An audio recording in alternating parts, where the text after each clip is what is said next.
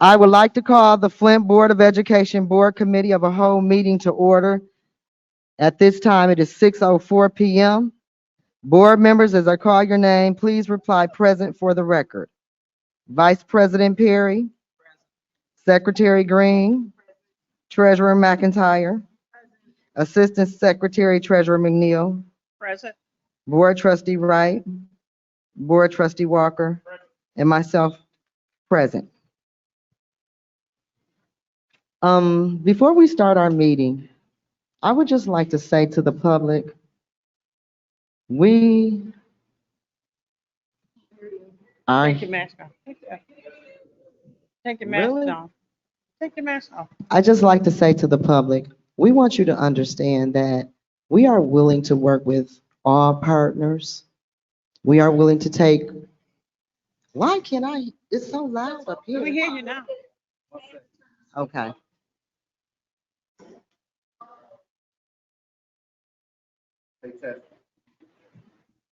Testing.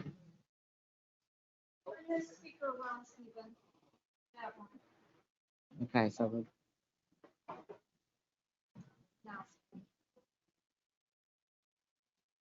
good evening. Okay. I would just like to say to everyone, in spite of what you may heard, we are willing to work with all partners who are willing to give us a Here's your, who's willing to give us a fair and equitable deal. We are not turning down, we've never said that we're turning down anything. We just like all the information, all the documents. We like them properly vetted by our lawyers, since we do have them on retainer. We like to go over them and we like to share them with the community. That is it. And then we will be more than happy to vote on whatever. We're not against anybody that's for our district. But it is our responsibility to do the best we can for our district. And that is all we're trying to do. We're not trying to slight anybody, cheat anybody, short anybody, be mean to anybody. We understand we have to work together as one to build a strong community, but we have to work together as well to build a strong school district. And that is all we're trying to do. Thank you. At this time, the board will hear any comments from the public. Members of the public are reminded that the Board of Education, by its bylaws 1370, is not obligated to answer questions, make statements, or comments in response to issues raised by the public. In general, such issues will be referred to the superintendent for investigation, study, or recommendation. Public members, if you filled out a form to speak, when we call your name, you will be asked to come down to the podium to speak. Please state your name and address before beginning to speak.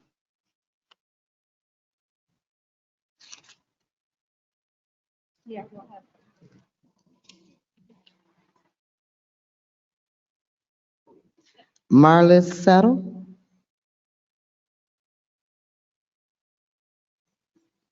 Okay.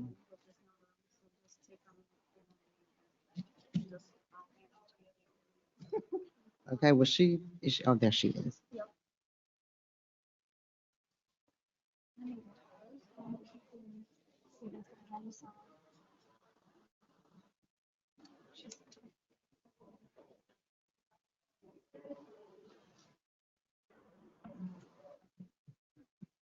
My name is Marla Settle. My address is 19201 Blackberry Creek, Burton, Michigan, 48519.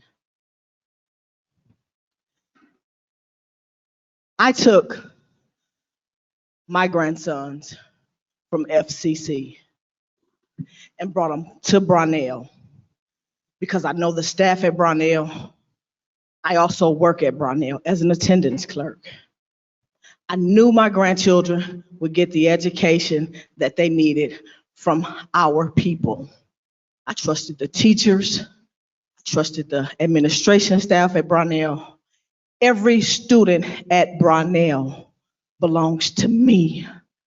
They're my babies. We have students, we don't know if they're eating at night. That last meal from Youth Quest could be their only meal to keep them from being abused and hurt because they go home and they go to bed and they say, I got tomorrow morning.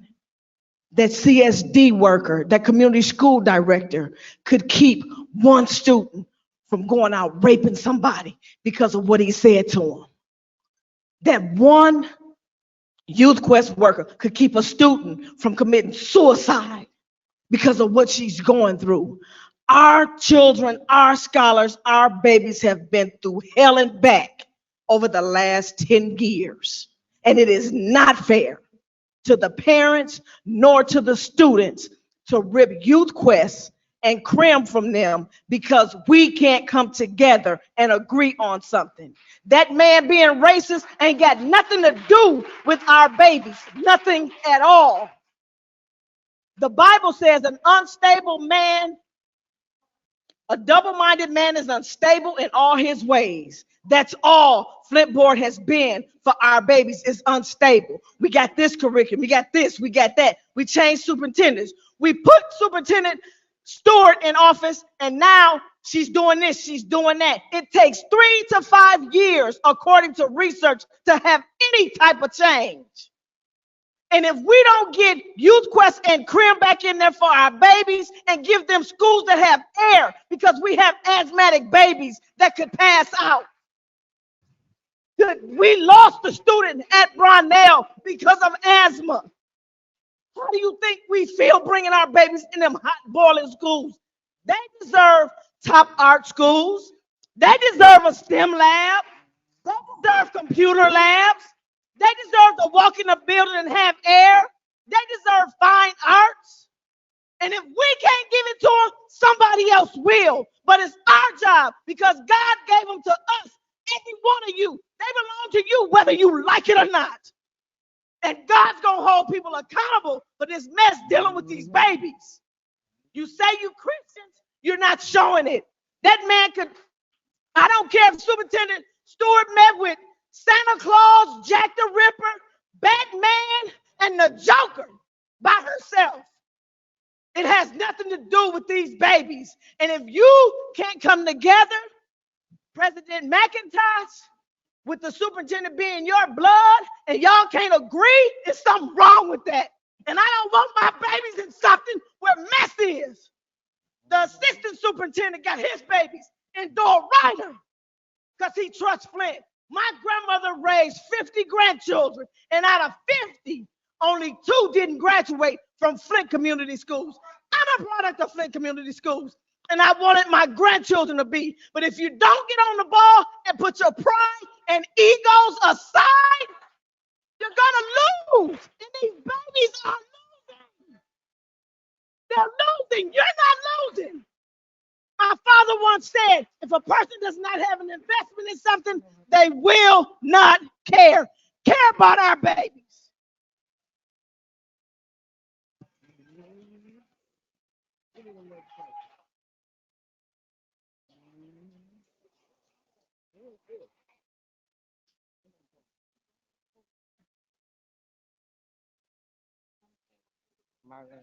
Marlene forward.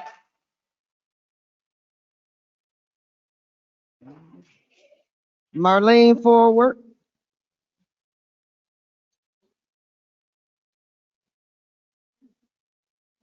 Oh, here she comes.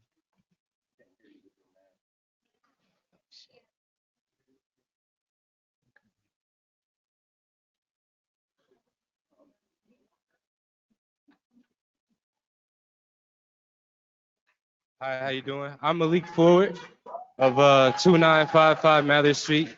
These are 2 of my closest friends. My name is Amari Green. I'm a graduate from the 2020 class of Southwestern.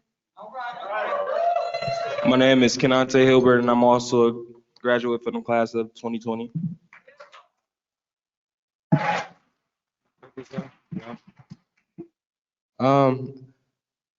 I'm not too familiar of how much is going on, but my mentor, Mr. Muhammad, he told us that there have been talks of pulling the fundings. I'm not even entirely sure what exactly is going on, but what I'm hearing is the board is taken away from us from the future. And we are here to say that we are products of the Flint Community Schools, and we're doing good for ourselves. Straight after graduation, I joined the U.S. military, I joined the U.S. Navy. My older brother,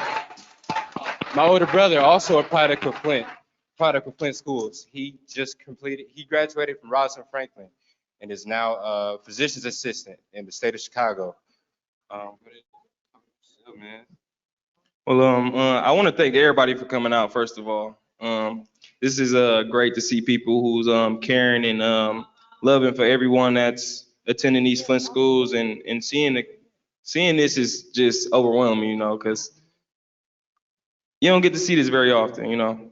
But I want to piggyback on what the woman that was up here, I forgot her name, what she was saying about Youth Quest. About how some of them meals could be some of the kids' last meals of the day.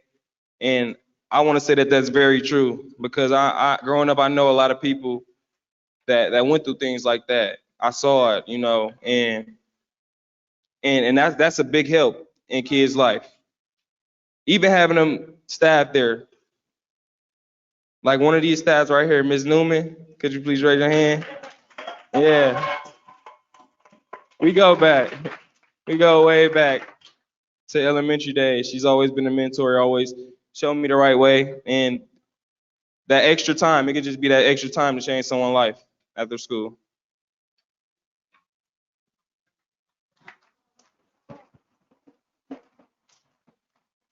Hi, everybody. My name is Amari Green again, if you didn't hear me the first time.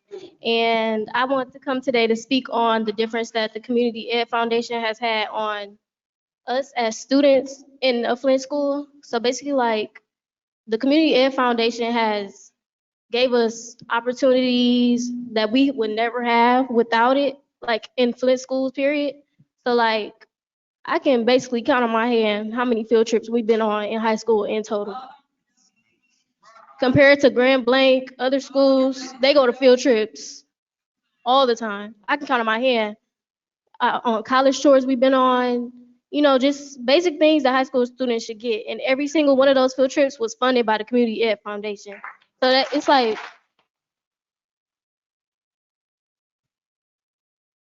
so that's just one of the things that goes to show you like the impact that this foundation has had on us as high school students. And like they provide basic necessities that we don't get as inner city students. They provide food after school, bus passes to get home, like basically basic necessities. Like, and what's a major thing is the connections that and the opportunities that we've been able to gain through the foundation. And I want to especially give a shout out to Mr. Muhammad, because he is the reason I'm going to college for free. Due to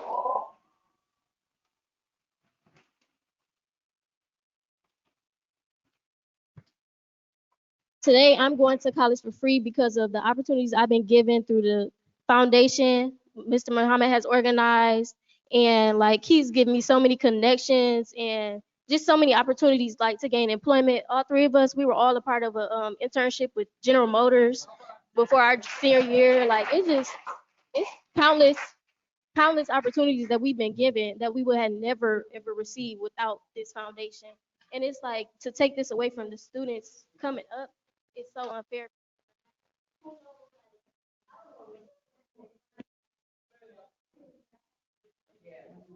Right. Excuse me. Can we limit our, Stephen, let her finish, but we want to limit it to 3 minutes because we have a lot of people in a long meeting. Let the young lady turn her mic on so she can finish, Stephen, and then after that, we're going to do the 3-minute rule. Um, but basically, just to wrap it up, like the community foundation has done so much for us as students, and if y'all want to keep seeing students be great coming out of Flint schools, we need to continue these partnerships that we have with these great foundations. Thank you.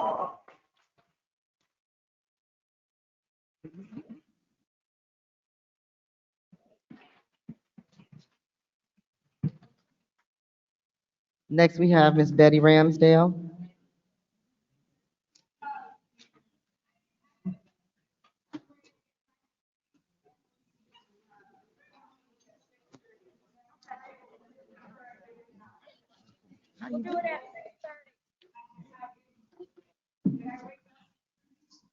Amari Green.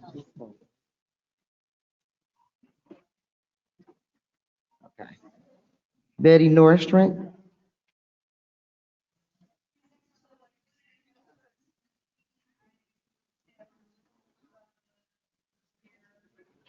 Okay, okay. Can we have, Sanyetta Clemens?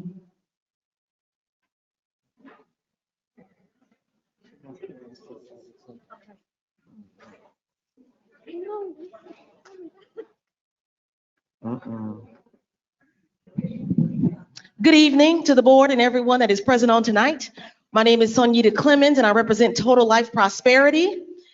Our business address is 429 northbound Chavez Avenue here in the city of Flint. I do not reside in the school district of the city of Flint, but I am an avid supporter of the Flint Community Schools and of the community school directors, the Crim Fitness Foundation, the Youth Quest staff. And as an organizational partner, I am here to not only stand with these organizations that have taken the time, the effort, the overtime that is not paid, the blood, sweat, and tears, that have listened to families, that have filled in for children, that have stood in the gap when there are others that I have personally heard refuse to do so. And I submit to you, while I respect the authority of the governing body of the board, I submit that in giving a resolution, it is my request on behalf of the community that without moving forward with such a resolution, that there should be some sort of evaluation, that there should be some sort of communication. I implore each of the members to come out to the schools to see what the school directors are doing, to understand from the mouths of children how the programming is impacting them. I would also implore of you that you would speak to the parents directly while their children are receiving these services. Because if a question or a questionnaire or an evaluation or an opportunity had come to myself as a community partner, as a small business owner, as an entrepreneur, as a mom, as a Flint Central graduate, okay, I would just like to say that not only would we have responded, but we certainly would have taken the time to answer any questions or concerns that you might have from a programming perspective. There's a huge difference between, the board of directors view, right? Sometimes 360, sometimes 180, and the view on the ground where the work is happening, where the action planning is going on. And we just want an opportunity for the children that attend Flint Community Schools, that live in the city of Flint, that matches, that rivals, that equals everything else that is going on in the county. I don't think it is possible at this time, because our children have already lost so much, and arguably we do not have time to discuss how much loss has really occurred over the last few years. But I would like to submit to you that the Crim Fitness Foundation and that the Youth Quest, through the Flint and Genesee County Chamber and all of the other partners that we don't have time to mention right now, have put in work on the ground. They are foot soldiers. And to just submit a resolution, right, that is released to the public without the benefit of the opportunity for them to speak to you or to explain or to fully understand all the things that are going on behind the scenes. We ask not only for an extension, but I ask for a parent committee. I ask you to invite the partners to the table. And I have a question that if you are questioning the value of the superintendent's opinion, shouldn't the community be speaking about that? Thank you.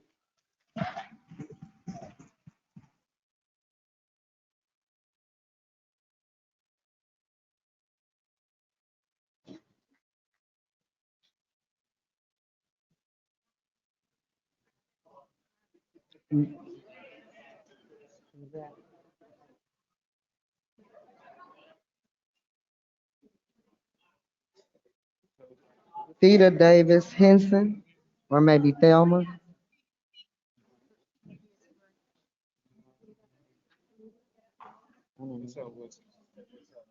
Let me put my eyes on.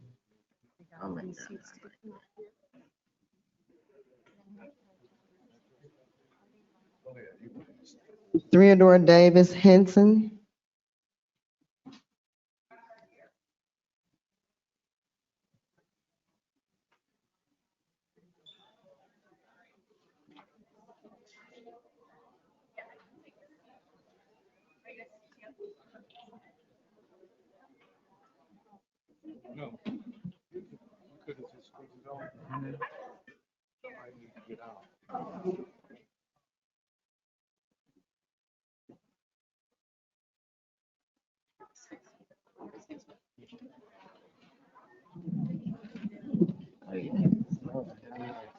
Good evening to the board and everyone's here. My name is Theda Davis Henson. I stay at 1906 Park Forest Drive.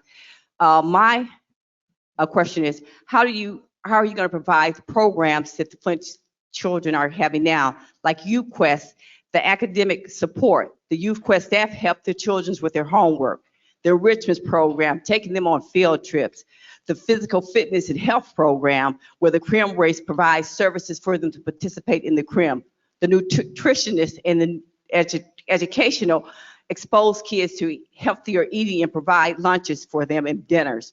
Youth development programs to have leadership, entrepreneurship, family and communication engagement, team quests where they provide them with service of preparing a resume and for a job.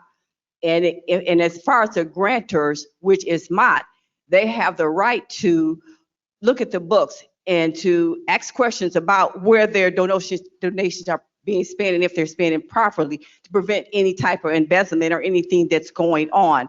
And if a parent, for example, if a parent asks you for money, a child asks a parent for money, the parent going to ask the child, where are you going to spend the money at? What it's going to be? They want to see, what are you spending it for? Are you spending for exactly what you say? And that's no more than the foundation asking, where are you spending the money and what are you doing with it? And the problem, and I don't know if it's been thought about the problem. You talk about enrollment to eliminate the Youth Quest program, you will see a decrease in enrollment, and then that would decrease state funding. And my solution to have the board members or the superintendents meet with the Mott Foundation on a quarterly or monthly basis to update them up on what is going on and how the money is being spent. And how could you object to these things? And God stated that we should be good stewards to our children. And I don't have any children in the Flint school system. I don't have any grandkids in the school system, but I'm here in supportive of the Flint school system.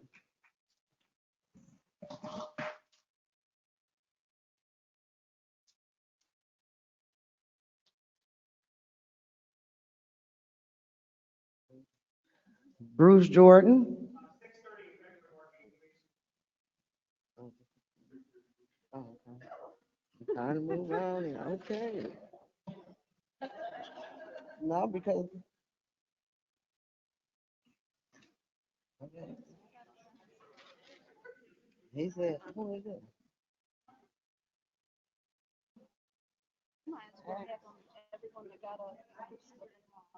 What is this? Victoria Marks.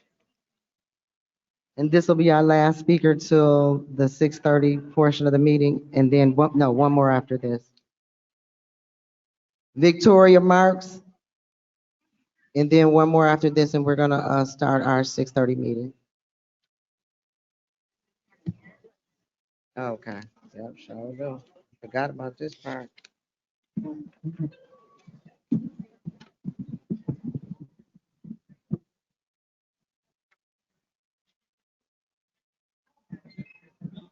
My name is Victoria Marks. I live at 2520 East Court Street. I want to tell the board members, the four of you, to stand your ground. You're not being unreasonable in your request to have someone else in these meetings. If it was on the up and up, seems like he would have no problem having another person, if for no other reason than having a witness. But by being the benevolent puppeteer that he is, Ridgway handles this matter by acting like a schoolyard rich kid bully, taking his ball home because he doesn't like the way the game is played. Mott has got its dirty fingers in everything in Flint, and it needs to stop. Charles Stewart Mott is the man who said wanted the sit-down strikers shot. when the Department of Health, Education, and Welfare brought up desegregation, Mott Foundation abruptly canceled the community education program, leaving behind a massive fund shortfall and a rudderless educational power structure. He also owns, Mott's money also comes in a big part from the big sugar company that they own in Florida, which is responsible for the red tide that's poisoning Florida. Don't tell me that Mott is also holy, that he cares about clean water and he cares about the kids. There's an alternative motive. Stand your ground.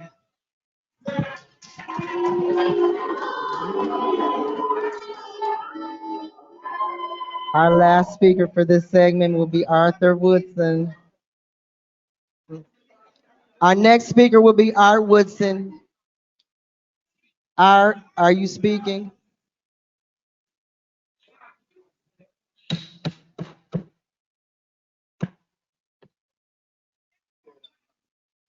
Now who this? You know the sad part, didn't nobody boo y'all while y'all was sitting up here glorifying all that bull crap. Where was y'all when we was fighting GISD, when Lisa Hagel was trying to shut down the school district, making us make university? You wasn't nowhere in any of these meetings. Where was y'all just last week when we had to stand up to the objection of them taking 641 million like it's something for us? Learn what's going on before you come up here and start speaking. In the MOU that Mott made, Ridgeway White, he states in the MOU that the school district will pay for Youth Quest and CRIM for the next 3 years from the federal stimulus fund. Read what is going on first. Anita Stewart, why? Why are you not transparent? We would not even be in this situation. If Ridgeway White cared about the students, he wouldn't have used this funding as a puppet, as a tool for our kids. Say it. Hey, and the sad part is that this board right here, our district, is a middleman. The school don't touch this money. Why Mott can't give us the money and we can hire the people we want to? Why we got to go through CRIM? CRIM ain't nothing but a pimp. That's it. Now, if somebody sitting back there with y'all who I had to help to get a grant because CRIM wasn't even on the north side. And they wouldn't even give her a grant. And I had to protest and go down there and help her to get that grant. Find out who it is. Find out who it is. They use people in this community. They play with your emotions. That's what's going on. The kids would not be suffering right now. Miss Wright, you was the president. Why? Despite this MOU been out for 5 years. When you was the president and Casey Lester was the president, why didn't you bring this MOU up back then? Now all of a sudden you want to be the captain saver. You see what I'm saying? Y'all play games. You was over 11 schools that closed down on the north side.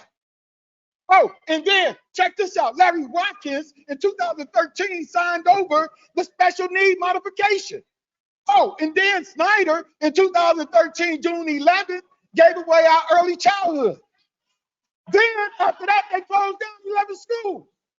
Then Kendall Williams, oh my God, makes over $1.5 million a year for you talking on the phone with him.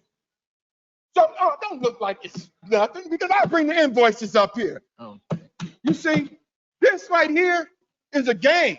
It's a game to you, but it's real to us. Let's get off that plantation. Let's get off that plantation because that's what it is. All right. He made us dependent on him. Look how you up in here right now. Thank you. Thank you, Mr. Woodson. Thank you, Mr. Woodson. Thank you so much for your comments. At this time, thank you, Mr. Woodson, for your comments. At this time, the board is going to move on.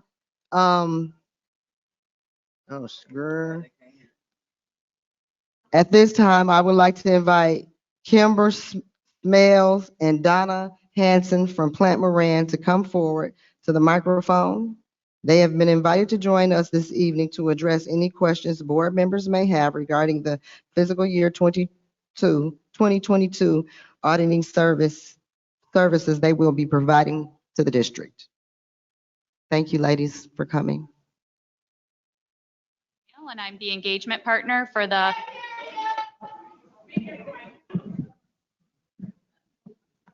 Is this better? My name is Kimber Smale. I am the audit partner with Plant Moran that conducts the audit each year of the Flint schools. And with me is Donna Hanson, who is my colleague partner on the engagement as well.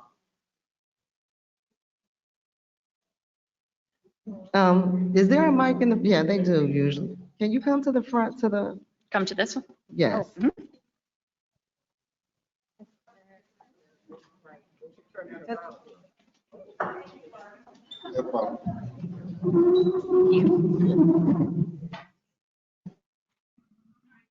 Thank you.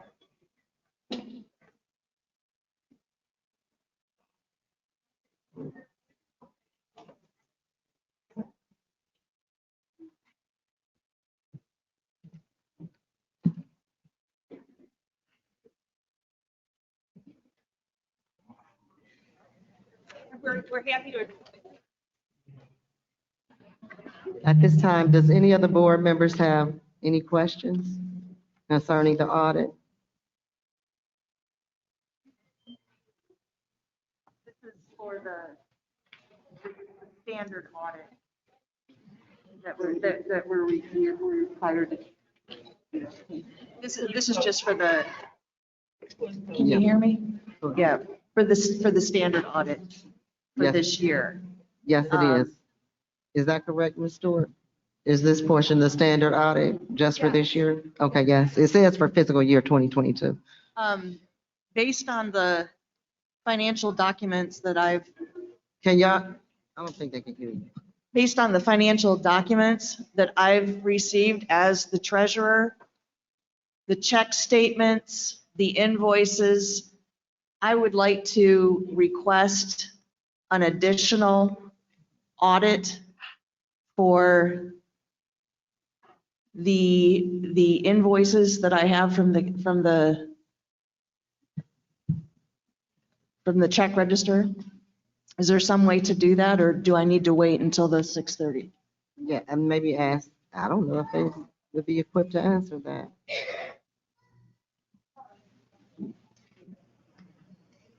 Is it on now?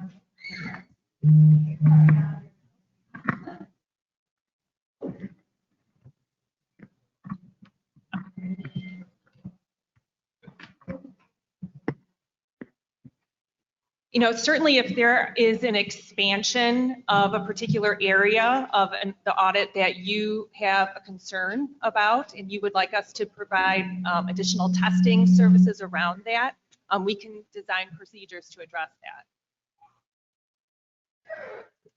that. Then I reserve my request till later in the meeting. If it doesn't get to this point, if the discussion, I do have a request or an amendment to ask, depending on the information that I get, because I'm very concerned with some of what I've finally been allowed to see. Some of the documents that I've been requesting since January that I'm finally able to see are very, very troubling and concerning.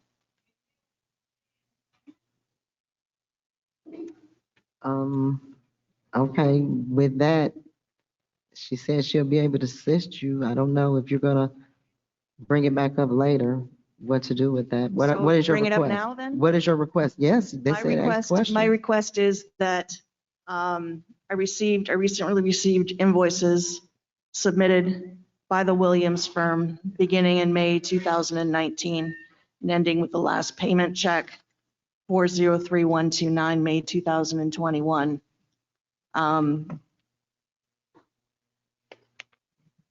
I believe that based on the invoices, that there needs to be an investigation of some of the invoice items in terms of looking into some of the things that were invoiced. And I think that we might potentially need to have an outside arbitrator, or I would really like us to have an ethics investigation into the conduct of the Williams firm.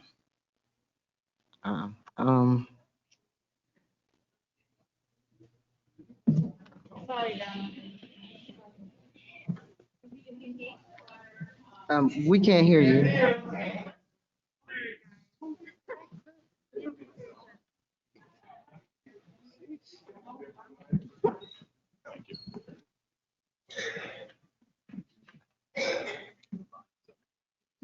Okay, the engagement letter that you have seen is governing the engagement for the audit of the district's annual financial statements. A separate engagement, we can discuss the terms of that. If you do have significant concerns, ethical concerns, or concerns surrounding the appropriateness of certain content of, I believe that's council, that those invoices you're addressing, we would work with the board in defining a scope of those services to ensure that, you know, what we do addresses your concerns. If there is any indication of fraud or abuse, that would be under a separate forensic audit outside the scope of the general financial statement audit. So would you say that the first step would be for you to conduct the regular audit, and then we would discuss some terms maybe of looking further at some of these line items? Exactly. We would have to, and we do evaluate the professional services that are paid for by the district. And that, you know, if we can, at that point in time, when we're evaluating those, discuss with you what particular details of those invoices are causing concern. And then, you know, depending on that, we would be able to define what the next step is. Do you feel like Plant Moran is the appropriate body to do this investigation, or do you think that you would have to recommend another source? Yeah, so typically, and that's what we would have to determine based on whatever concerns you have. But many times when it is more of an ethics or you know, unapproved expenditure, you know, we would recommend that outside counsel of some sort be part of that discussion. So you could look into conflict of interest. You could look into possibly filing an ethics violation charge. Your concerns around that. Yes, we can. Then that's what I would like to do. Okay, so we can discuss it, you know, as we start the audit, obtaining copies of the invoices that you are concerned about, and then reach out to you to discuss your concerns, and then we can, you know, scope what the next steps are. Okay. Is this something that a motion should be made on? Are you making a motion? So what do I make a motion to? If you want action taken, you have to make a motion. Then I would like to make a motion that we as a board request the services of Plant Moran to, in addition to the regular audit that we've contracted with them to perform, or we will be contracting with them to perform, that they look into the possibility of conflict of interest, ethics violations, inappropriate charges over the past few years from the Kendall firm. So moved. She made the motion. She'll either one of Danielle. It has been moved and properly seconded. At this time, the board will take a roll call vote. Oh, first discussion. Is there any discussion surrounding this item? I would like the invoices that have been provided to me to be provided to the rest of the board as well, if that's possible. Because I don't know who has copies of these, and it took me so long to get them. I would like the rest of the board, if they desire, to have copies of these so that they can see for themselves what's going on. Okay, Ms. Perry.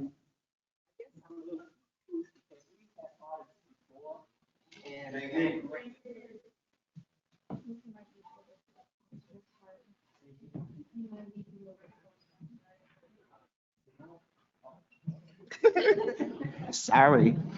I guess I'm a little confused because we've had audits every year and nothing has come back. And we've had Plant Moran doing audits, and I can't remember who else because it's been so many years ago. But there's never been a red flag, so I'm confused of where the issue is.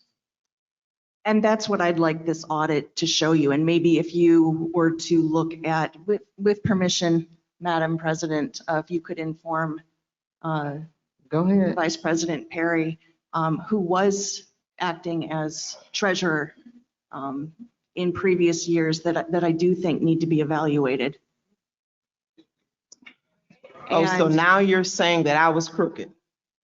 I am not saying Okay, never mind. that. Let it go. I'm saying Let it that go. there are Excuse me, order, oversights. Ms. No, McIntyre, that's order, right. order, Ms. Right. Hold Uh-uh. on, hold No. on.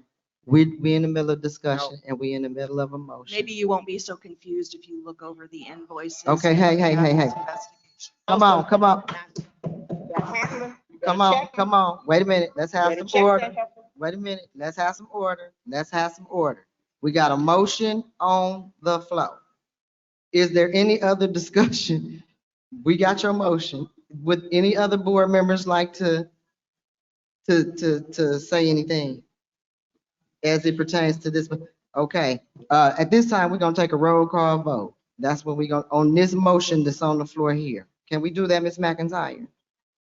Yes. Thank you very much. As I call your name, please respond by saying yay or nay. Vice President Perry, Nay. Secretary Green, Yay. Treasurer McIntyre, Yes. Assistant Secretary McNeil, Yes. Board Trustee Walker, Board Trustee Wright,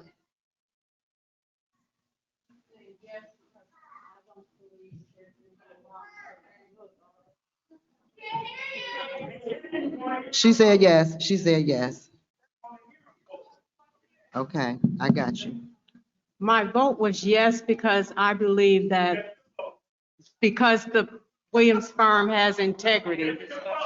Okay, and it's a yes for me, so the motion passes, 6 yes, 1 no.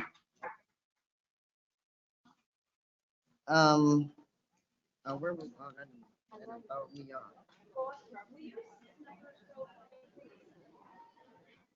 Lord have mercy.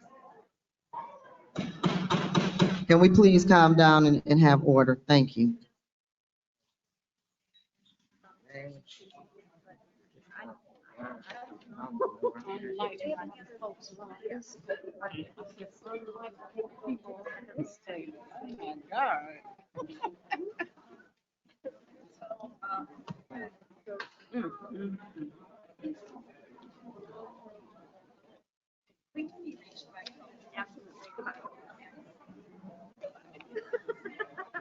Thank you. Thank you for your patience.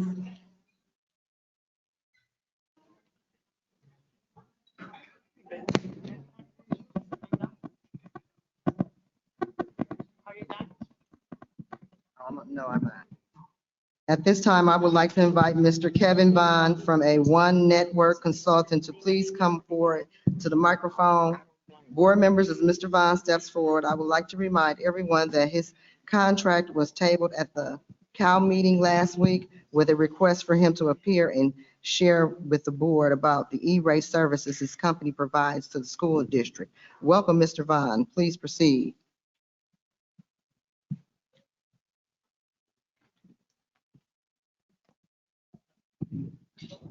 Thank you, Mr. Vaughn.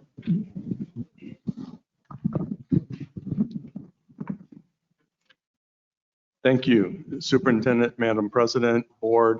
Thank you for allowing me to be here tonight. I know on the agenda it says that I'm here about a contract. It's not that. I'm here about the kids. I'm here about the kids here. This program called E-rate helps put technology into place so that they can access the wireless access network with Sentinel and all the other people. For the last 7 or 8, 9 years, I worked with Rachel Renaud, and she was a very good point of contact, kind of like a traffic cop to route things to the right people. We put things out to bid. We got approved, we got funding, got it awarded. And this district pays 15 cents on every dollar for the technology. So if you spend $100,000, you got 85 cents on a dollar coming back. That's a lot of money from this program. It has to be done right. We have to follow rules. We have guidelines and we have dates that have to be met. We've never missed a date so far. In fact, one year I even filed a separate application just in case something got messed up somewhere along the way. This program is not going to go away, but this year it's had a very major change. And that change is, for the first time ever, they're actually going to fund technology to put in the students' hands.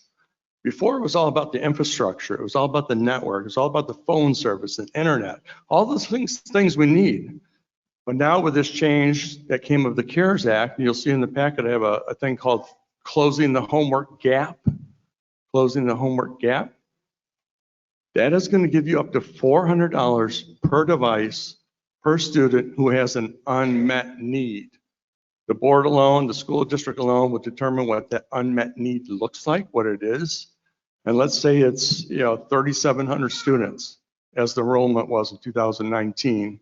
Well, that by 400 is $1.48 million that you will not have to spend, but the device will be in the student's hand. They'll be able to take it home. On top of that, they will have internet access. So if there's insufficient internet access at the home, they'll have a hotspot dedicated for them to be able to do the homework, and God help us if we have to go back to Zoom, but that as well.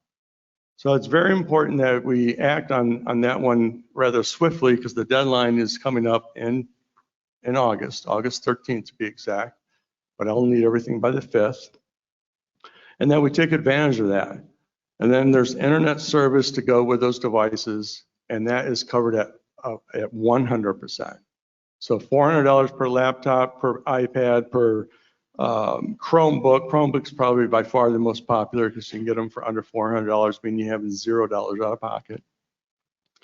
And we just got to act fast on all of these things. I would hate to see a student in this district who doesn't have internet at home, who doesn't have a laptop, to be able to do the homework, closing that homework gap. The part I'm talking about now is because of the CARES Act. It's similar to the E-rate program, but yet very different. E-rate never funds technology directly for kids. The CARES Act does. This is the first round. There may be a second round, but were me making the decision, I would get on the first round now and not wait so long. Mr. Vaughn? Yes. Tell them why you're here and what you do. My name is Kevin Vaughn. I'm an E-rate consultant.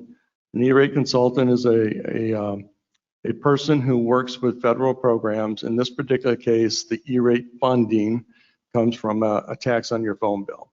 If you ever see UCF on your phone bill, it's 15, 20 cents. That adds up to $2.5 billion. And with that, we are allowed to build infrastructures for school districts. So while I don't build them, even though my company has networks consulting in it, I'm very familiar with them, having been in Pontiac schools for over 5 years, where I was the IT manager and literally spent $18 million, 10 cents on the dollar to build a network there. So I have some advantages there. And then I became an E-rate consultant, and that's the person who facilitates making sure that we get the funding and that the funding goes to the right places, does the right things, so that we can strengthen the education for the students. This is all about the students. I know it says contract, I know it says agreement, I know I'm saying E-rate, but this is really about the students, or the scholars as we call them here. Because at the end of the day, they are our today and they are tomorrow and they are our future. And my veteran butt is going to be in the hospital or the hospice one day, and I need to make sure that someone here has set things up properly. Okay, are you ready to take some questions? Yes, absolutely. Does any board members have any questions? Yes, I do. Okay, go ahead, Ms. McNeil, Dr. McNeil. Hi, Kevin. I was Hi. one of the person that kind of requested you to be here today because I wanted you to expound on what you was expounding on now. And that we in the process of doing a IT infrastructure program. And I know that your service would be to meet and to bridging this gap with Vortec. I know you can work with Vortec. Absolutely. And you saw the presentation. And so my goal is that we want to get the best of our money, and you're an expert at that. But coming into this IT infrastructure, one thing for sure, you gave a good presentation, and we know that you can get these money. We know that we're running out of time because I was only given one of your contract, then I found out it was 2 contracts. And so what I would like to see done to the board and to you as well is that in order for us to cut down on the fund, get rid of some platforms that we had talked about with Vortec, and for you to come in and work with, be the middleman. And I know that you're gonna have to be able to work with somebody. You got to be able to have a smooth relationship with that person. To the Madam President and to the board, I recommend Mr. Kelvin Jones, because him and I talks a lot about technology, and he's already in a good phase of that, if that's okay with me using your name, Mr. Jones, that you guys could work together if the board decide that this is what we want to do. But I love your program, and I'm glad you came in because I wanted to be transparent, that there was more to E-rate and what you just explained it. And I think that's a blessing that we can get that $400 using your expertise. Thank you. Ms. Wright?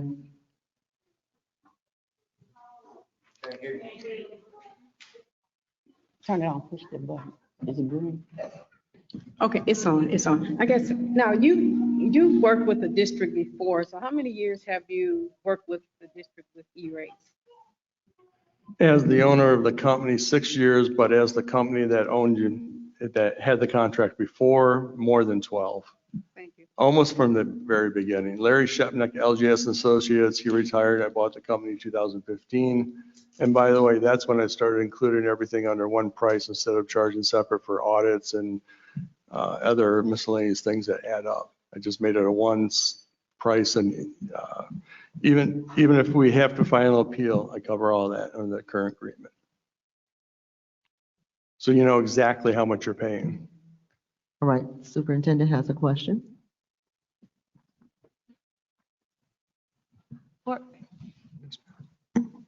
I just have a clarifying question for Board Member McNeil. You said that you were only given one contract and you found out there was 2.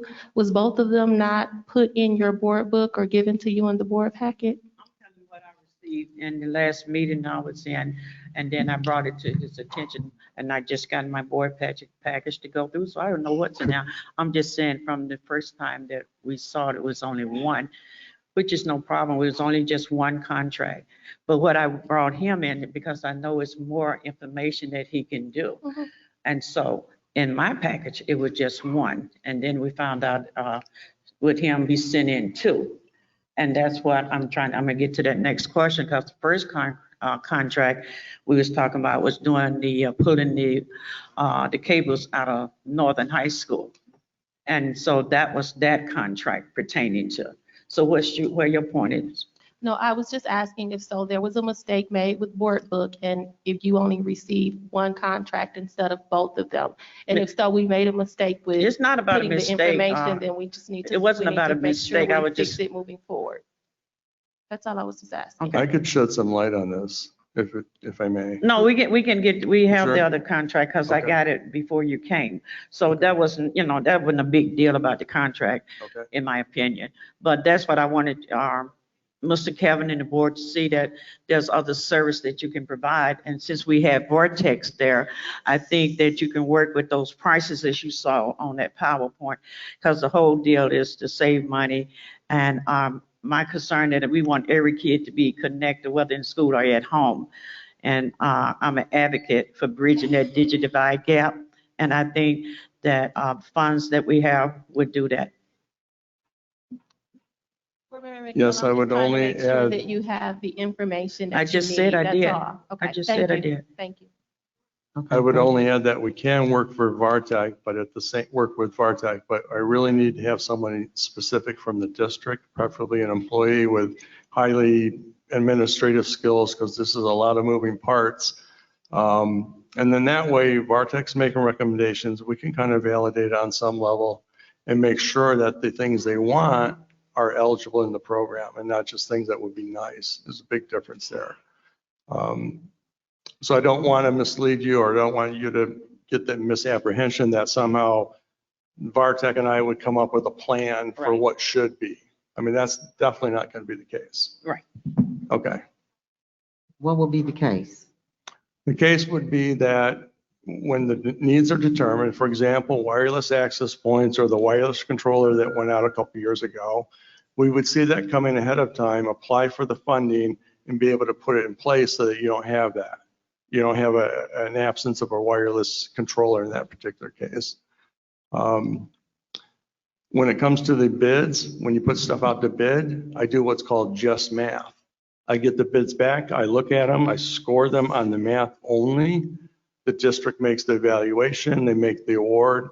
Hopefully it matches what I came up with, and if not, then I talk to the district about the differences and where one bid may have looked really great, but they missed this and that and the other thing. So I don't do any bid awards, I don't make any contracts, but I do math. And that's always on an Excel spreadsheet, and it's just very, very straightforward. A lot of times you get bidders bidding on things and it sounds really good and they got a really nice copy, but at the end of the day, they miss something. So you did say that what you'll be doing is compatible with what Vortex is doing, and if they upgrade us, you will be able to jump right onto that system and be compatible with that? What about if we went solar? Would you be able to keep up with that? What I would say is that, the company is A1 Networks Consulting, but it's not about that. It's about the funding for the things that go with the network. So VARTAC may well say, hey, this is what we'd like to have. This is what they need. I can say, yes, you can get this money and here's how we can get it. Okay. I can also maybe guide you in some ways to, is that actually going to work? There was a time when something went out to bid and sure enough, it was low bid. But other bidders who bid said, you know what, here's what they missed, and they do what's called voluntary alternates. They basically add into what should have been bid out in the first place. So things like that I'll be able to see as well and make differences. Thank you. Ms. Green? So I see that it's $500 a month for 12 months, correct? This one I'm looking at right here. Oh, for 13 months, I'm sorry. Yeah, that is the one for the devices for the students who have an unmet need. Okay. So my question, I guess it would be to administration. Since we've had this contract or something like this in the past, has this been beneficial to the district? Is this something you guys think we need?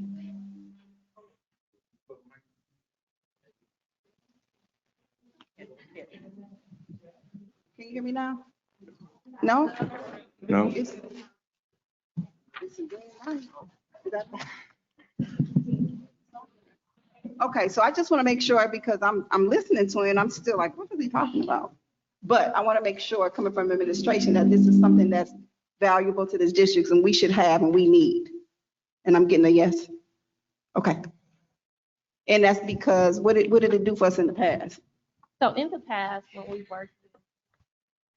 we worked with Mr. Vine with E-rate, we received money back for infrastructural things. And I think, Mr. Vine, you stated we get how much money back per dollar? Can you say? 85 cents. 85 cents per dollar has come back to the district. And before, it was just for infrastructural things. Now, Mr. Vine is stating that is also for devices and infrastructure starting this year. Okay. Say no Right. more. And they're Okay, that separate, makes but they're sense. similar. They're Okay. very separate, but they're very similar, I and just one want to is know it's new and beneficial unique. to the district, and I'm good. Okay, thank you. Well, certainly for the scholars. Okay, great. Which meant the other districts got, yeah.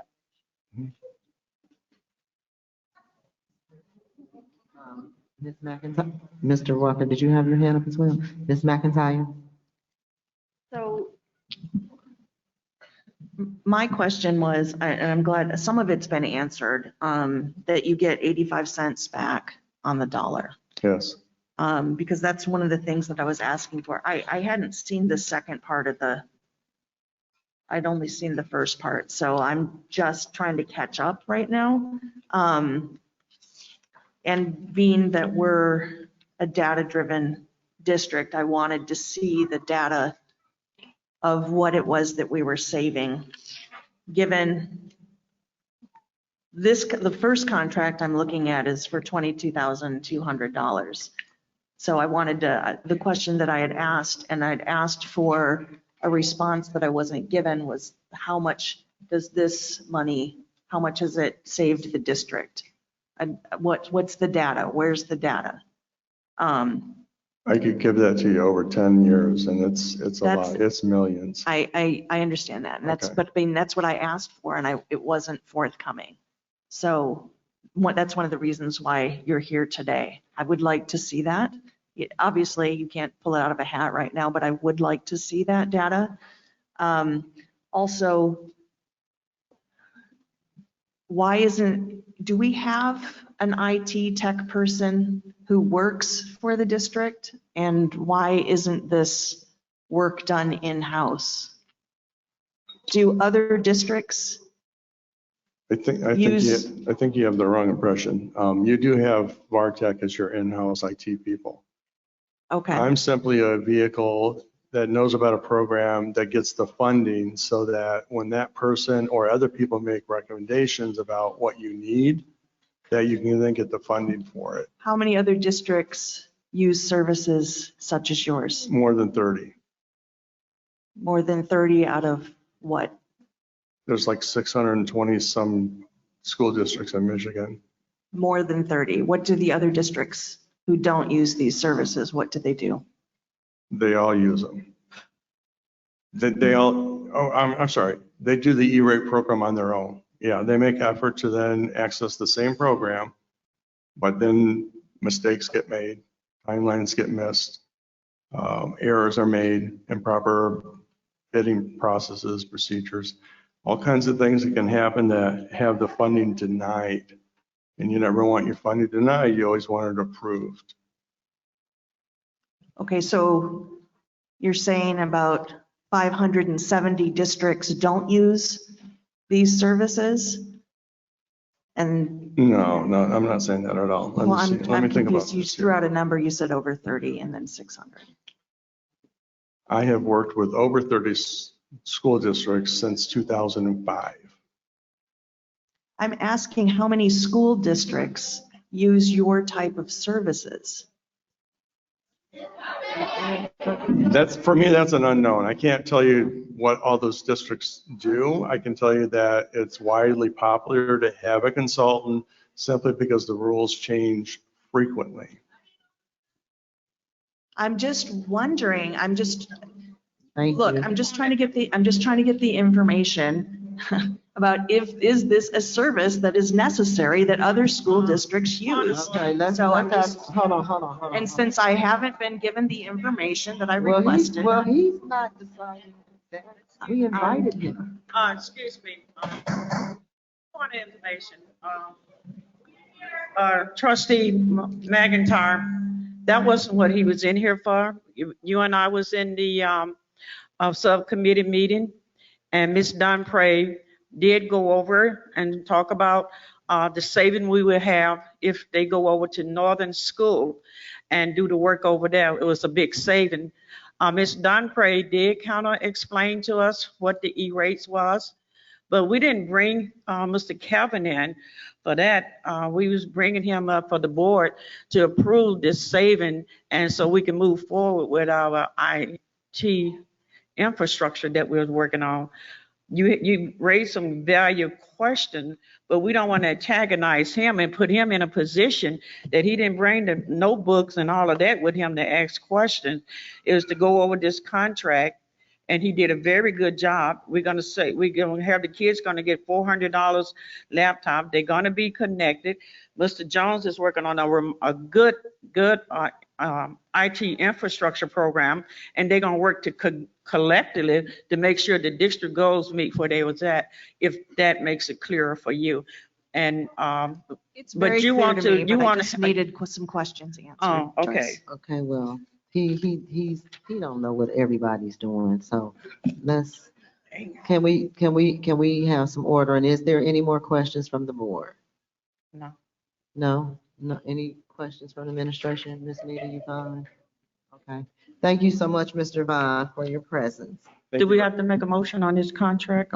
Yes, we do, and it's on the next page. Board members, I seek a motion and a second to move action item number 11.2, authorization to execute professional services agreements, as well as his recommendations for special filing, year 25 E-rate extra 471 filing to the regular meeting tonight for adoption. So move. Support. Second. It has been moved and supported. Do that, yeah. It has been moved and properly supported. Is there any further discussion?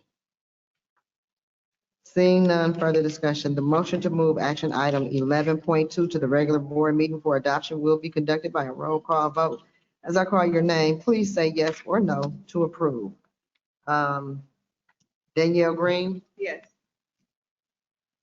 Laura McIntyre, Yes. Diana Wright, Adrian Walker, Yes. Joyce McNeil, Yes. and myself, Carol McIntosh, 6 yes, motion passes. Seeing no further action, I declare the board committee of the whole meeting adjourned. The time right now is 7:11. We will go right into our next meeting. Yeah, Oh. Lord have mercy. Yeah, but that's what it is. I was a principal for 31 years. I had I would like to call the Flint Board of Education Board regular meeting to order. The time is 7:11. Board members, as I call your name, please reply present for the record. Secretary Green, Present. Treasurer McIntyre, Present. Assistant Secretary Treasurer McNeil, Present. Board Trustee Walker, Present. Board Trustee Wright, Present. and I am here.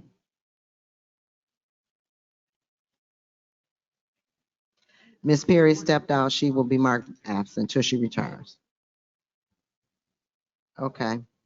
At this time, we will stand for the Pledge of Allegiance. We don't have our flag up, but we're gonna pay homage.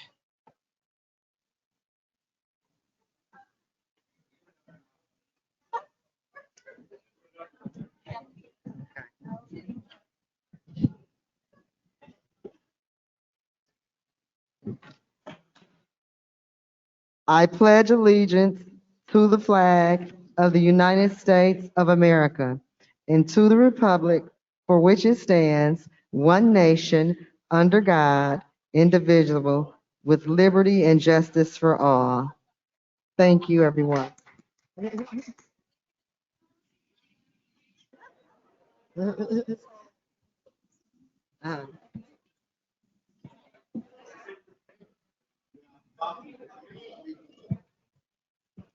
Okay, members, we gotta have some board members. Okay. Board, order, please. Board members, on page 3 of your packet is the district's mission statement and the Flint Board of Education standards of practice. Now that we are back in person meetings, I would like the board to begin reading our statements of practice. Would everyone like to begin tonight If so, I will start. Are you guys ready to do the standards of practice? Let's guess. So for your new board members, are you familiar with the process? This is my first time, so. Okay, so for the new board members, your president's going to start and it will flow this way. Okay? And then it comes back around. Look at your standards of practice. And they are found on page 3. So you're going to read this Mhm. and then all the way to that. Mhm. The district mission statement. Let me put my eyes on. It is the mission of the Flint School District to develop a community of learners who are prepared to live, work, and contribute in an ever-changing society. Flint Board of Education standards of practice. In order to provide outstanding leadership and better serve the Flint community schools, we, the members of the Flint Board of Education, commit to the following standards of practice. We will be consistent in our dealings with each other as well as student, staff, and community. We will model trustworthiness and honesty in our relationship with each other. Kind of put it closer to you, it's heavy. I have a question before I read this. So if we don't use it in a while, it goes off, that's what happens. Okay, so everybody, before you speak, make sure it's on. Okay, there it goes again. We can hear you. Okay. We will model trustworthiness and honesty in our relationships with each other, with our superintendent, and with our constituents. We will focus on the common goal of providing the best education possible for the students in the Flint Community Schools. We will respect the diverse views that each of us brings to the organization, as well as the view of others that we interact with as we carry out the business of the Board of Education. We will be open and authentic with each other.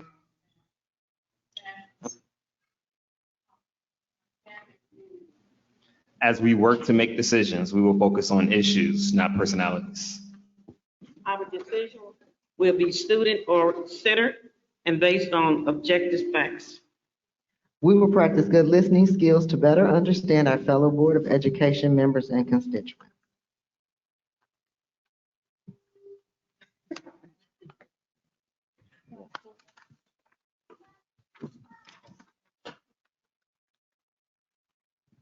Before proceeding with the meeting, we have a special presentation. I will turn the floor over to Superintendent Stewart for an introduction to our guests.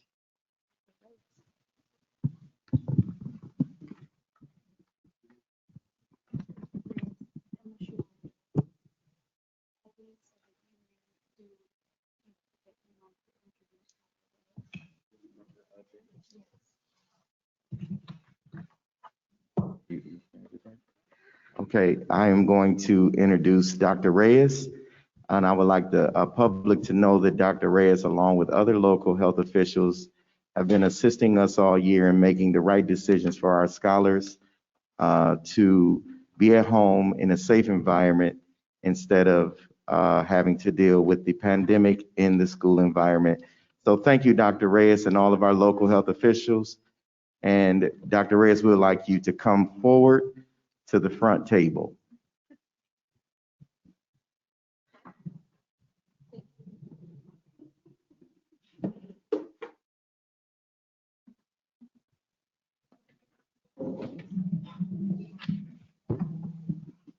Can you hear me okay? Would I be correct in, does everyone have a copy of the slides that I had shared? No? Is it possible to load the presentation? There's some data that I was going to share. Oh, she has.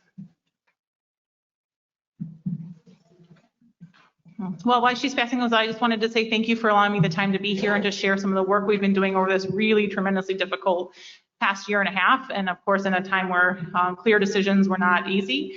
And so thank you for giving me the time to share kind of what work we've been doing. Yeah.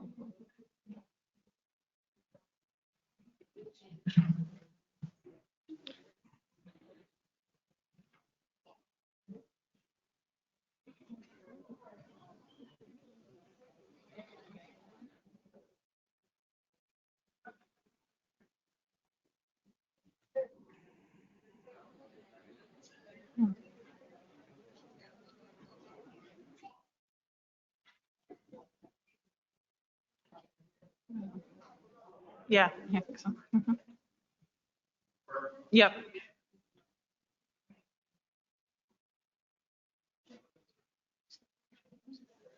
Yeah. All right, so my name is Dr. Gwen Reyes. I'm a pediatrician here in Flint. And I wanted to start off by just saying a huge thank you to Mrs. Stewart, Mr. Jones, Mrs. Tomasi. Over this past year and a half, they have frequently reached out to get advice in terms of, from the medical perspective, public health perspective, in terms of making some of these tough decisions over this past year. So I'm here on behalf of course, our Flint kids and getting them back to school face-to-face, but also as the medical director for the Flint Community School Wellness Program. So that's my special connection to the Flint schools. So next slide. So I wanted to take a moment to introduce our team to really highlight the expertise that really came together to provide guidance and create some of the metrics that we've been using to make decisions regarding the school. So of course, we have multiple members to our team who are not able to be here in person today. So I wanted to make sure you guys were aware who was doing some of this work. In no particular order, Dr. Deborah Verholden, hopefully many of you have seen her in the community, but she is a public health expert. As you can see, for sake of time, I won't read through her whole bio, but passionate about working in the community. Many of you may have seen her on social media talking about COVID and vaccines, et cetera, but one of our Flint natives and really a passionate public health expert. Dr. Lawrence Reynolds is also a pediatrician, has had multiple leadership roles in the community. Really his career, also from Flint, has been here in the community, and currently also serves as a health advisor to Mayor Neely. Dr. Rick Stadler is also a public health expert, a geographer. He was really instrumental in the work with the Flint water crisis and also having a passion on really discovering health disparities related to COVID. So another public health expert. Dr. Maika Smart, also a doctor of public health, also integral in our community. She works with our learners, also focused on health disparities, and also a public health expert. And then myself, as a pediatrician in the area, I trained here in Flint as a medical student, as a resident. My career here is in Flint, working with our Flint kids. And I also trained the budding pediatricians at Hurley, and then work with the schools as the medical director for the school wellness programs. So a brief introduction of kind of the team that was really working. So I thought it would be good to kind of take a step back and see where this kind of all started. Like, how did this multidisciplinary team really come together? So next slide, please. So I thought it would be good to start when schools closed, right? So the COVID pandemic was really peaking. The schools were closed. So during kind of spring, summertime, of course, the return to school roadmap was developed, which I was a part of that council for Governor Whitmer to put some of those recommendations together. So I worked closely with Eileen Tomasi to be able to develop some of the protocols, or how are we going to handle when kids are sick, because they will get sick. You know, our staff are sick. What are we going to do in the schools to make them safe? How are we going to integrate all of the recommendations by the roadmap that were suggested by the state. So we worked very hard during that time to come up with protocols in preparation and hope that we could get our kids back to face-to-face school. So fast forwarding a little bit to about October 2020, our kids, of course, were still not back in school. And an opportunity for discussion came up related to testing for COVID in schools. Was this an opportunity that would be able to make it, again, as safe an environment as possible to pick up kids that were getting ill, to make that, to allow kids to come back to school face-to-face. So this is really where our multidisciplinary team came together. Our public health experts were added to really understand, what is this test? Is it something that's going to be helpful for us? Is it something that is not beneficial for our students? Is it going to, provide benefit versus risk? And so that opportunity, of course, was not something we chose to go forward, just looking at the data and the circumstances. But it did bud this amazing team to continue to talk about the COVID pandemic, what is important to look at, what data points should we be looking at, when can our kids get back into school, what do we need to do to make sure that's as safe as possible? Because we know kids, it's never going to be 100% safe, and it's never been, but what can we do to put in place to make it the safest as possible? And so that's really where our work focused. One of the big outputs of our work group was really metrics and guidelines to help provide some data points to determine, is it a good time to get kids back in the building, or is it too high of a risk? Because everything we're looking at, of course, is risk versus benefit. So we did develop COVID metrics in January of 2021, which are on the Flint Community School website, and I'll show in a little bit. And of course, fast forwarding to kind of where we are now, our kids for summer school face-to-face, and then the plans, of course, of going back face-to-face for our fall semester in August. So some of the metrics we were looking at, the number of new cases per 100,000 persons over 14 days, the percentage of positive tests over 14 days in Genesee County, and then all the mitigation strategies that we wanted to have in place that decrease the risk of exposure and outbreaks in schools. So of course, wearing masks, physical distancing, hand hygiene and respiratory etiquette, cleaning and disinfection protocols in schools, and contact tracing in collaboration with the Genesee County Health Department. So many of you may have seen the data that was on the Flint Community School website, which was provided by the Genesee County Health Department. So I just wanted to take a few moments to talk about the data we had, and then again, with this collaboration with the public health experts, data that hopefully made a little bit more sense in looking at our risk in Flint. So the data that was kind of Flint specific was looking at the percentage of county-wide cases by municipality. So we have, of course, Flint is in blue there, and then we have, in comparison, Grand Blanc Township, Burton, Swartz Creek, for no particular reason in those areas were just randomly picked to compare. And this, of course, is only data from May to June, just as an example, but this is only looking at the percentage of cases in Flint. So what this doesn't reflect is our population and how many tests are being done in our area. So the bigger population you have, of course, the more cases you're going to have because there's more people. The more testing you're doing, you're going to have more cases compared to somewhere that has less people and less tests. You're not going to have as high of a percentage. So the perception from this data is Flint is not great in compared to other counties, right? And we recognize this was challenging to understand, and so our public health experts were able to provide data that really took into consideration that population to give a real perspective in terms of where we are in terms of the risk for our community. Next slide. So currently what you'll see on the website are the number of positive COVID tests. So these are just the absolute numbers in comparison to Genesee County, and then the positivity rate. So for every test that was done, the number that are positive. And of course, this is data from May and June when we were looking better and our cases were going down. And currently we're at 1.8% in Genesee County, which hopefully will stay that way. And what was most eye-opening, and you can go to the next slide. And I think really helpful to put in perspective. So when we take in consideration the case rate, meaning we're including the number of people per 100,000 in this case, when you look at all the counties in Genesee County, Flint is 12th out of his 28th, versus looking at that previous data, it makes Flint seem like they're the worst. So this really puts it into perspective in the sense of how big the city is compared to other cities in Genesee County, because Flint makes up 23% of Genesee County, so you expect about that many cases to be present in Genesee County if it's just distributed across the county evenly.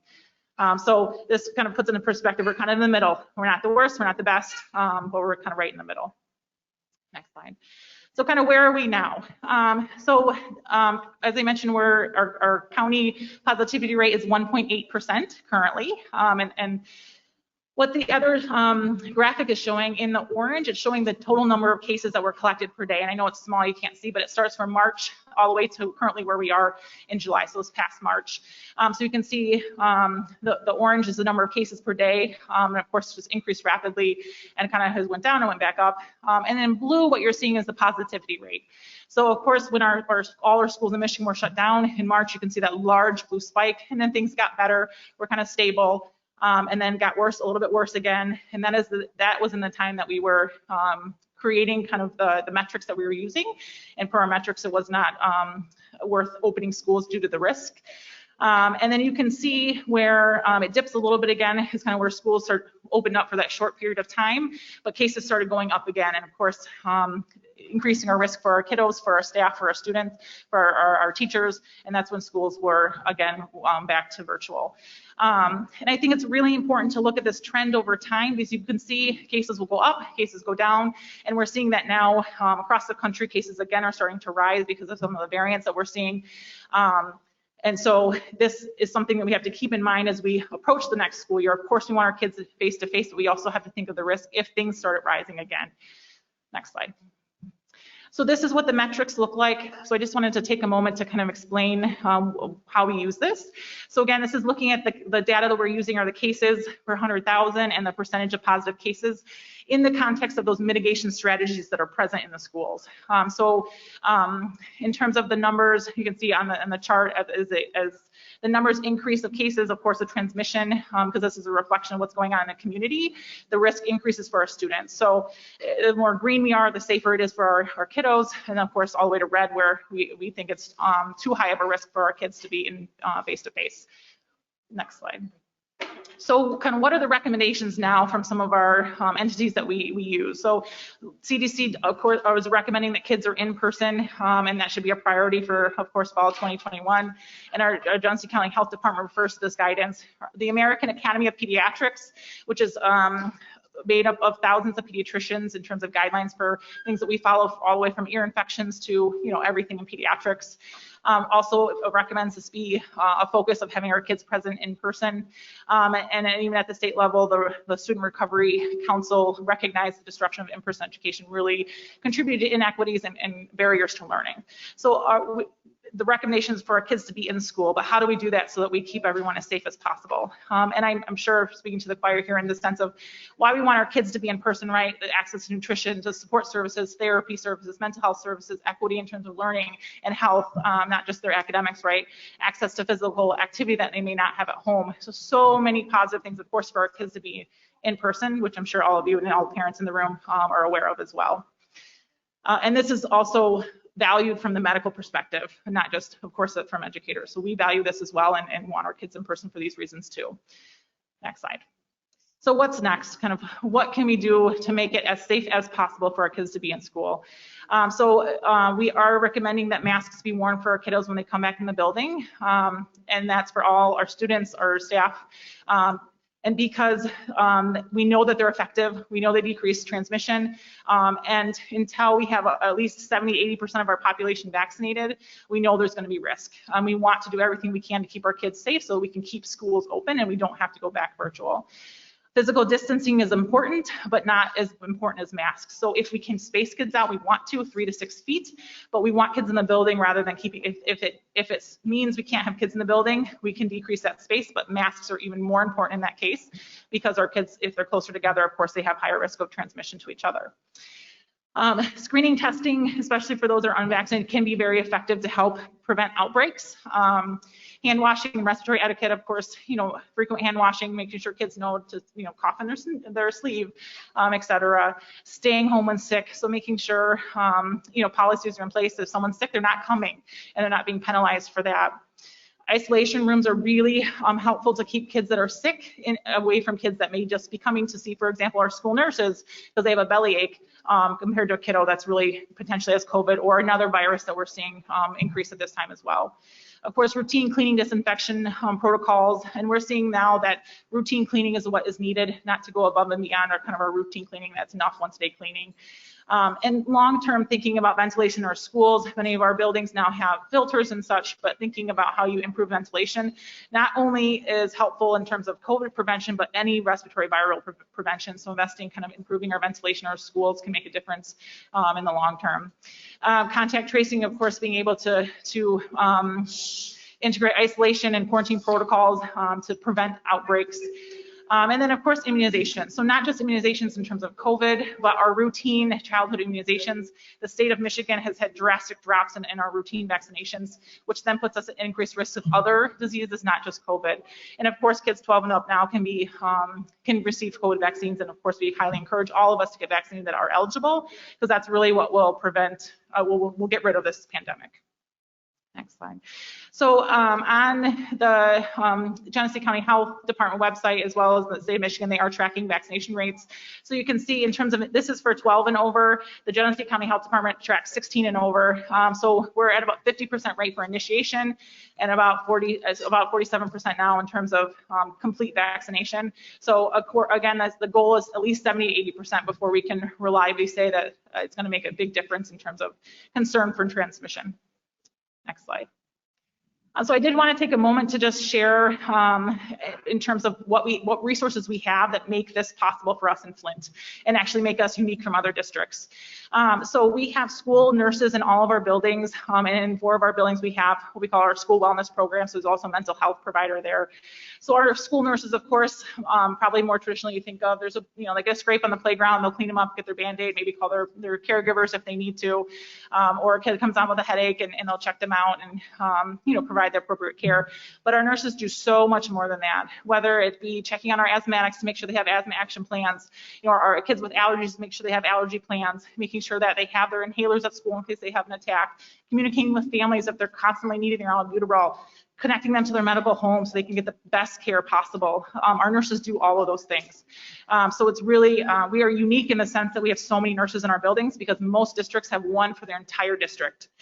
So we're unique in that way, and it really sets up a very supportive environment to be able to do this in the best way possible to keep our kids safe when they're in the buildings. Next slide. So our school wellness program, they have been in existence since 2010, not in the Flint schools, but in existence in terms of in the state. And these programs are unique because they bring the mental health providers also to the school. So, a kiddo may have difficulty because caregivers are working multiple jobs. They can't get to see a mental health provider, to help with any needs that they have. They can do that right in the school building. So this could be therapy, this could be, group therapy, this could be, techniques that are taught to help with anxiety, all of these things that impact our kids' ability to learn and be successful in school are things that we can provide in our school buildings. So again, this is really a unique opportunity we have to provide these services that many other schools don't have. And can help support the success of our kids as we transition them back into in-person. So kind of final thoughts. Currently, our transmission rates are low, which is good, but we do have to be cautious as we go back to school because we are seeing variants in the community. We're seeing, especially down south right now, cases are increasing, and if we are not doing things to help prevent that, things could change. And of course, our focus is to get our kids back in the buildings. We know there's so many benefits from them being in school face to face.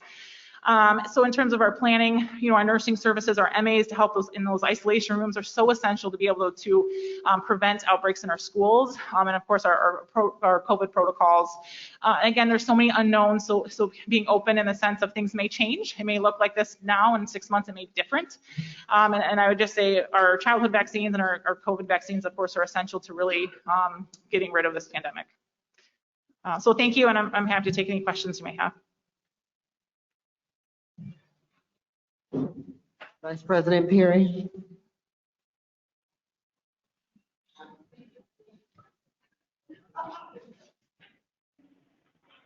Okay, one quick question. The CDC is saying return back to school with no masks, but the American Academy of Pediatrics are saying that children should go back with masks. So is the Genesee County Health Department agreeing with the American Academy of Pediatrics, or are they going to agree with CDC?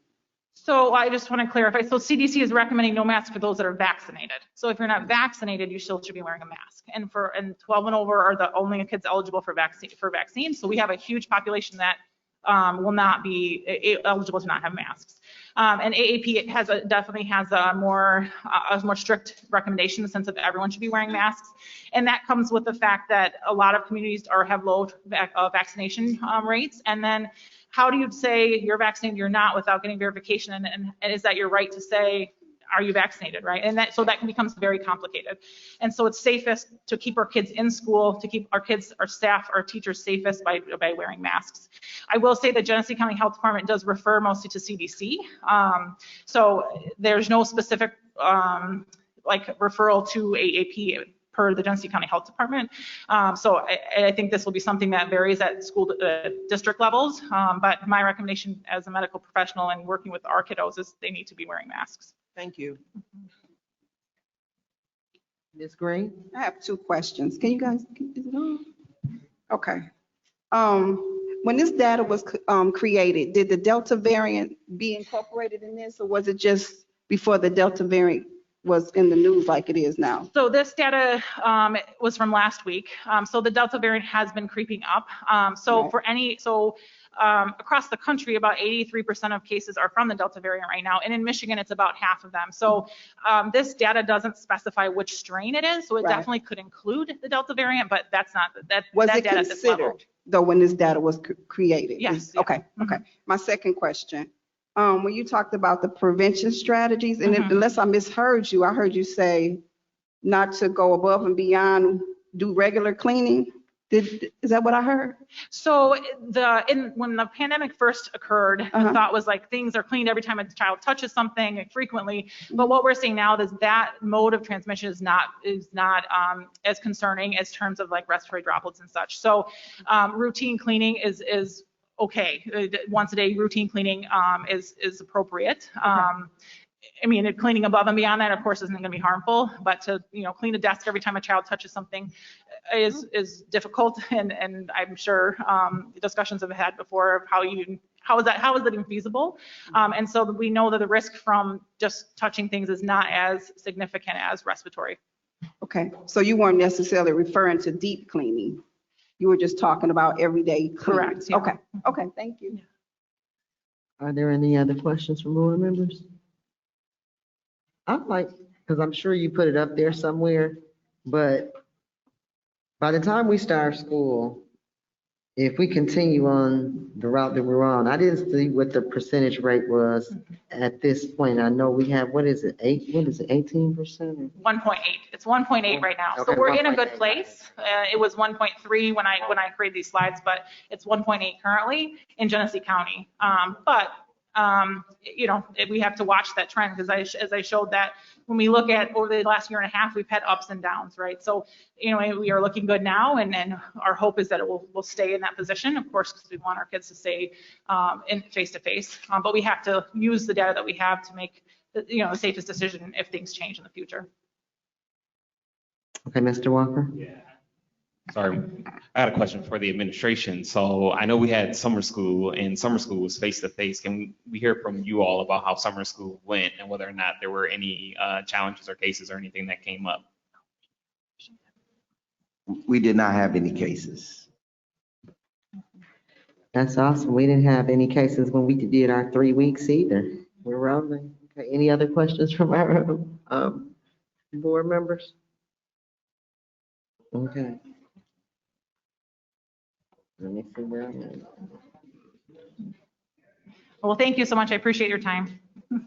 Thank you, Dr. Reyes, for joining us this evening.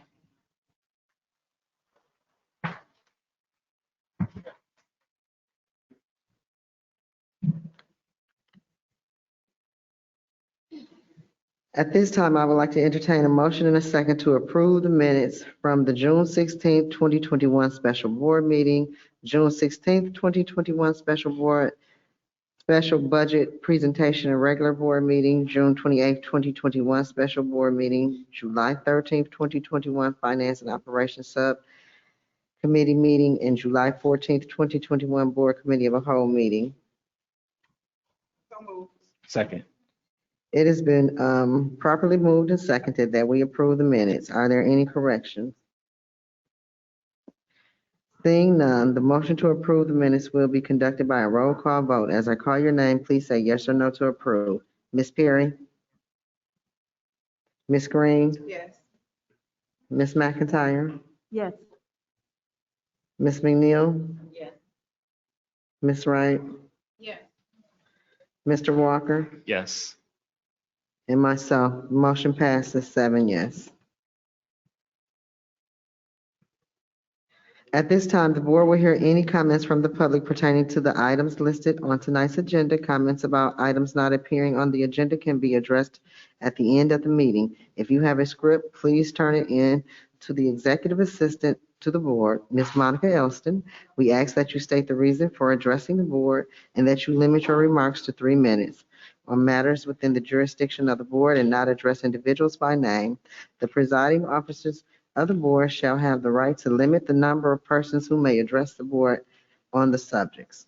Members of the public are reminded that the Board of Education, by its bylaws 1370, are not under obligation to answer questions, make comments, or statements in response to issues raised by the public. In general, such issues will be referred to the superintendent for investigation or study. Audience members is reminded to state their name and address, and if appropriate, the group that they represent. Employees of the board, representatives of employee organizations and/or unions, and students should exhaust administrative procedures before addressing the Board of Education on matters of which administrative review is provided. You are solely responsible for the content of your public statement. Is there anyone present who wishes to address the board about tonight's agenda? Okay, please step to the mic, ma'am.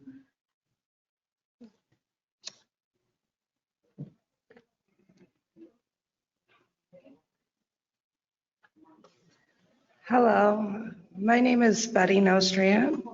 I am on the agenda today to be voted on as the GISD PAC representative. I just wanted to come and talk to you guys. You guys have heard from me before. And tell you a little bit about myself and what I plan on doing for Flint schools, and especially for the children of Flint schools. I'm a stay-at-home mom of 5 special need kids. I have 2 in the high school at Southwestern. I have 3 at DTM. I have been advocating for my own kids for 17 years in special education. As you guys have seen from coming in front of you, I will go all out and I will do whatever I have to do, and not just for my own kids, for any special needs child. I love Flint. I moved here 2 years ago. I love the pride, I love the strength, and I love the sense of community that Flint has. It has been an amazing place, and I have very much enjoyed living here, and I plan to live here for the rest of my life. I have a lot of things I'd like to accomplish if you decide to give me this position. My first priority would be to make sure the new mandatory plan is fair to Flint students. So far, we have had no representation that I know of for at least 8 years in the GISD PAC, which means we have had very little say in what goes on in GISD. Our mandatory plan has been written and revised by other communities in Genesee County without our input. We currently have a 25% rate of special needs children. These special needs children need a voice. And I plan on doing that. I plan on making sure that their voice is heard, and that I also plan on trying to get parents of special needs students more involved and giving them more opportunities to become involved in their students' education in the school district and feel like they're being heard. Because right now they don't. Go ask any special needs parent, go ask any parent here, and I can guarantee you they don't feel like they've been heard. And we need to fix that. We need to make sure that they feel heard and they feel like they're part of this community. The same as they feel like when we're out in our neighborhoods. I want to support the families and make sure they know about all the resources that we have. And I want to keep the Flint School Board, the administration, learning support services, and especially the parents and the children informed of what is going on. Because without information, we have nothing. Thank you for listening to me today. Thank you.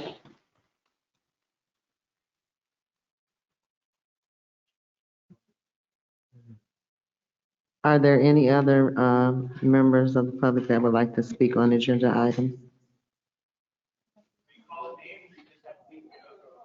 This is regarding the agenda. Do you want, was To- it for you, Karen Christian?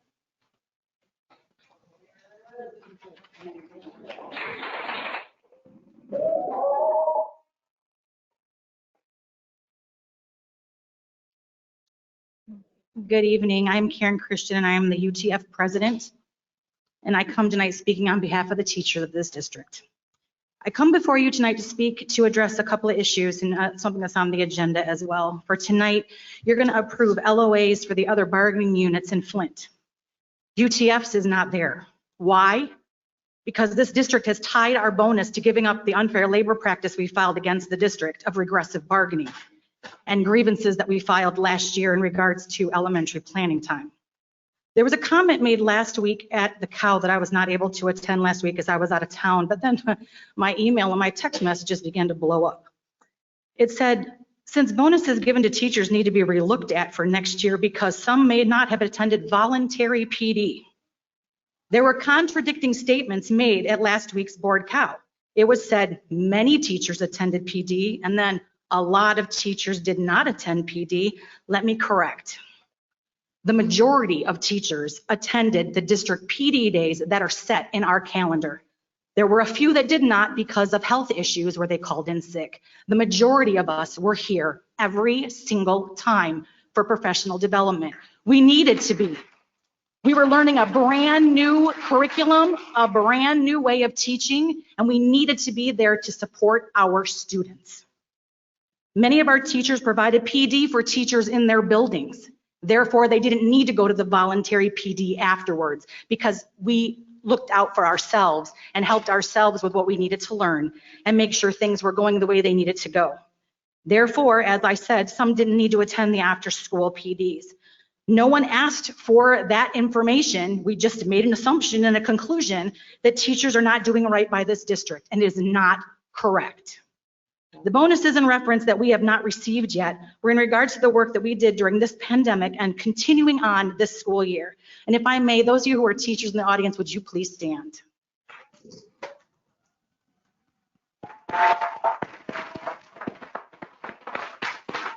These teachers that I represent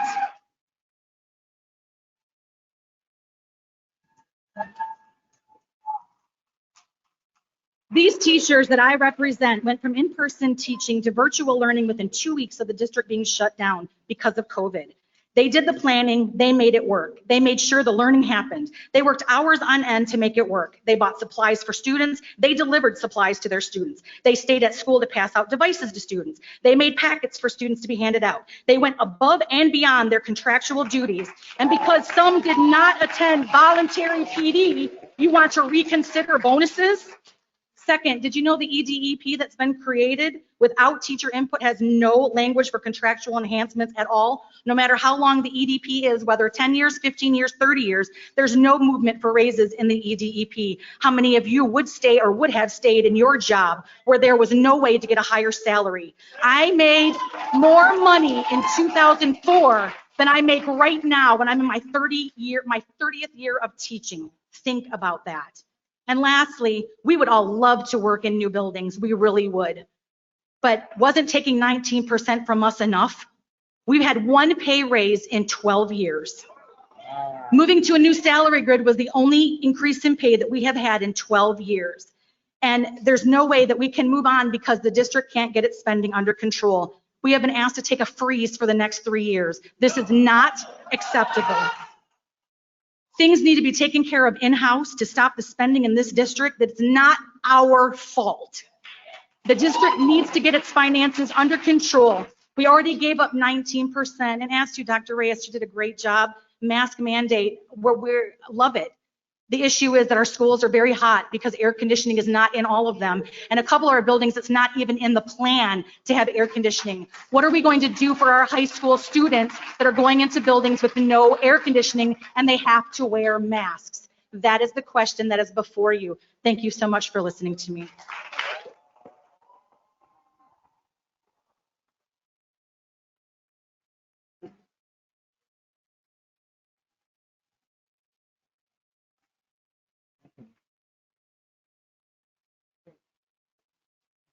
Next, we'll have Carmela Johnson. I am the president of the Flint Paraprofessionals Union. I live at 3621 Pembroke Lane. I and myself and other parapros are also in the buildings with the teachers, standing next to the teachers, sometimes standing in place of the teachers, because there is a shortage of teachers. Let me start by saying that. But let me start on a good note, because sometimes people want to come when there's some problems.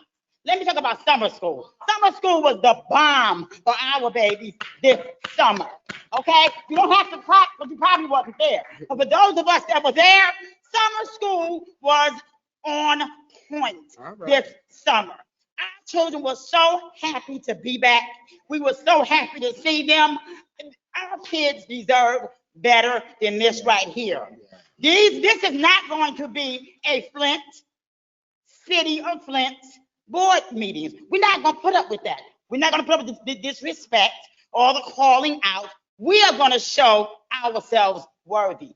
In 2 weeks, our babies are coming back to school. While folks are out here showboating and carrying on, we will be standing in front of those babies.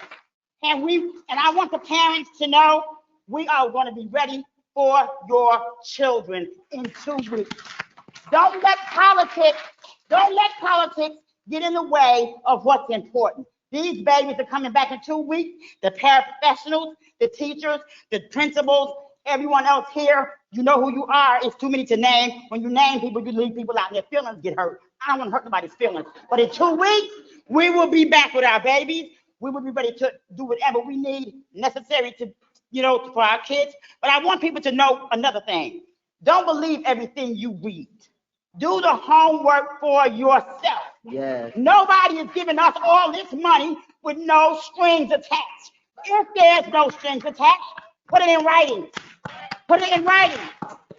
Prove it to us. That's all we're saying. Now, how can somebody, I'm not gonna make any personal attack. How can somebody tell you we care about your kids, but if you won't do what I say do, I'm gonna take my toys and I'm gonna leave the park? Really? So your kids are left out here with no after-school program and no crim because somebody cares about your kids? Really? When I came 30 years ago, me and Karen got hired in together. I've been here for 30 years. I know I only look 35, but I've been here for 30 years. We had our own after-school programs. And we got money now to get our own after-school programs. Right. I have spoken with several paraprofessionals, and they said, whatever you need from us, we will be there. You know why? Because we're always the one that's there. Thank you. Thank you.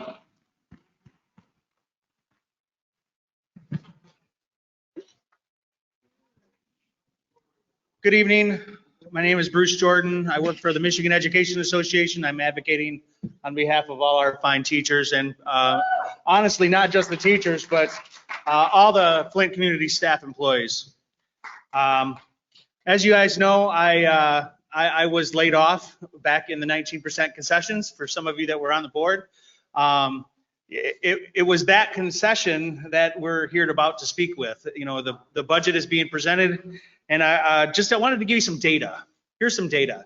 The Karen Christians, the people that are at the top of the pay scale, for example, back in 2012-13, you guys imposed a contract that gave 7% wage reductions. Year or so after that, you did 19% concessions that restructured the district. Okay, they're not made whole yet. Though the Karens of the world, the people that are at the top of the pay scale, raise your hand. Okay, so a good chunk of teachers here, $50,000 or more in career wage losses since the concessions. Okay, let me repeat, the top wage was higher in 2003 than it is today. 2003. Would any of you stay in an organization where that was the case? It's no wonder you can't attract and recruit and retain highly skilled educators. With the exception of one small increase, teachers have been frozen. Their salary has been absolutely dead frozen for the better part of 12 years, with the exception of one increase. Would any of you stay employed in a district that didn't provide increases in a career path for teachers, support professionals, administrators?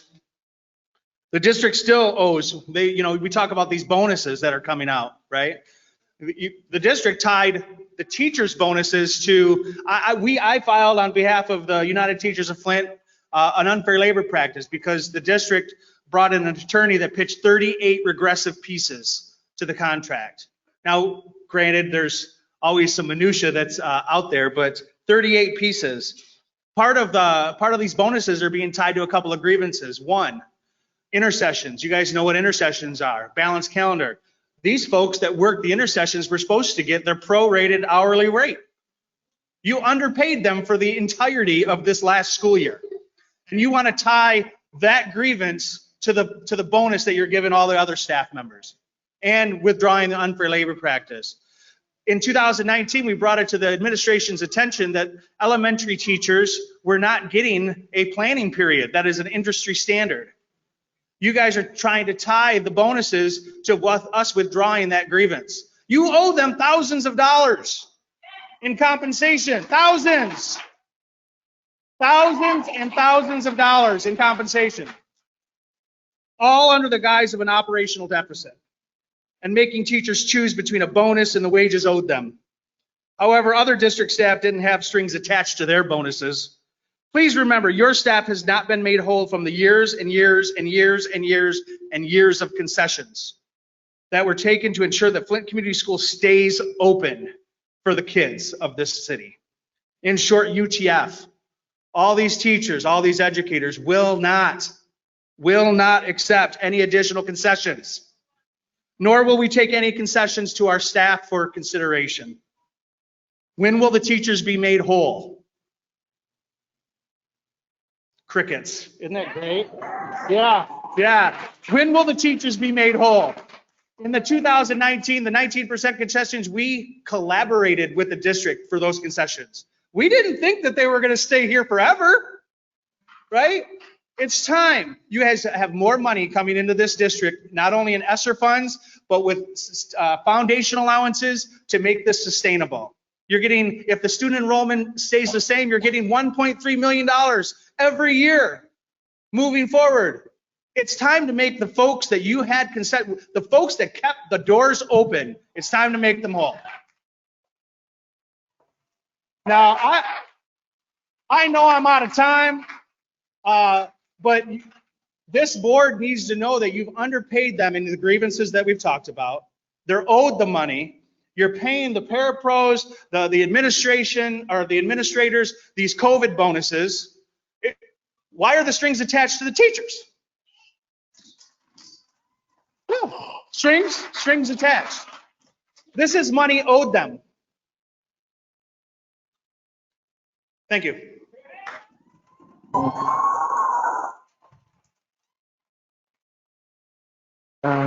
Next we have Ms. Betty Ramsdale.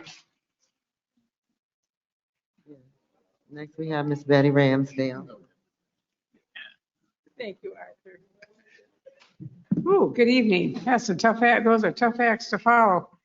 Let me introduce myself. I'm Betty Ramsdale. I live at 1209 Kensington Avenue here in Flint.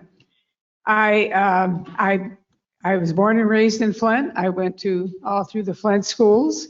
My husband and I both taught in the Flint schools. All 5 of our kids went to the Flint schools. As a matter of fact, I've been around so long. The first community school was my school, which was the Northern Vikings. It was the first. I don't know how many other of you are old enough to remember the first community school director, who was Bill Yambrick. And he was the first community school director. My first job at 14 was working in the locker room at Northern. So the Mott Foundation has been good to us. I know there are all kinds of different opinions out there, but I hate to think where we would be without it. The other thing is, and I'm going to move on past that and say something else later, is I taught in the Flint schools I taught altogether for 44 years, the majority of them being in the Flint schools, and I retired from Monadult High School after 30 years, and it was a marvelous program, which really helped a lot of kids. Then I served 11 years on the Board of Education. I come here, I really want to try and take a positive note, because I think that's what we all need to do. Stop and take a deep breath. I don't think any of you, I think all the people up there really have kids' best interests at heart. I've worked with some of you on the board, and whether we got along or we didn't get along, I never doubted your sincerity about what's best for the kids. I've worked with the administration when they've been in different positions, and as I've met them, and I believe too that they are true educators and want to be here. And I certainly have worked with many teachers. And I was at a workshop once and somebody said, well, the way things are going, there won't be any middle class. And someone stood up and said, oh no, as long as there's teachers, there'll be a middle class. But they're wonderful. I mean, the teachers are wonderful. I've been in the schools, you know, I've seen the state, everybody makes all these rules about where a student should be when they're 5 or 6. You just can't do that. I don't care what school district you're in. And I've seen what they can do. I've been in high schools and junior high schools. Monadult was a school for students that regular school didn't work for. I've seen what's become of them. So I'd like to think, or I do think that we can come out of this. First of all, because all of you up there really do want what's best for kids. And I don't believe any of you expected to be at this point, such crossroads, such cross swords right now. I really don't believe that you meant to be here, because I think you want more than that for the district. However, sometimes we just have to stop and rewind, because we put ourselves in such a conflict situation that what we're doing is constantly playing the game of what, you know, I gotcha. You did this wrong. You did that wrong. You all up there are reasonable, capable adults. You all are professionals in whatever you do. And you can't, the only thing we can do about the past, and I'm talking about the past however long it's been, is learn from it. We can learn from it. What have we done? We all need to stop and self-evaluate. I know a lot of you. I know where you stand. I know what you want. And I just really believe if we can just stop and understand and really work at professional solutions, that we need to talk. We need to compromise. Again, I haven't been in your meetings. I haven't been in all of the other things. So I only can tell you from the outside what I would hope for you.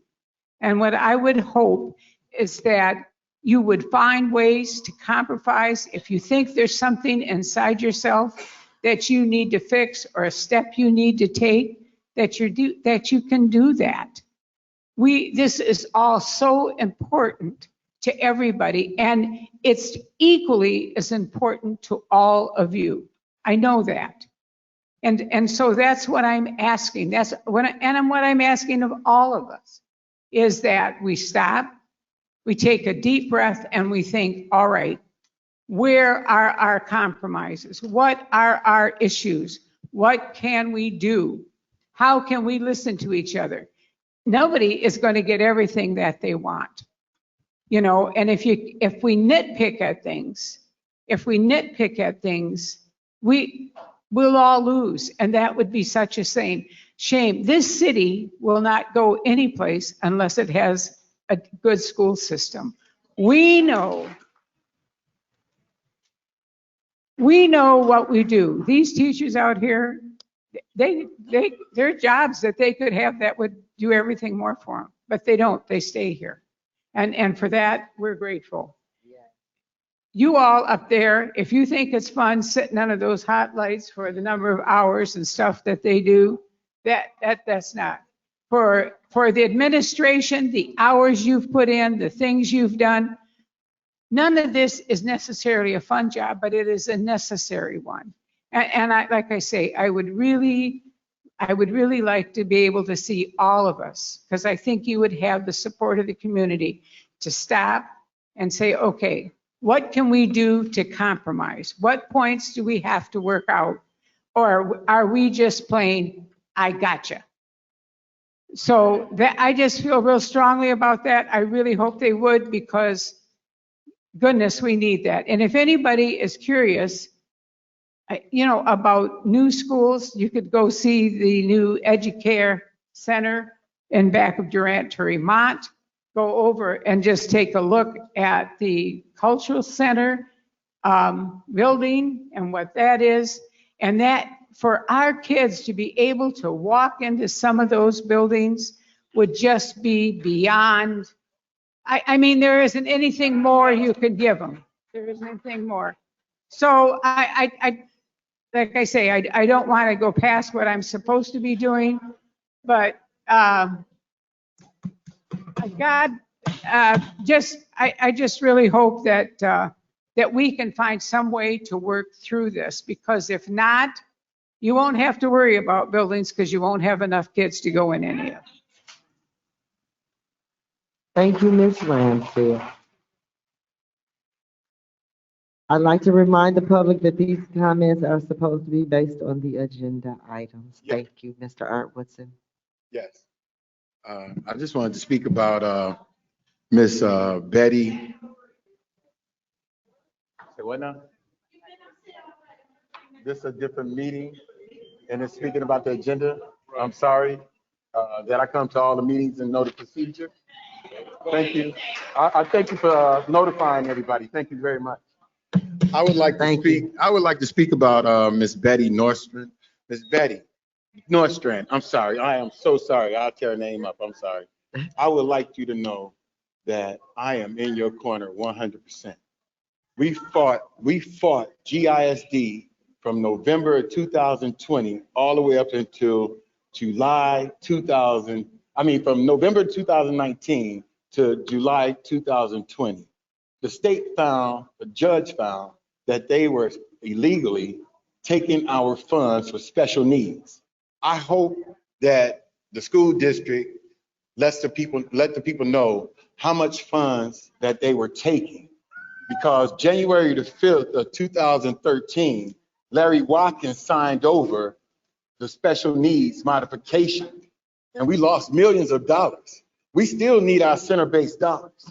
So when you get over there, all this kumbaya stuff, because when we went to fight with them, it wasn't no kumbaya. It wasn't no, we're gonna work with you and all this. They fought against us. They did not even want to give our kids special needs. The outer districts will sit there and take the money, do the count after October, take the money and send their kids back to our district. And we had to pay like $3.5 million out of our funds. So when you get over there, you stand your ground. You fight for our kids here in the city of Flint, just like they fight for theirs. Everybody want to start singing kumbaya songs when we get in position to fight. We ask for elected officials and people to represent us and not the top 1%.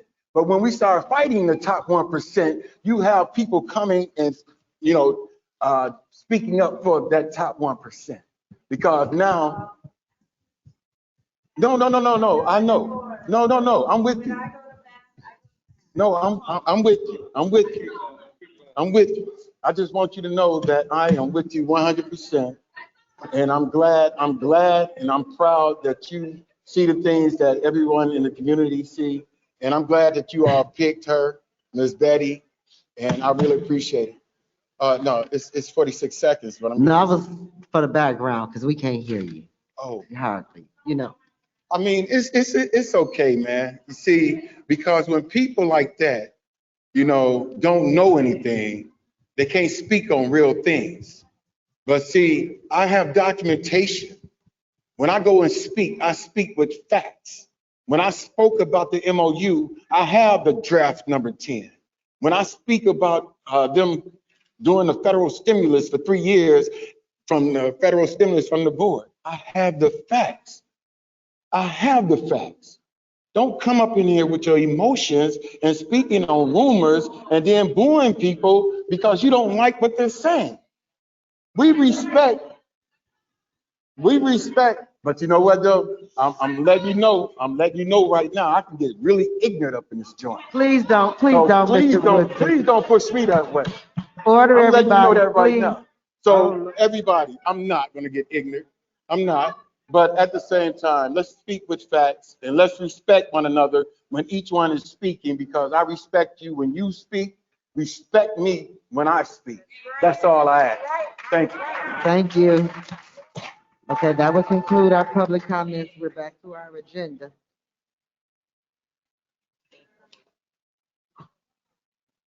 Now we will receive the superintendent's communique from Ms. Stewart.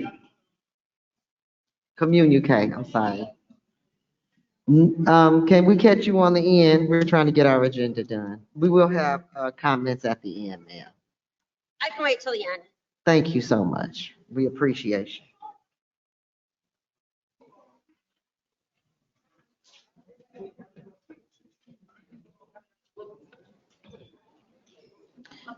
Good evening. The 2021 school year ended with many positive celebrations. On June 18th, our staff canvassed neighborhoods throughout Flint to thank our families for a successful school year and for their continued engagement. During neighborhood canvassing, we also encouraged our families to enroll their children for the 2021-22 school year if they had not done so already, and to invite their friends and neighbors to do the same. We take pride in our close touch points for families and appreciate every opportunity to go out into our neighborhoods face to face. We are still celebrating our graduating class of 2021. As you may be aware, seniors from Flint Community Schools graduating class also received a total of $4,000 in scholarship donations from members of the class of 1965. Mr. Richard Vosberg and Mr. Lincoln Ward, 65 graduates, this class of 65, visited the recipients to award the scholarships. Recipients were selected based on GPA, class rank, school activities, hobbies, and special interests. Congratulations to the recipients of the Flint Northwestern Class of 1965 scholarships, and a special thank you to the members of the Class of 1965 for their continued commitment to the Flint Community Schools. We have successfully completed our summer program for our K-8 scholars and 9-12 programs, which end on tomorrow. We are excited to say we had great participation in our summer learning program. K-8 engaged with Camp Inventions, which is a hands-on project-based program. 9-12 was credit recovery. Thank you to all of our parents for ensuring our scholars were present to learn and participate. Thank you to the staff who gave up part of their summer to support our scholars' learning.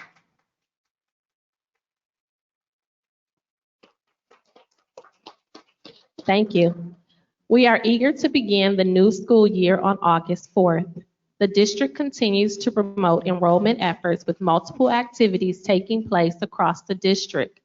We recently concluded on-site K-12 enrollment events for the 21-22 school year.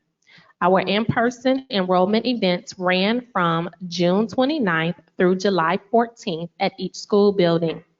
While these in-person enrollment events are completed, families interested in enrolling can visit our district website and click on centralized enrollment. If they need additional support, they can email enrollments@flintschools.org or call 810-767-6111 with questions.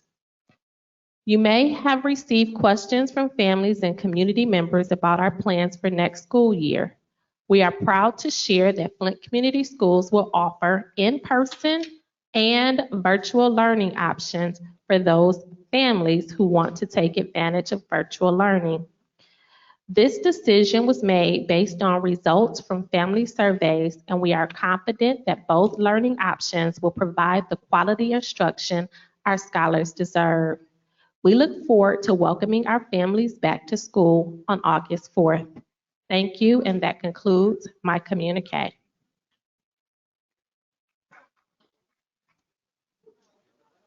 I will now call upon Ms. Rubin to present the Human Resources Committee action items to the board. Good evening, board. Can you hear me? Yep.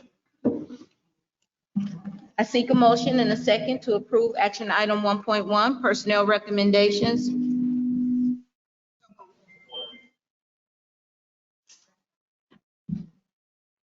It has been properly moved and seconded that we approve action item 1.1 personnel recommendations. Is there any discussion? I have some. Is this the, to fill the HR position and, no, okay, because I didn't look all the way in the back. Let me look through here. I did see, okay, just 1 second, please. People bear with me.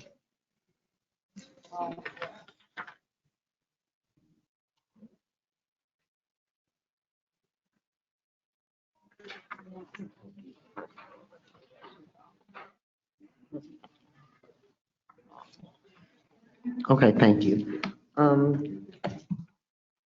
This is for, okay. I seek, okay, I did get a second. It has been properly moved and seconded that we approve action item 1.1 personnel recommendations. Is there any discussion on the personnel recommendations? Ms. Perry? Want to say, with retirements, and we've lost Deborah Gillard, that was a wealth of knowledge that has retired from this district. There was nothing she couldn't do when it came to the information, so I hope she enjoys her retirement. But boy, did we lose a wealth of knowledge when she decided to retire. That's all. Thank you. Any further comments from the board?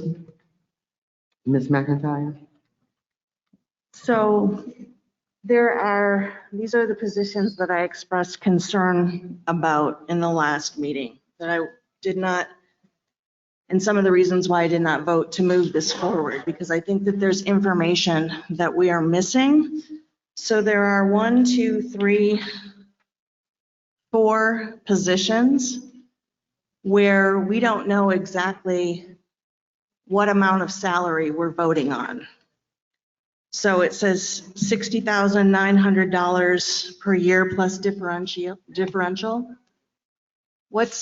There are 4 positions that have plus differential. What is that amount?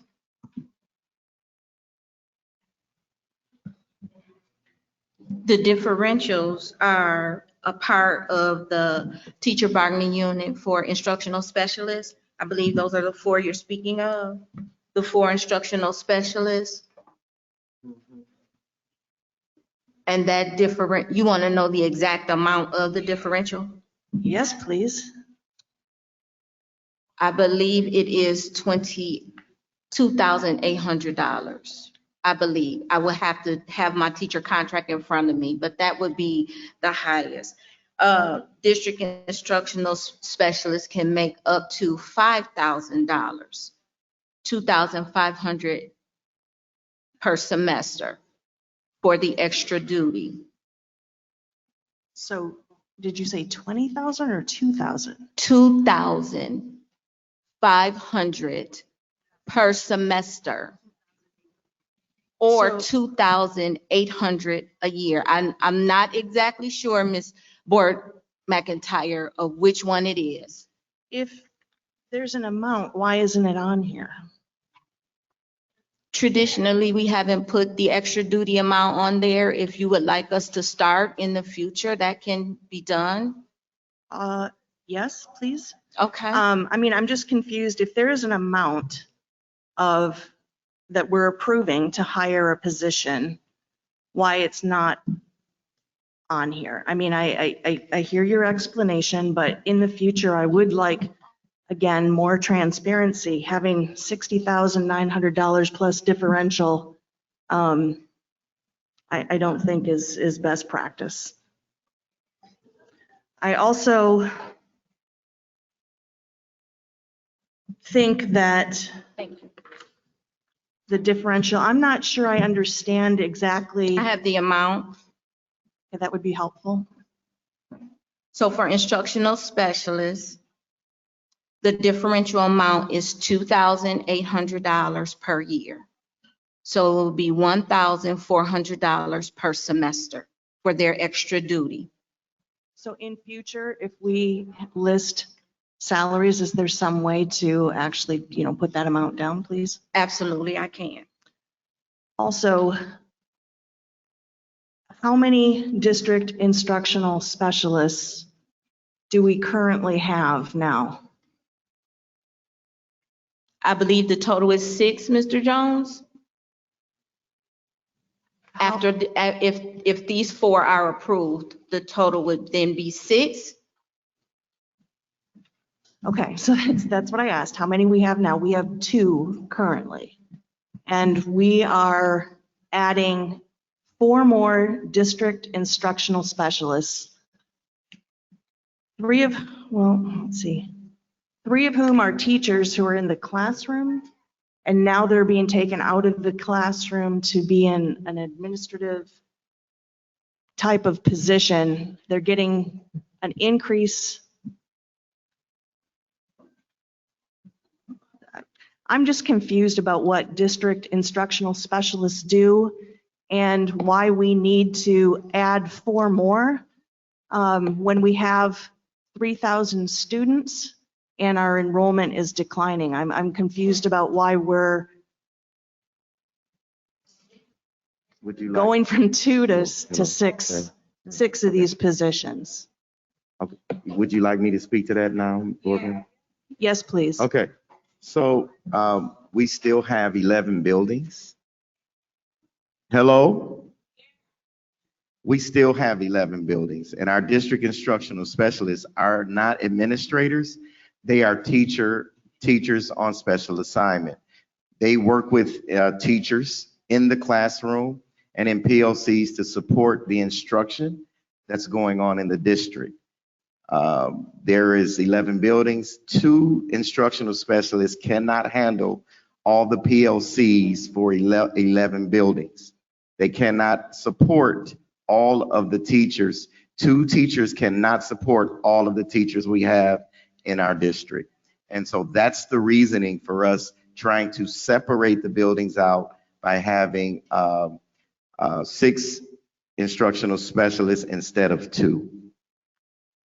Okay, to follow up on that question, if I may, Madam President, do we have the flow chart of jobs and job responsibilities that we asked for? Because it's very difficult to see the overall picture of what you're talking about the need for these positions, when all I'm seeing is a decline in enrollment and an increase in staffing when we're under a budget deficit elimination. We have teachers coming up here talking about a teacher freeze. I don't see how it's fair to talk about increasing these positions without that kind of a structural analysis. I don't understand how anything is organized. We haven't seen what we've requested. We haven't seen this organizational chart to justify. You say we're a data-driven district. Where's the data to justify adding 4 positions with a decline in enrollment? So I'll let Georgina speak to the flow chart, but I do want to speak to the adding that you spoke about. We're not adding. These positions were in place already with 11 schools as we begin the school year. They were definitely needed. And so we are replacing the positions that are already there. We did not add any additional instructional specialists or teachers on assignment. We only were replacing what we already had. What has happened is we had a couple of teachers that are still instructional specialists. They have been really working hard to try to get around the district, and they were not successful in trying to take on the rest of the schools. And it was a lot of work for them. So all we decided to do was replace the positions that were already, fill the positions that were already there. So speaking to you stating that we are adding, we're not adding, we're just replacing. So speaking to the flow chart, I'm going to defer that to HR. Okay, and then I have a follow-up. The organizational charts are updated once the positions are approved. So when the position is approved, I will restructure the organizational charts to show what positions are being replaced or added. No, we need the organizational chart that we're using right now. Where is it? That was not requested of me. No. Board president requested it, and it has been provided to board president with all attached job descriptions. We need, each organizational chart is right in the front of each section. And I think, can I chime in? but we did ask as a board to have that information for all of the board members, not just the president. But please, yeah, go ahead. I think, Georgina, what we were talking about is that was assumption was that your organization chart would be in your budget that we approved, and that chart would, if you can correct me, would detail those jobs that we're talking about now. I did remember seeing that organization chart that you provided, because you said you was going to get it before you go on the vacation, and I did receive that. And I saw where they were just changing the job titles. It was just one job, job that's in here that's not on your organization chart. And that's what we discussed at the last meeting. Yes. And that's the one that we need some information on, or we have to make a motion on it. Am I correct? Is that what you're going at, Laura? Yes. So I would like to make a motion that we table this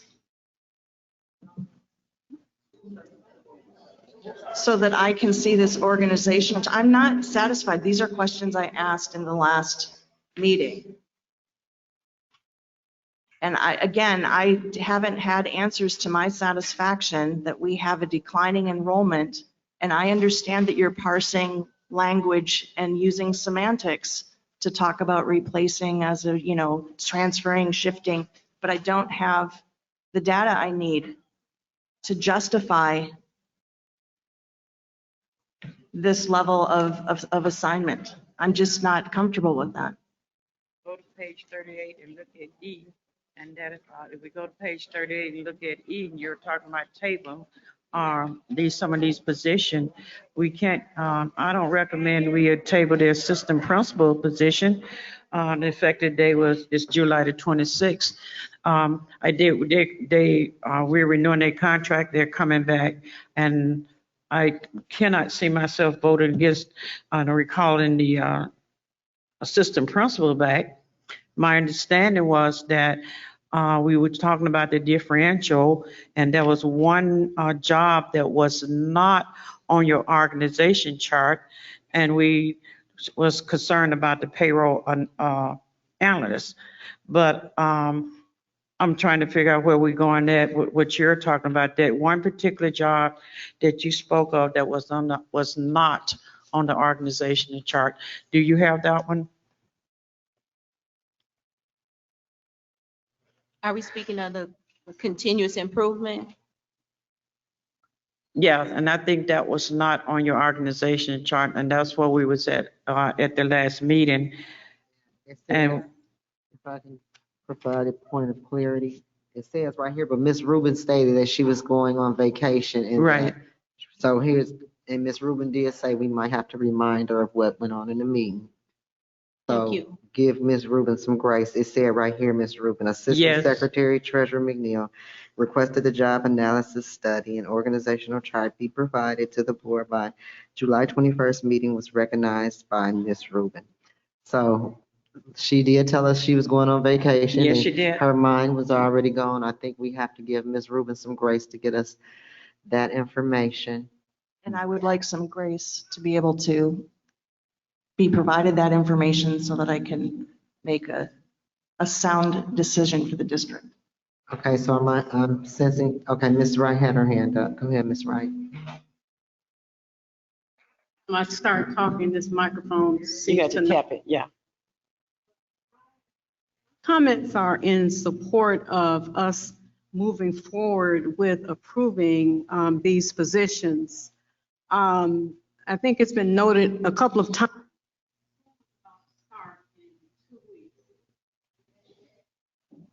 That if we have 1,000 students, we need those instructional specialists, because those are the staff members that pull together the curriculum resources that teachers will need to get started. They're the ones that will help the principals to organize learning communities. Those are critical positions for starting school. So if we postpone this, we're putting a hardship on the school, because these are the people who really kind of meet together for dinner. They're the ones, because curriculum is very important. Lift your mic, lift your, Ms. Wright, Ms. Wright. Instructional specialists. Raise her mic up, raise it up. There you go. Most of these instructional specialists have a specialty. There's one that may be focused on science, one on social studies, one on math. You probably have 4 that focus on English language arts, which, will be all about students learning to read. So I do not think we need to postpone hiring this staff, because they're the ones that are going to help get our schools ready to open in terms of instruction.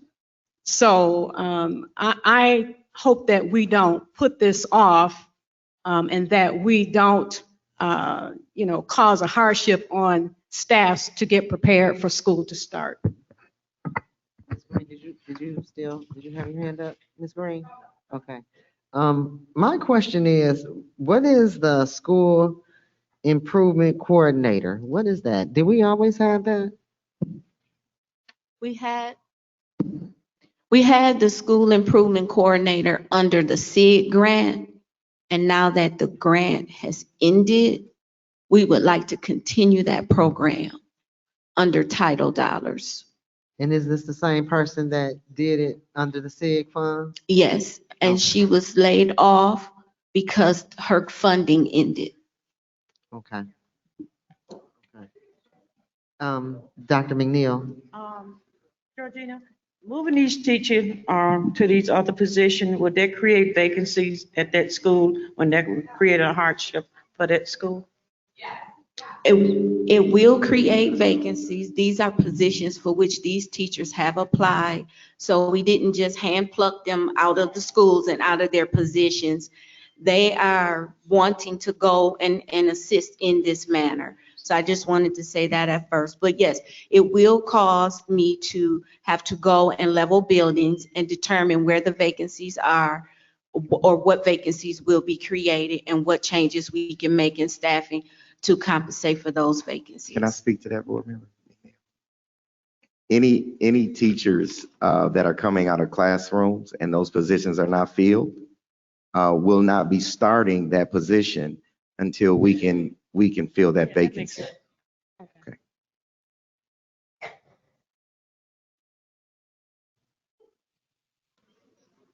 Since we're talking about personnel, changes in personnel, I would like to know to the president, can we talk about issues of secretaries in the schools? You can make a motion on whatever you choose, but can we? Can we want us to finish this? Yeah, let's Okay, finish let's this finish this. 'Cause and we get were our. right in the midst of that. Does anybody else have a question about this? Because I want to ask about Ms. Shalonda Bias with this $90,240. What is continuous improvement director, executive salary schedule, administration building? What is that about? And is that a position that's always been in our district as well? So the four board members who were with us last year, if you recall, we had a position of executive director of accountability. That person resigned in December, and administration chose not to fill that position at the time. We stated that we were going to wait until the end of the year, post the position in June, and hire someone to start July 1, but we were going to revise the position. It was not going to be an executive director making an executive salary. And so we had to rename the position. And so the position was renamed as Continuous Improvement Director because it's no longer the executive. But that person would assume the majority of the executive director of accountability, the majority of that person's duties. So there are two things that person will not be doing that the former executive director of accountability did. So they will not, the former executive director of accountability oversaw the director of student services and the director of LSS. A director cannot supervise a director. And so the director of student services will remain under Mr. Jones, and the director of learning support services will remain under me. But everything else, the continuous improvement director will assume. When you say everything else, can you be a little more up? Because I'm still not, I understand she can't direct the other directors, but exactly what is her job responsibilities? Absolutely, yes. So we are currently a partnership district. And because we are a partnership district, there are certain things that we have to do. The quarterly partnership meetings, we also have to collect data and share the data at the quarterly partnership meeting.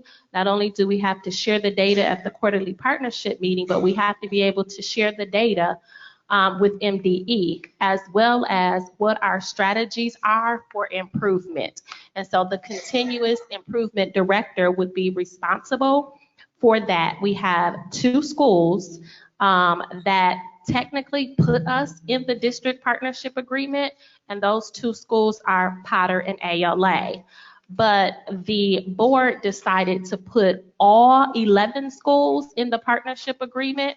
So there are certain things that we have to do because of those two schools not making adequate progress and being put under the partnership rule. But then because we are now a partnership district and all 11 schools are in the partnership agreement, there are other things that we have to follow. And so this continuous improvement person would be responsible for monitoring those things and making sure that we are meeting the benchmarks that have been identified within the quarterly partnership agreement. And we have 18-month benchmarks as well as 36-month benchmarks. And so this person will be responsible for monitoring all of those pieces and making sure that we're meeting all of those benchmarks and reporting that information to the state, as well as helping us to keep a critical eye on, we have behavior, academics, and attendance.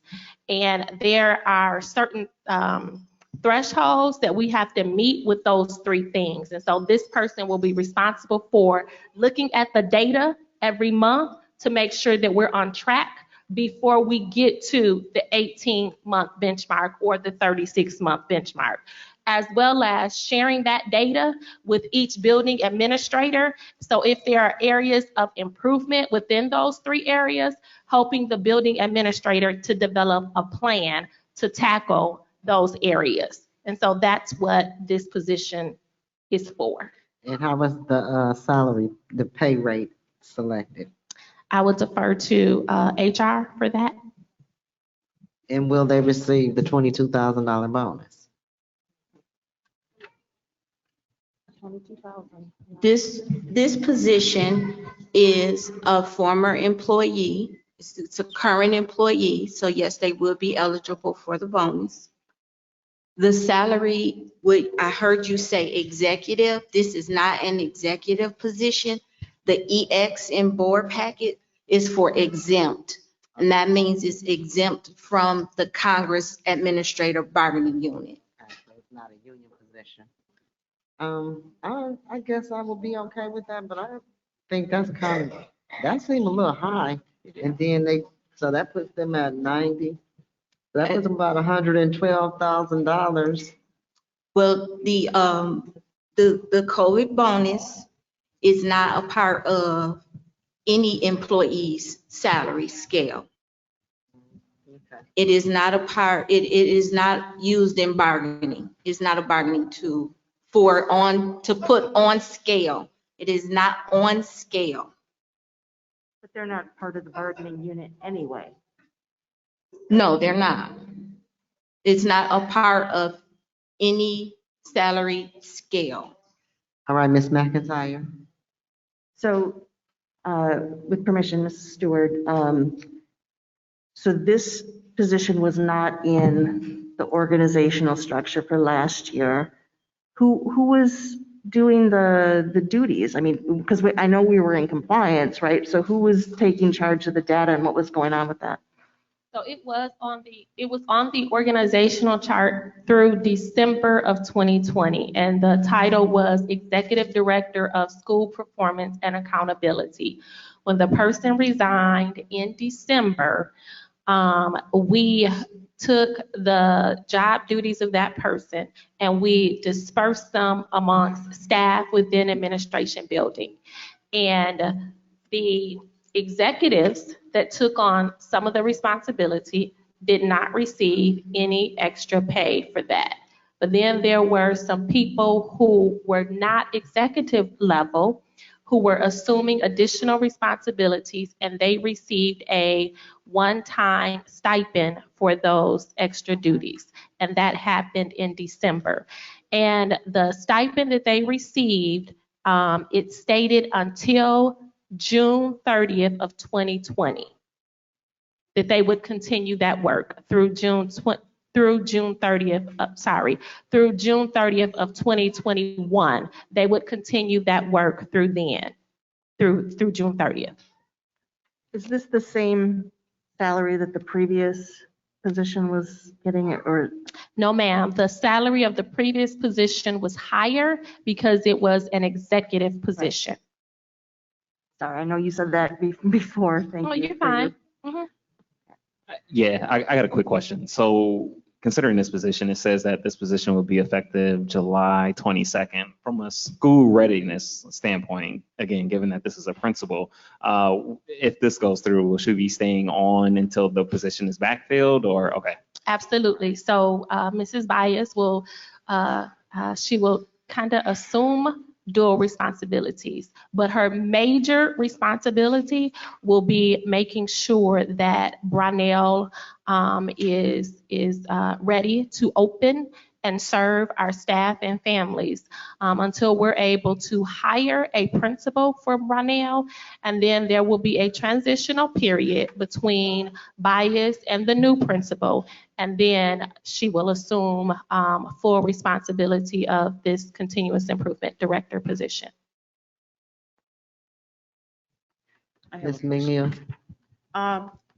When we approved the budget, were these salaries included in that budget that we, see, Ms. Don? So, and the open positions, would, they also was included? So we allocated those funds for that. Make a little sense to me. Ms. McIntyre? With permission, this may have been covered before, but in terms of the SIG coordinator going to the school improvement. We can't hear coordinator, in terms of the SIG coordinator going to the school improvement coordinator, have we exhausted all possibilities of having that grant renewed or having it, like maybe I don't understand how it was funded and is going to be funded. If maybe you could explain that. Are we losing out as a district, or is there some way we can recoup that? So for the SIG grant,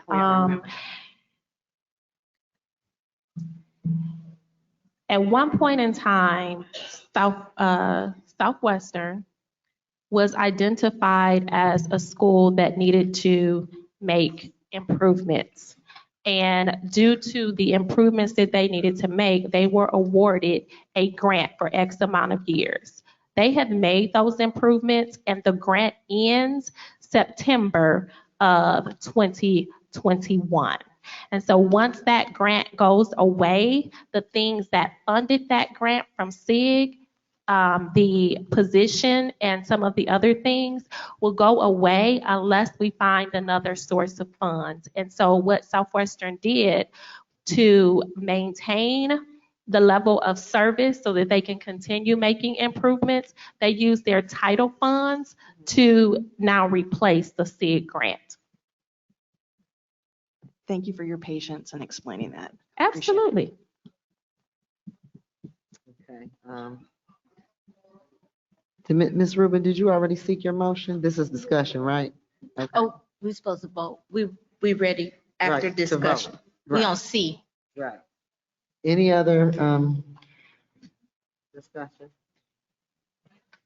Seeing no further discussion, the Karen, I motion. just have one thing. Go It was mentioned, and I'm not sure where to have this discussion or where to ask this question, but I am concerned there was some discussion about the bonuses being tied to the agreement, to the labor agreement. That's coming up though, right? Yeah.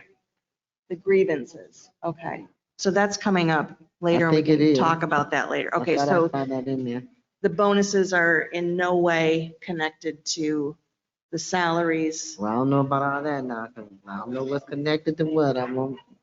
Okay, because I know I'm very concerned about some of the statements made by the public about the bonuses and the strings attached to them. So I don't think this is where we talk about it. I think, It may be, is it coming up in our packet now? You don't remember? Okay, well, do you need to jump ahead, Ms. Laura, to see if, because where you gonna bring that up now? it looks like when we talk about the collective bargaining agreement, that'll be on page, that's the next item agenda. Oh, I don't know. Okay. So I've concluded. Thank you. Okay. Is there any further discussion? Seeing there is none. The motion has been approved, the motion to approve action item 1.1 will be conducted by a roll call vote. When I call your name, please say yes or no to approve. Ms. Perry? Ms. Green? Yes. Ms. McIntyre? I'm really unhappy with some of the details, but yes. Ms. McNeil? Oh, yes. Ms. Wright? Yes. Mr. Walker? Yes. And myself, yes. The motion passes 7 yes. Next, we're moving on to action items. Please continue, Ms. Rubin. I seek a motion and a second to approve action item 1.2, ratification of successor collective bargaining agreement between the school district of City of Flint and SEIU Local 517M, our paraprofessional unit. So moved. Second. It has been moved and properly seconded. Is there any discussion? Yes.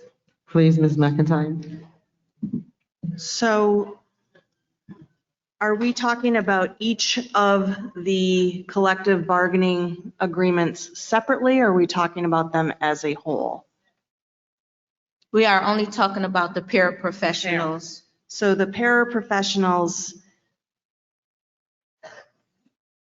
so we do have a contract for the paraprofessionals, but we don't have a contract for the teachers? That is correct. We are in negotiations. We are in active negotiations with the teacher union. So we've successfully concluded negotiations for the paraprofessionals, That is correct. and it's satisfactory to both parties. Yes, they have signed it. And it's not tied to the $22,000 bonus in any way. I don't tie to. Is there any other discussion? Seeing no further discussion, the motion to approve action item 1.2 will be conducted by a roll call vote. When I call your name, please say yes or no to approve. Ms. Perry has left us. Ms. Green? Yes. Ms. McIntyre? Yes. Ms. McNeil? Yes. Ms. Wright? Yes. Mr. Walker? Yes. And myself, it is a yes. Ms. Perry is absent, and 6 yeses. The motion passes. Thank you, board. Thank you. Please continue, Ms. Rubin. I seek a motion and acceptance and a second to approve action item 1.3, resolution to accept letters of agreement and issue payment.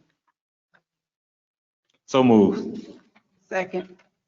It has been moved and properly seconded. Is there any discussion?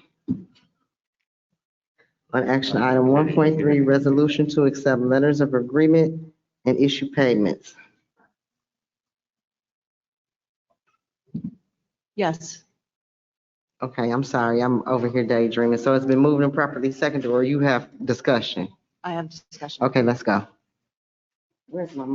So I understand that we have a resolution. I understand that we have a collective bargaining agreement, and that's great. But what about the teachers? Okay, we're doing this one right now, but when are we going to be able to talk about the teachers? This is great.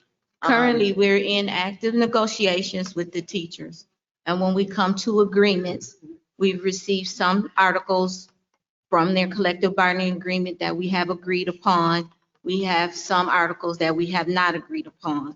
We are going through the process of negotiation, their contract. When it is agreed upon, that's when we bring it before the board with all noted changes. I find it unacceptable that we're at this stage. And I'm not directing my comments necessarily to you, Ms. Rubin, but Thank you. I can't believe that we are expecting teachers to teach under this condition. And I find it unacceptable.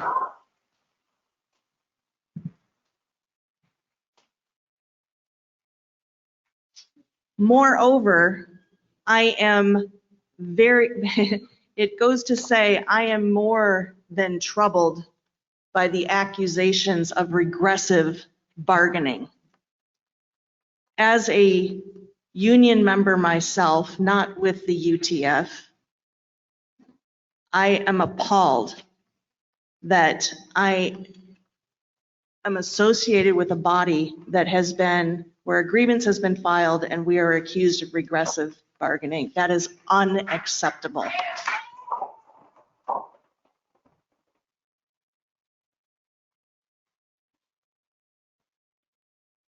I am a single board member.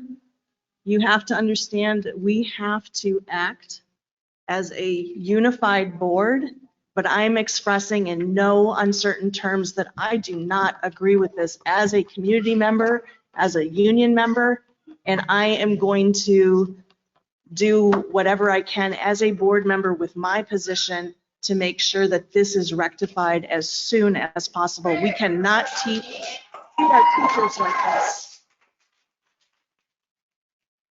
My parents, my mother and father were both community school teachers in Flint. And I understand perfectly well, having been brought up on the picket lines of the Flint community schools in the 1970s, walking up and down these sidewalks with some of you, if you remember that. So I stand with you, I stand with the teachers, and I'm, like I said, I'm expressing in no uncertain terms that it's not okay to engage in regressive bargaining, and that's exactly what this is. And I'm gonna end there because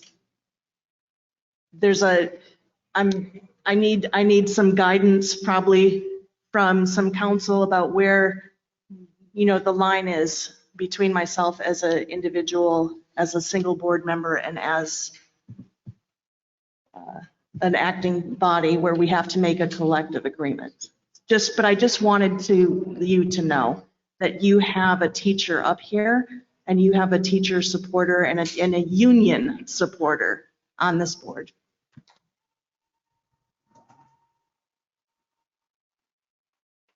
Ms. Green? Georgine, I just have a quick question. The issues that were brought up about the teachers, the different things that you gentlemen brought up, are those included in the bargaining you guys are doing at this moment? Or is that something that they can be added so they can be addressed? Those are things that are on the table that we are bargaining back and forth on, yes. Okay. It's part of the process. Okay, great. Okay, thank you. I would just like to state though, Attorney Tim Gardner is handling the negotiations from Troom. Superintendent was just telling me that he is dealing with it. If it's anything that we would like to speak to Mr. Gardner about, we can very well have him come before the board. I too am a union member. I am a UAW member.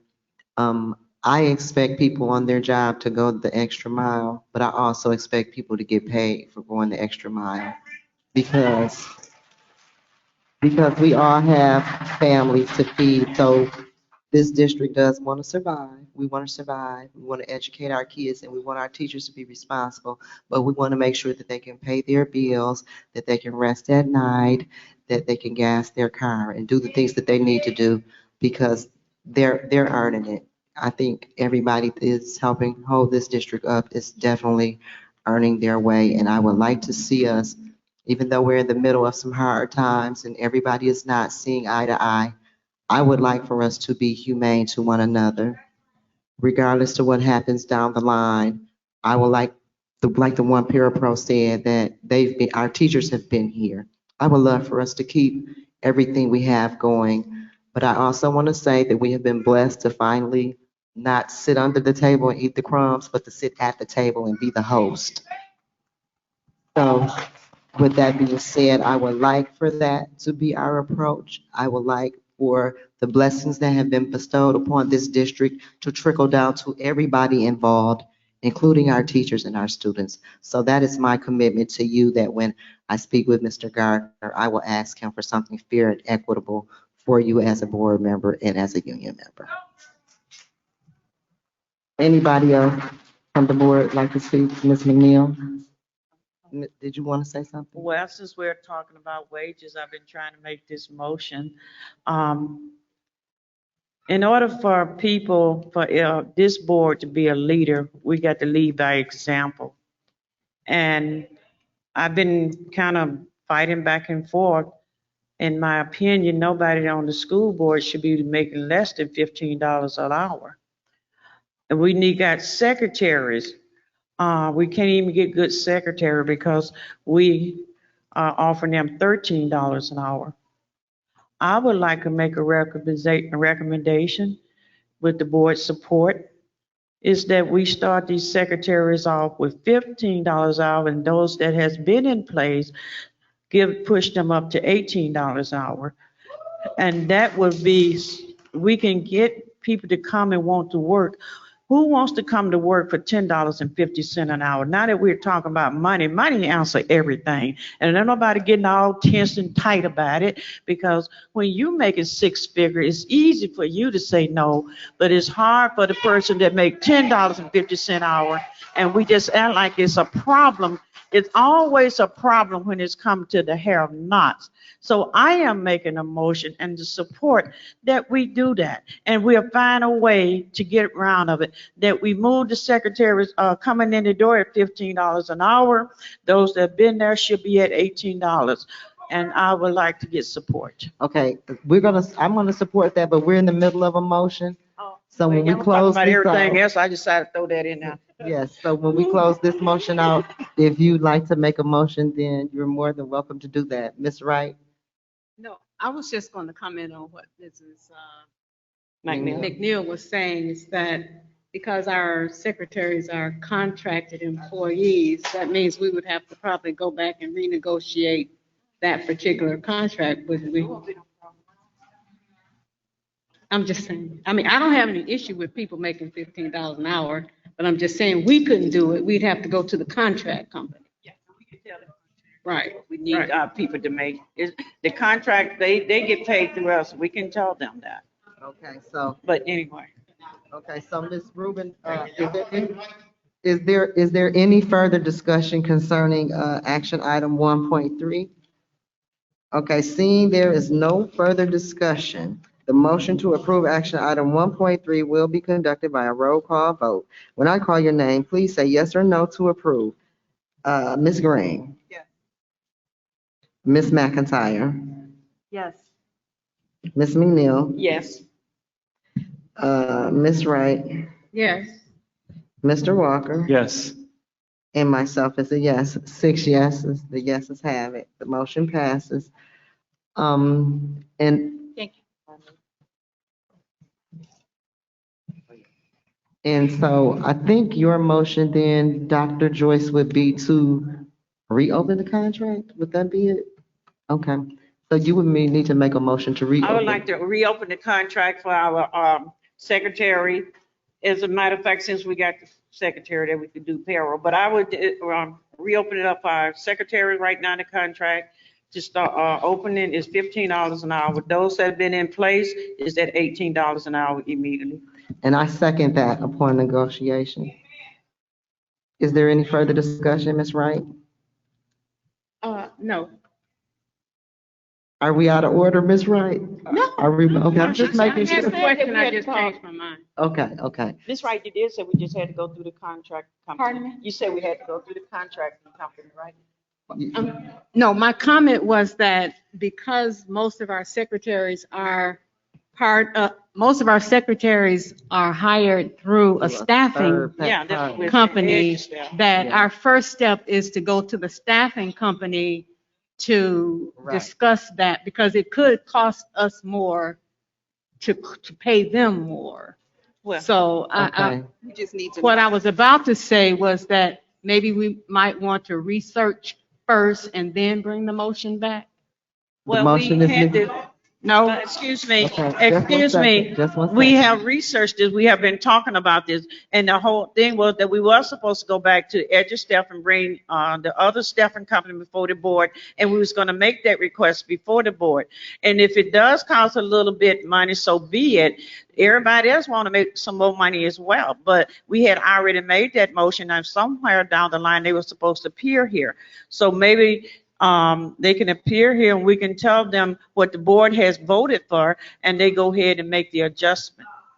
Okay, well, if we're gonna be doing something like that, then I need to make an amendment to your motion. Yeah. Because we're pulling contracts, and I don't know if this is right, and I'm sure Ms. Wright can help us. But they supposed to be. To make an amendment to include the payrolls that are third-partied out, because we spoke on that, and I think they said that our payrolls in the district could get the raise, but those that were contracted out could not get the raise, but they're doing the same work. So I'd like to make an amendment to Dr. McNeil's motion to also pull the contract for the payrolls that are third partied out. Yes. But the vote is on the original motion at this time. Is there any other comments? At this time, we'll do a roll call vote. We already roll call voted on this? No, okay. At this time, we'll do a roll call vote. When I call your name, please signify by saying yes to accept or no to decline. Ms. Green? Absolutely, yes. Ms. McIntyre? Yes. Ms. McNeil? Yes. Ms. Wright? Yes. Ms. Walker? Yes. Mr. Walker, I'm No, sorry. you're good. Mr. You're good. Walker. Yes. And myself, it's a yes for me. And next, we'll have the vote on the amendment. Is that right? Oh, a second. I'm sorry. That's right. Go ahead. So that 6-0 vote was for just secretaries or secretaries and For the parapros? secretaries, and now we're finna vote on the amendment for the parapro. Okay, thank you. Okay. And now the vote, is there any? Oh, I need a second. Oh, Oh, yeah, second. okay, thank you. Is there any further discussion on the opening the contract, third-party contract for the parapros? Okay, seeing there's none, let's take a roll call vote to accept or to decline. Ms. Green? Yes. Ms. McIntyre? Yes. Ms. McNeil? Yes. Ms. Wright? Yes. Mr. Walker? Yes. And myself is a yes. The motion passes 6 yes. Okay, I will now call upon Ms. Dunpray to, thank you, I am so sorry. Thank you, Ms. Rubin. Thank you, For your board. time. I will now call upon Ms. Dunpray to present the Finance and Operations Committee action items to the board. Good evening, board. Good evening. I seek a motion and second to approve action item 11.1 fiscal year 22 Middle Cities Risk Management Services. So moved. Second. It has been moved and properly seconded. Is there any discussion? Yes, I have just a quick question, please. We can hear you with the mic. Yeah, I just have one question, please. I think it's for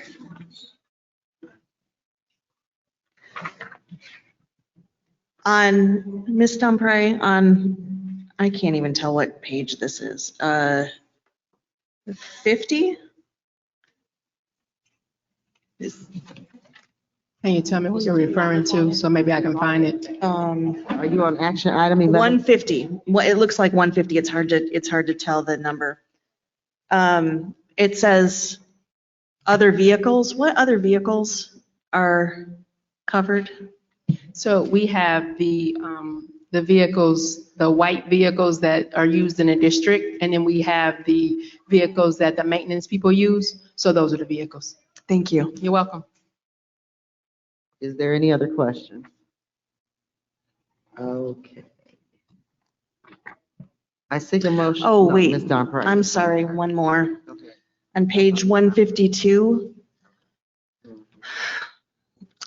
there is a line item where it says that in 2020 through 2021 expiring MRMT administrative claims TPA is at 39,334. Yes. And for the 21-22 year, the administrative claims TPA is at 152,207 with a differential of 112,873 and an increase of 286%. What is that? So the 21-22 is a proposed amount that they expect that we will spend for 21-22, and it would be based upon claims that are already out and being litigated at this time. So this is a projected expense that they think we're going to incur because of claims that have to be settled that we will have to pay. Correct.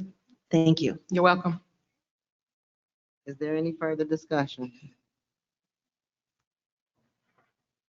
It has been properly moved and seconded, I do believe. Oh, no, seeing no further discussion, the motion to approve action item 11.1 will be conducted by a roll call vote. When I call your name, please say yes or no to approve. Ms. Green? Yes. Ms. McIntyre? Yes. Ms. McNeil. Ms. Wright has stepped out. She's absent. Mr. Walker? Yes. And myself is a yes. The motion passes 5-0. 5 and 2 absent. Yes. Please continue, Ms. Donpre. I seek a motion and second to approve action item 11.2, authorization to execute professional services agreement with the additional contract as moved from Cal. So moved. It has been moved and properly seconded. Is there any discussion? Okay, Ms. Donpre, I'm gonna be honest. I didn't make it this far down in my packet and I don't remember. Can you fill me in? So this is the presentation that Mr. Vaughn just gave you. Okay. Okay, thank you. You're welcome. Is there any further discussion? Seeing there is none, seeing there is no more discussion, the motion to approve action item 11.2 will be conducted by a roll call vote. When I call your name, please say yes or no. Ms. Green, Yes. Ms. McIntyre, No. Ms. McNeil, Yes. Mr. Walker, Yes. and myself, yes. The vote passes 4 yes, 1 no.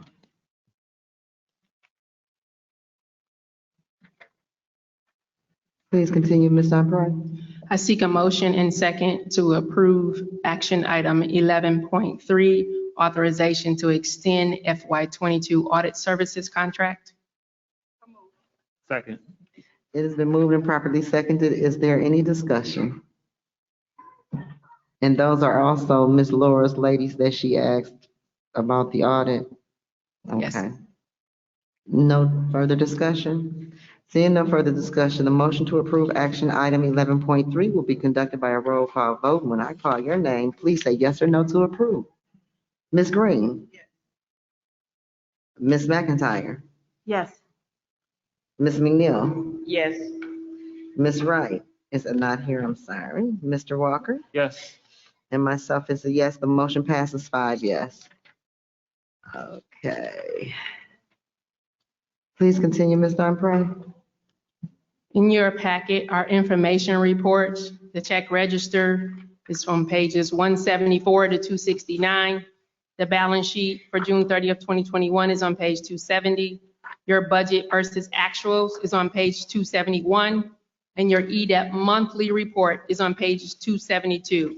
Do any board members have any questions? This is not an item for action. Are there any questions, board members? Yes. Go ahead, Ms. McIntyre. I would like to,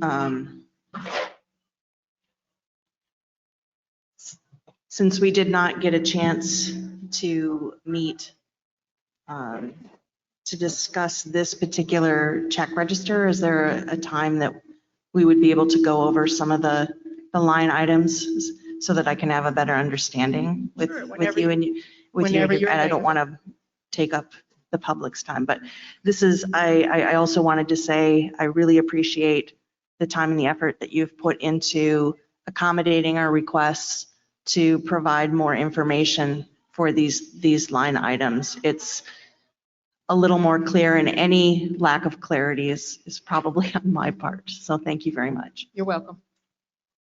Is there any other comments by board members?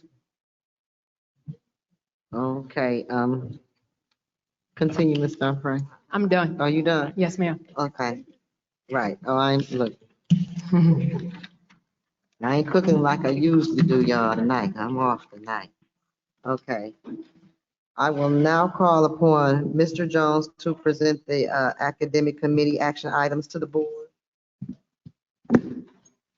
I seek a motion and second to approve action item 25.1, authorization to renew student licenses with with Amplify Education Incorporated for M-Class Devil's Next for 2021-2022. It has been moved and properly seconded. Is there any discussion? Pass her my pen so she can borrow that. Is there any discussion? Seeing there's no discussion, It has been properly moved and seconded that we approve action item 25.1, authorization to renew student licenses with Amplified Education Incorporation for M-Class Dibbles next for 2021-2022 school year. Is there any discussion? Seeing there is none, the motion to approve action item 25.1 will be conducted by a roll call vote. When I call your name, please say yes or no to approve. Ms. Green? Yes. Ms. McIntyre? Yes. Ms. McNeil? Yes. Mr. Walker? Yes. And myself, 5 yeses, the motion passes. Okay, I'm pretty sure I'm gonna say continue, Yeah, Mr. Jones. I seek a motion and second to approve action item 25.2, appoint Flint Schools parent representative to the GISD Special Education Parent Advisory Council. So moved. Second. It has been moved and properly seconded that we approve action item 25.2, appoint Flint School Parent Representative to GISD Special Education Parent Advisory Council. Is there any discussion? Advisory Council, oop, I'm sorry. Let me put my eyes back up. Why is their name not here? That's like their name. That's just me overthinking it. I'm talking to them, girl. Why is it not there? I don't know, you know, I don't know. It's just how they developed the resolution. Oh, But okay. it is in the resolution Okay. that you're adopting. Okay, I just thought that was important. Okay. Thank you. Is there any discussion to this? I would love to Go ahead, Ms. McIntyre. offer our thanks to Miss Betty for her continued vigilance and patience, being at meeting after meeting after meeting, and her willingness to step up after 8 years. I want to say it's about time, not about time that you did it, but I'm so glad, and I wish that we could have more parent representatives, that we are only allowed one, but thank you. Thank you, thank you, from the district, from the board, from everybody. Thank you. Ms. Green? This is very much needed and appreciated. I would like to get some understanding on why we didn't have one for 8 years. And also a second part to that question is, will we get like reports on how things are going, or will we get updates? Can you step up to the mic, ma'am, and If it's so a we mic can hear there? you? Oh, she don't have one now? Okay, yeah, come on up to the front then.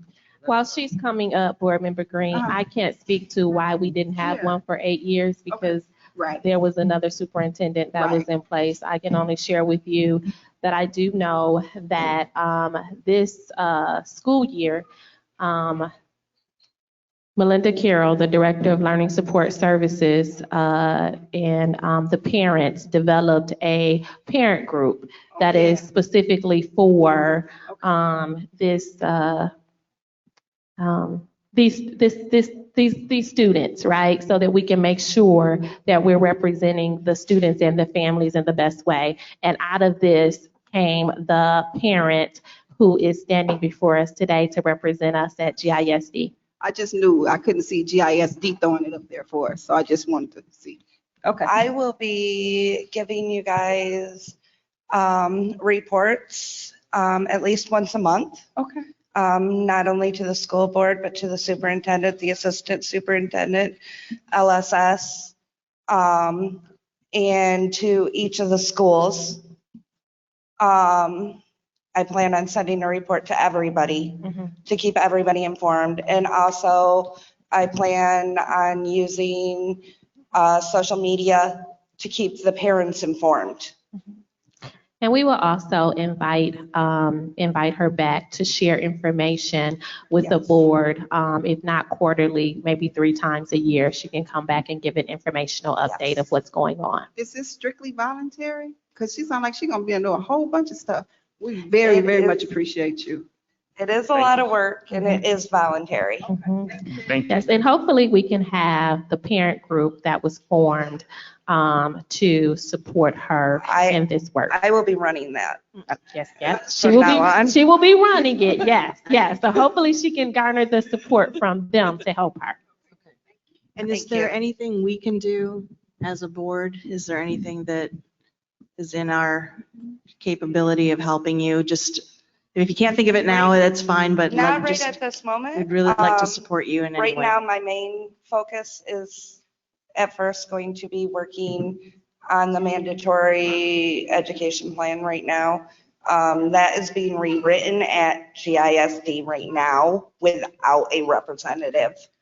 And that I need to get on that first thing as soon as I can be approved by GISD.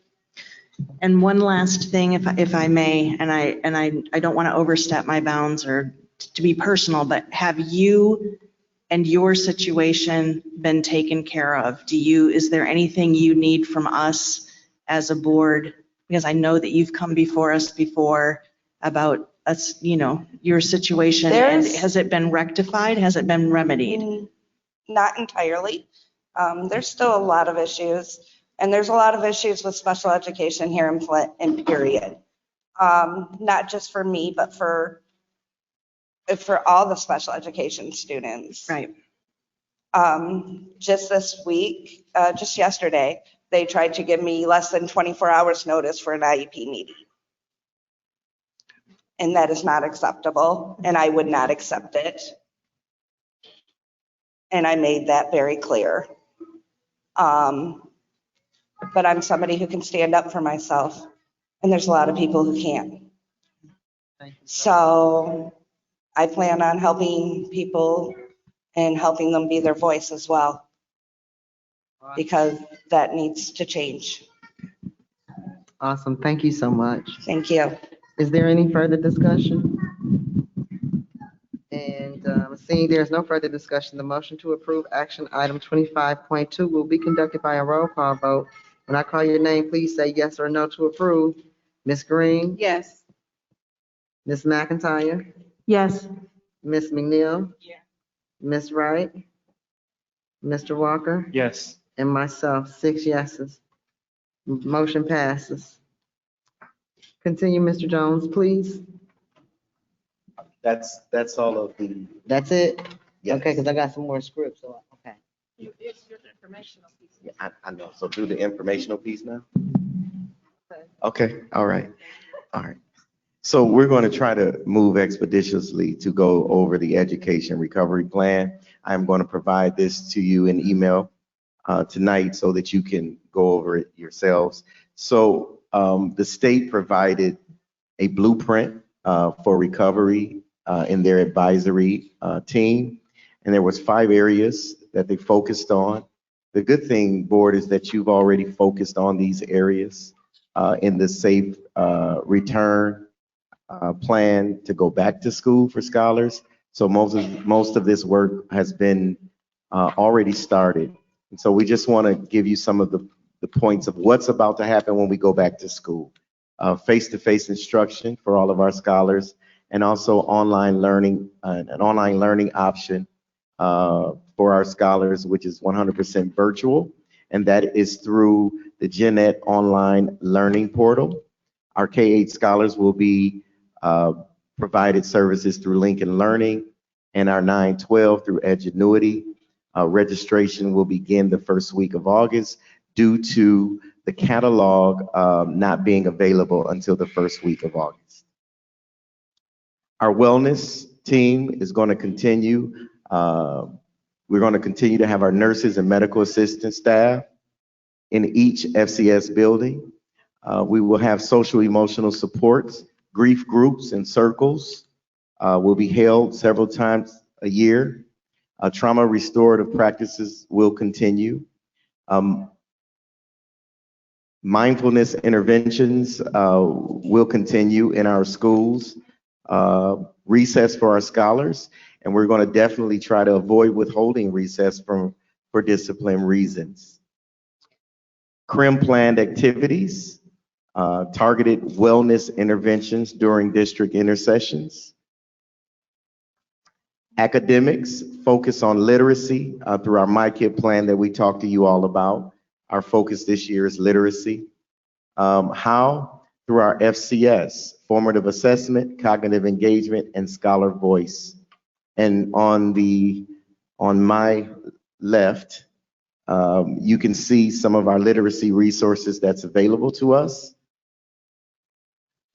Implementation of district-wide progress monitoring tools. Exact Path and Study Island will be district-wide this year. Use of intentional resources that provide scholars with practice of deficit skills.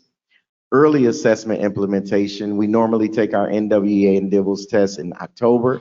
We're going to be doing that the first month of school. Intentional intercessions focused on scholars' academic needs with conversations with our teachers and also administrators. We need to be more intentional about our intercessions, ensuring that it's not fluff, but it's more important to scholars' needs and targeting the assistance that they need. Providing intentional supports to teachers with our district instructional specialists to support ongoing instruction for teacher and scholar success. Implementing data protocols. We've had teachers that signed up for the last 2 days. They've been in Summer Institute with our MSU team to support learning about data protocols. So thank you to those teachers that signed up for that PD. All strategies are for all scholars, including our LSS scholars, who will also be provided individualized educational plans. And next we go to just talk to you a little bit about how that will look. Engage all scholars in grade level content, high quality integrated curriculum, and culturally responsive instruction. Assess every scholar's strengths and needs using benchmark and formative assessments paired with teacher observations to establish a baseline and continually monitor progress. Focus instruction on priority standards, emphasizing skills over content with cognitive engagement. Create opportunities to integrate scholar voice and decision-making into learning. Then we go on to school climate. In school climate, continuing positive behavior intervention systems in all buildings throughout the district. The implementation of capturing kids' hearts in all buildings throughout the district. The district will provide training, learning opportunities, and mindfulness for scholars, staff, and parents. The district will utilize staff, scholar, and parent need surveys to address the staff, scholar-parent relationships. Intentional communications between district to family, school to family, classroom to family, and will be monitored for success. Confidential scholar reporting systems to report incidents and concerns. The next area is family and community engagement. I would like to just say our parent facilitators have worked hard this year. That's not to leave anyone else out. They've been working very hard to facilitate conversations with families. As you can see here, our FAST program is going to start back up. Family and schools together meetings. Connect families to community partners who offer parenting classes, tutoring, and Ask the Doctor. Just want to make this known that this all happened through our CREM partners. With community partners, continue adult literacy, technology classes, and support groups for connection with parents.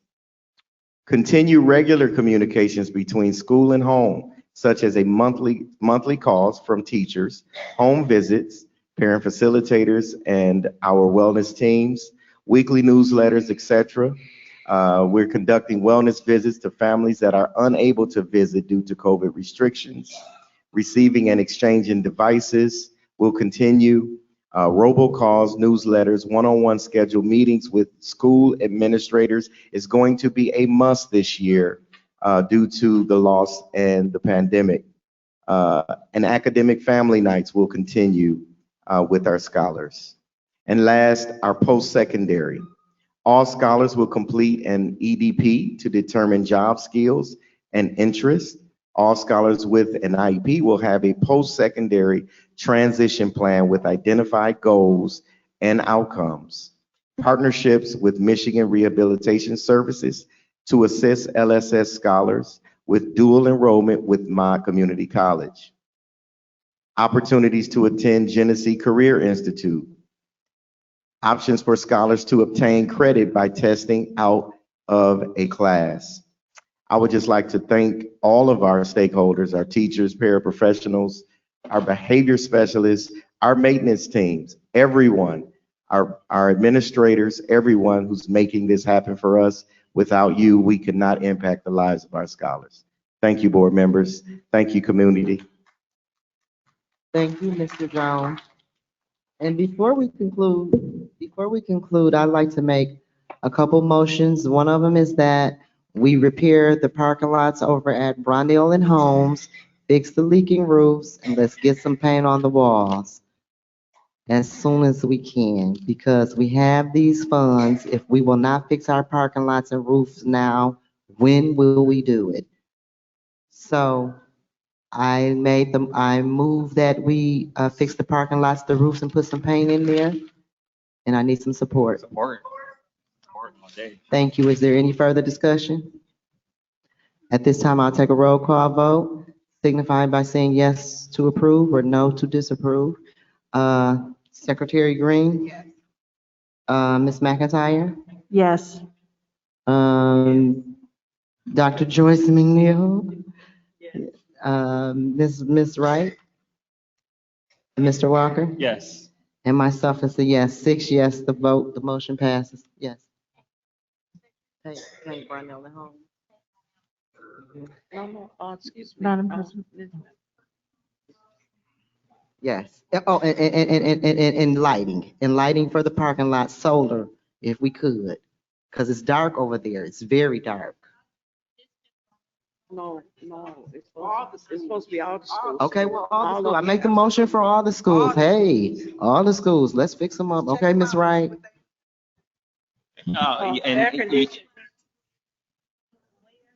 And lighting, yes. Let's start with the hallways and go into the rooms. Mr. Walker? Yeah, no, you're good. Go ahead. Okay, I was just going to say, I think another thing that we need to talk about as we're moving forward is the air quality, right? That has come up a lot from the public when they spoke, and again, we felt it, and we've only been in this room for close to 3 hours. Yes. So imagine our students, our scholars, in the classrooms with this air system. So that's something that definitely needs to be upgraded. Okay, so is that a motion, is it an amendment to my motion then? Yeah, yes, Okay, yes, I yes, got ma'am. you. So, Ms. Wright? The requests that you just made, are those requests with sinking fund dollars or the new money that's coming to the district? Which fund is that gonna come from? Whichever funds we can get it. No, Because just I guess my question would be my request is that administration come up with a plan for those kinds of improvements for all schools, not just. Okay, that's one. great. I didn't want to So if push they it, can but come yeah. up with a plan to do that, starting with your requests first, and then we can move forward, because, we Because don't it's want to, needed. focus on one when everybody is in need. So Absolutely. let's get a plan for everybody. Absolutely. That makes sense. I thought we kind of had some air situations taken care of. I remember what we I talked thought, about it. So when I'm hearing that, it's still miserable in some of the buildings. I was getting concerning. ready to speak to that, Board Member Green and Board Member Walker.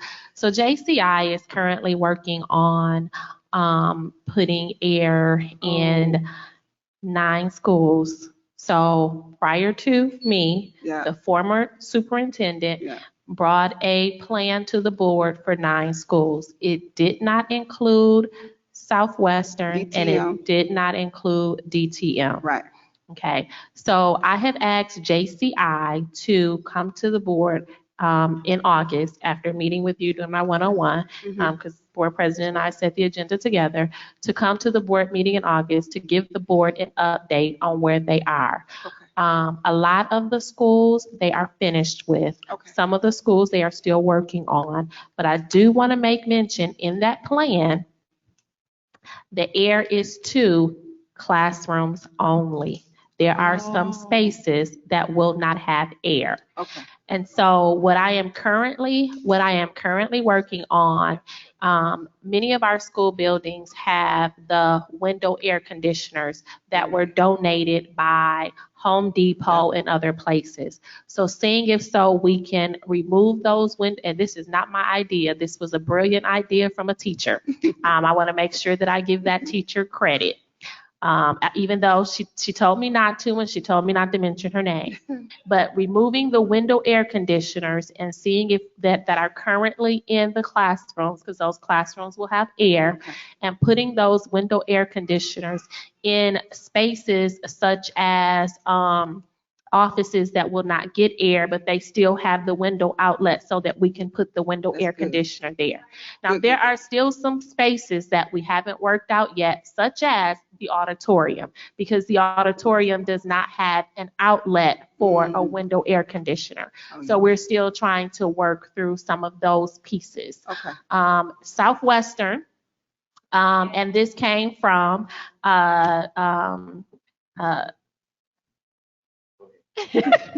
Southwestern. What we're going to do for Southwestern in the meantime are take those window air conditioners and put them in the class we're working on. I won't say because it's not finished yet. Let me make that clear.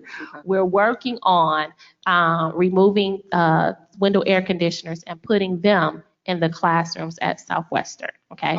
We know that we only have so many to work with, right? So we don't have. I don't think we have enough. And so after we do our inventory, we will look at seeing what else we need to do. Maybe requesting Home Depot to make another donation so that we can make sure that all of the classrooms at Southwestern has a window air conditioner. But those are some of the things that we're working on. And I am going to be seeking to have JCI to come to the board meeting in August to give an update on where they are with the air. That's the self-funding thing that we have. Okay. Is that what was called, the self-funding with Johnson Control? Yes, Right? with Okay. Johnson Control. Yeah, okay. I Yes, know what you're ma'am. Yes, ma'am. That's still going strong, huh? Awesome. Okay, so now where are we at, Mo? Because we.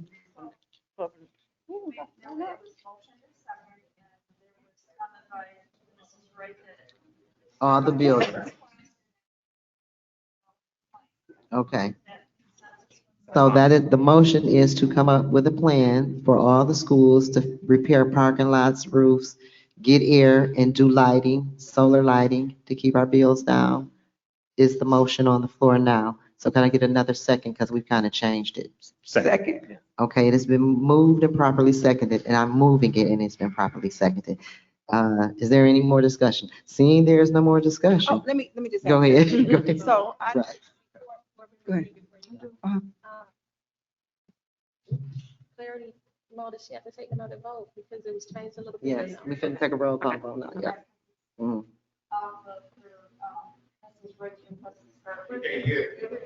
Okay. They can't hear you.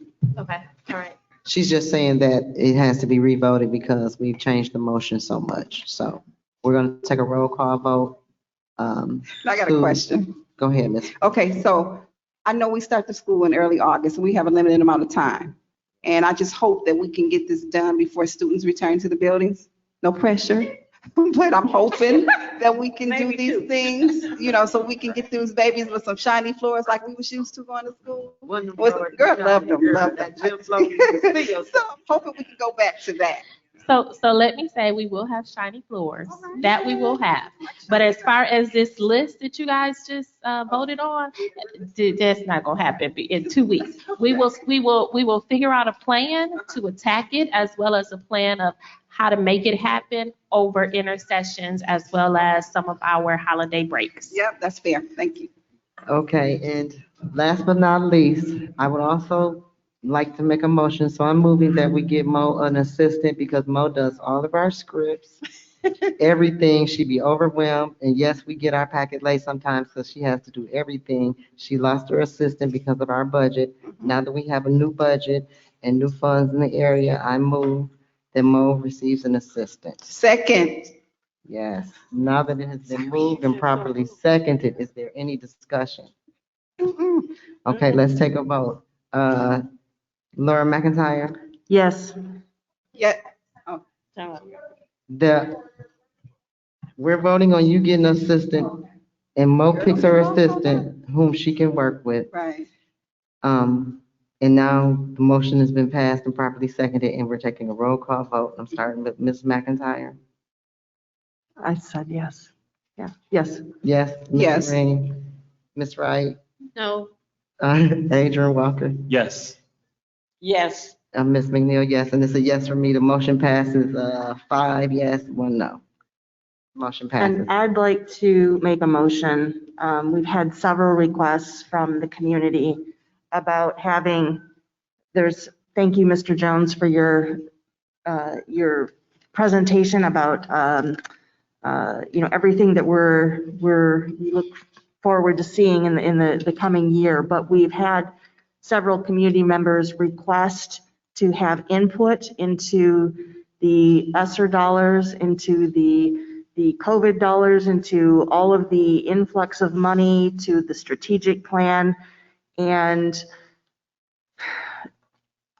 we need to have some community input sessions that are genuine and authentic, and that actually allow for community input. Outside of these restrictive Robert's Rules of Orders, these 3-minute time limits, we need to have, we don't need breakout sessions, we need something. So,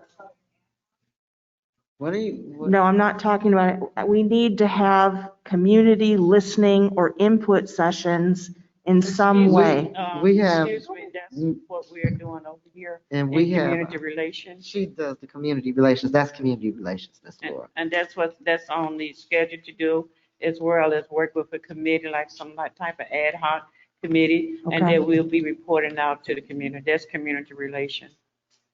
And if you have any input, you can probably give And it you can Dr. just Joyce, tell and me. I'm sure she will accommodate you on anything. And we're gonna use the assistance of Danielle Green and Mr.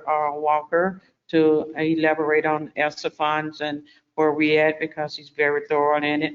And that's something we're gonna be rolling out to the community. Oh, sorry.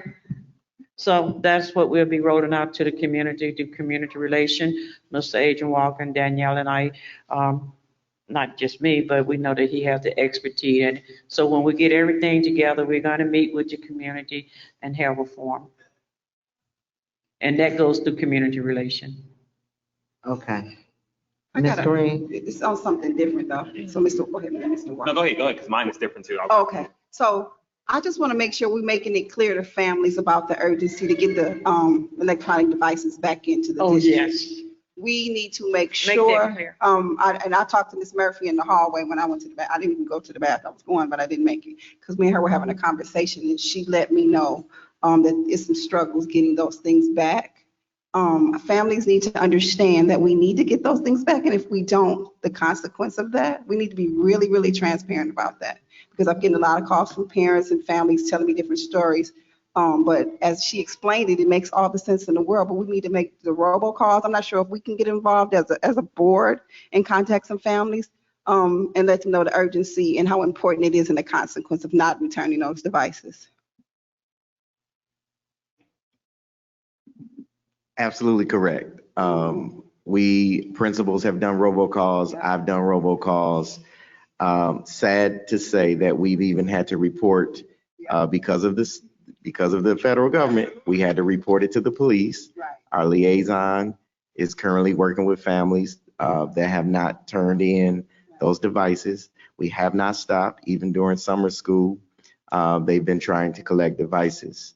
And so our principals did not want to do that as far as reporting, but we had no choice. And they need to understand that. And like I said, if it's something I can do, and me and Ms. McNeil were talking about it in the hallway, something we can do as a board or individually, I'm all for that. So we can avoid some of those messy things.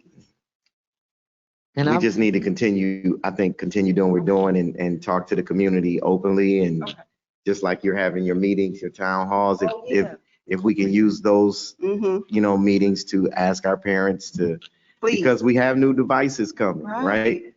So we want to make, and they belong to the scholars. Right. So it's not like we don't want them to have them. Right. We want them to have one at home and one at the school, but they have to turn them in at the end of the school year, Understandable. per federal government. Absolutely. It's beyond our control. So we have to Right. do, we have to do. Okay. So I want to make that clear that this is government property. We do not own it. It is the government's property. So we cannot let you have it because we will probably need it for other scholars. It is not ours.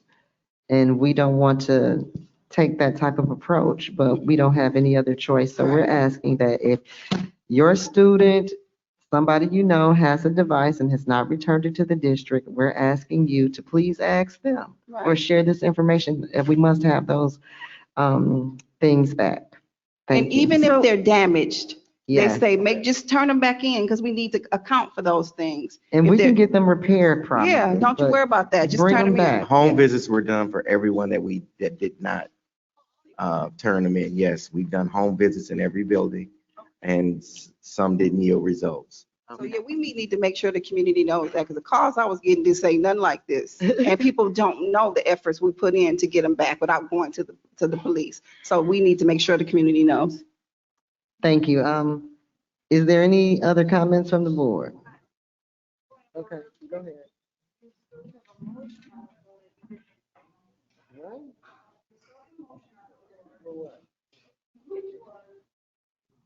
Start with Carol's request and then have the administration develop a plan. Oh, I thought we voted on that. Okay, I'm sorry. Oh, Take the vote. we didn't got the rolling. Okay, so we back. We made the motion. Was it seconded? So now we just need a vote to get the repairs done to the The plan. working on the plan. Uh-huh. Admin's gonna develop a plan and then come back to the rest of the building. Okay. What she said, Ms. Wright? The plan will be, I know. this new system is not too great. Okay, so the plan will be for parking lots and lighting. And roofs Roofs and paint. and paint.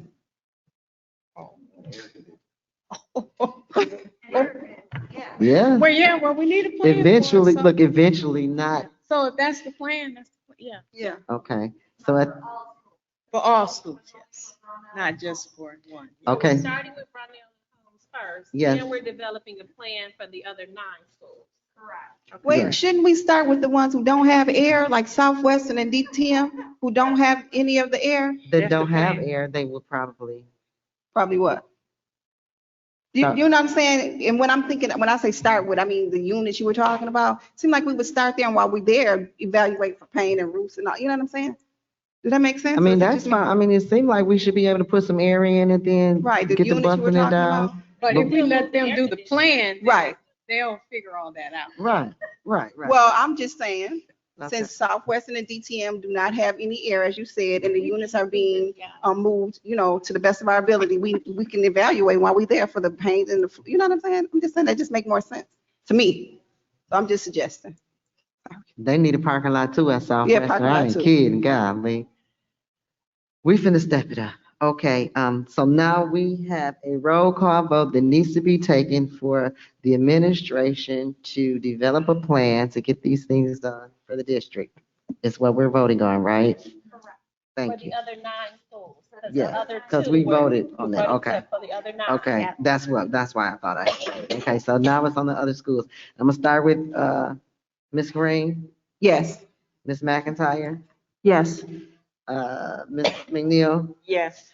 Ms. Wright, Yes. and Mr. Walker. Yes. And myself, the vote passes 6 yes.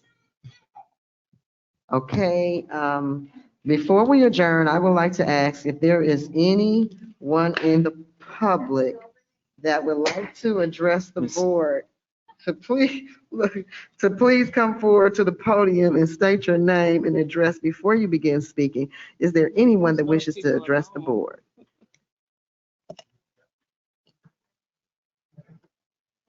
Oh, wait, I forgot about all these. Oh, my God. So I think maybe what we'll need to do is kind of make an announcement, you know what I mean? What's your name, Art? What's the announcement? What's the announcement? Oh, shoot. What's the announcement? Oh, Lord. Good evening, Board. My name is Felicia Naymark, 1285 Brenner Pass, Clio, Michigan. I am a teacher at Durant-Turry-Mott as a speech language pathologist, and I represent the Learning Support Services ancillary staff on the negotiation team. That would be the school psychologists, speech language pathologists, school social workers, occupational therapists, and physical therapists, any of us who are direct district hires. The majority of that staff, however, are through third-party contract companies, but I only speak for those of us that are direct employees of the district. We ended last year with at least 5 of our speech language pathologists leaving the district, and we had 4.5 school social workers through LSS to cover the entire district. We get people, they stay a month, 2, maybe a year, and then they leave to somewhere where they can make more money, or if they're trying to raise a family, they have to leave the district, although they are invested in our children. We have the same with all of our teaching staff and our LSS teachers. We have a lot of unfilled vacancies in our special ed department. The ISD has special education classrooms that are empty. If a teacher has a choice to come to Flint or go to the ISD is paying more money. We really need to look at the salary schedule and an increase. I have been with the district for 6 years.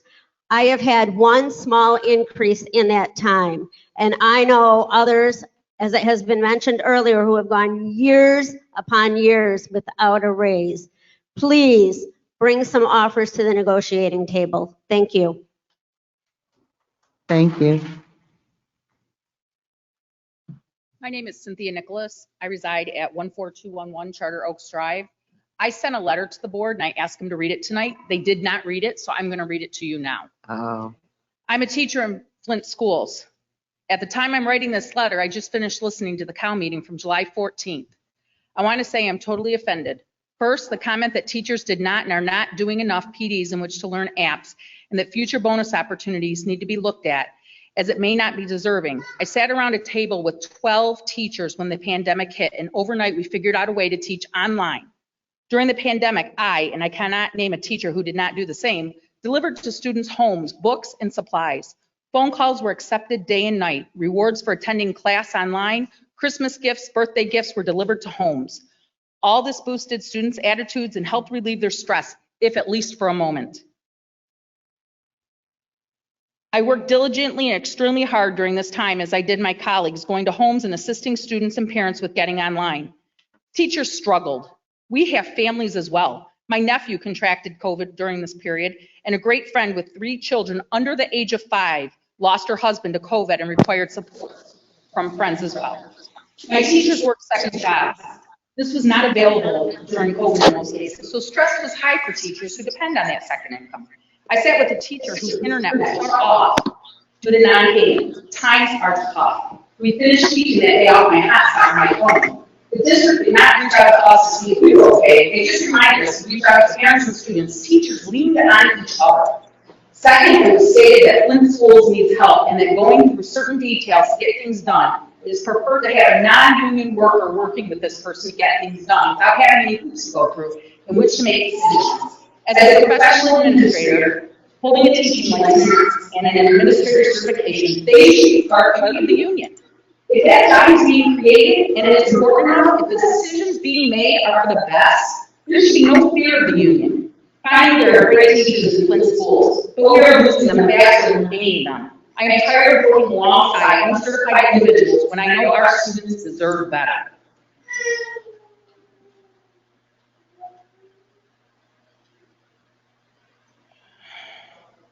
Hang on, I lost my spot.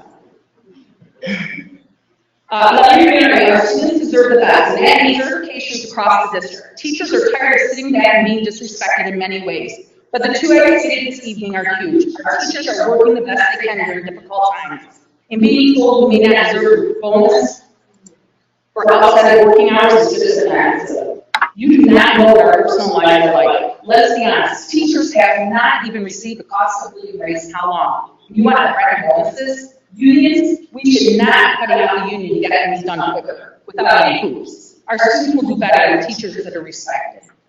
That was my letter. I might want to add, I have a friend in the district that makes $35,000, that'll be leaving our district for another position in another district and will start out at $68,000. She prefers to stay here. Well, how can she turn it down? Thank you so much, ma'am.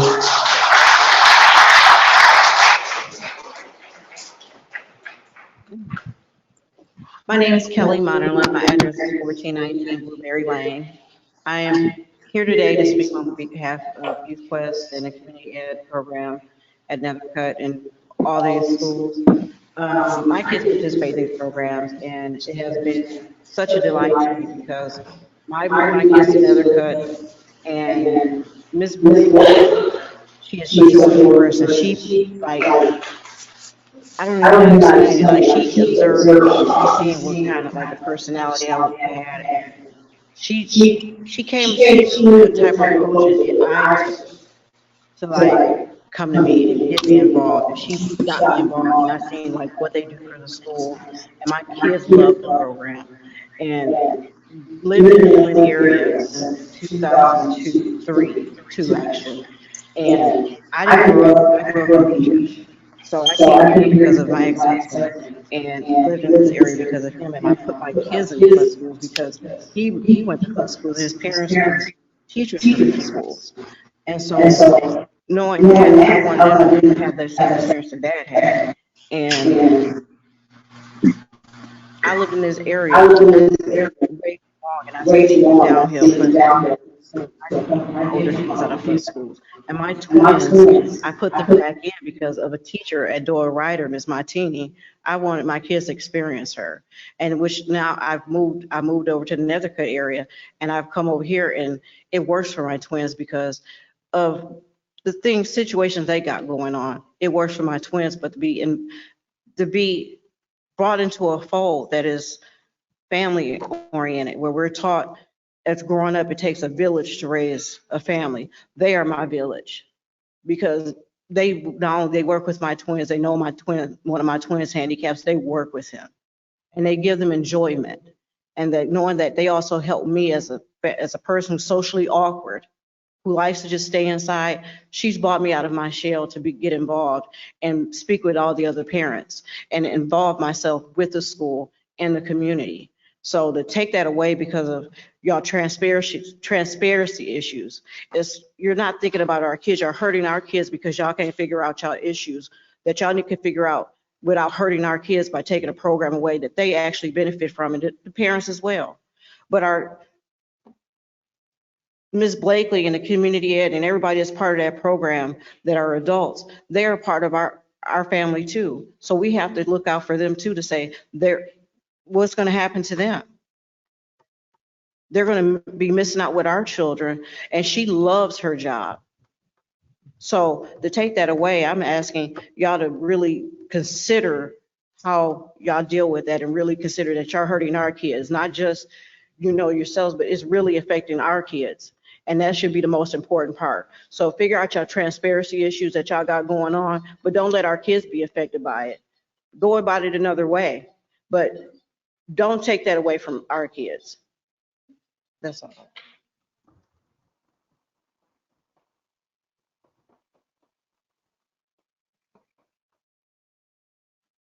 Good evening. My name is Margaret Fox. My address is 107 South Hazelton Street. I am here representing the Education Foundation as a board member. I am a proud graduate of Flint Central High School. I taught for 20 years at Flint Central and Southwestern. In that time, I have watched Flint students' enrollment decline from 25,000 students to under 4,000 students. Students have left for other districts and charter schools, causing the district to close buildings in various wards as enrollment declined. Currently, 10,000 kids or 78% of the city of Flint students are choosing to attend other schools and districts. Flint students attend Carmen, Westwood Heights, and Flint International Academy, to mention a few, and charter schools. The charter schools in the area are dependent on Flint kids leaving, with over half of their enrollment being Flint students. We must stop allowing this district to bleed students and funding. We have also had a brain drain of talented staff that have left for these districts. We can create a solvent district, but we have proven time and again, we cannot do it without community partners willing to help. I implore this board to work with the Mott Foundation. After Northwestern closed, Flint lost 300 students to Hamady High School. Hamady has made millions of dollars off of Flint students who attend Hamady High School and their alternative program on Jennings Road. Each child that leaves this district costs between $7,000 and $9,000 per pupil in state aid. As a result, Westwood Heights has benefited. With Flint students attending Hamady and their alternative program, they have gained more state funding. With state funds, they have provided the best equipment to enhance 21st century learning and even built a brand new stadium. We must get these students back in the city where they reside. We cannot attract them with the schools we currently have. I have taught in classrooms that were 58 degrees in the winter and 95 in the summer months. I taught with slow and broken technology in my classroom for an entire year due to the lack of funding to repair or replace it. These things are not conducive to learning. When Mott talked about developing a culture for Flint schools, they are talking about the learning and physical environment, embracing the values of the students, not taking away their African American culture. With money from the Mott Foundation, Flint would have the opportunity to do innovative things that would save millions of dollars and be able to provide an amazing education for students. Students still seek schools that have great facilities as well as great teachers. Families want stability, decent buildings, good teachers, competitive technology, and opportunities for their kids. The only way to get students to come back is to provide a state-of-the-art high school centrally located for all city students in the College Cultural Center, as well as updated junior highs and elementary schools throughout the city. We have an opportunity to provide these things for our students if this board would allow the district to engage in conversation with the Mott Foundation. Without this funding, I see a district that is imploding. We must be a desirable and competitive district to bring students back and to save the district. Thank you for your time.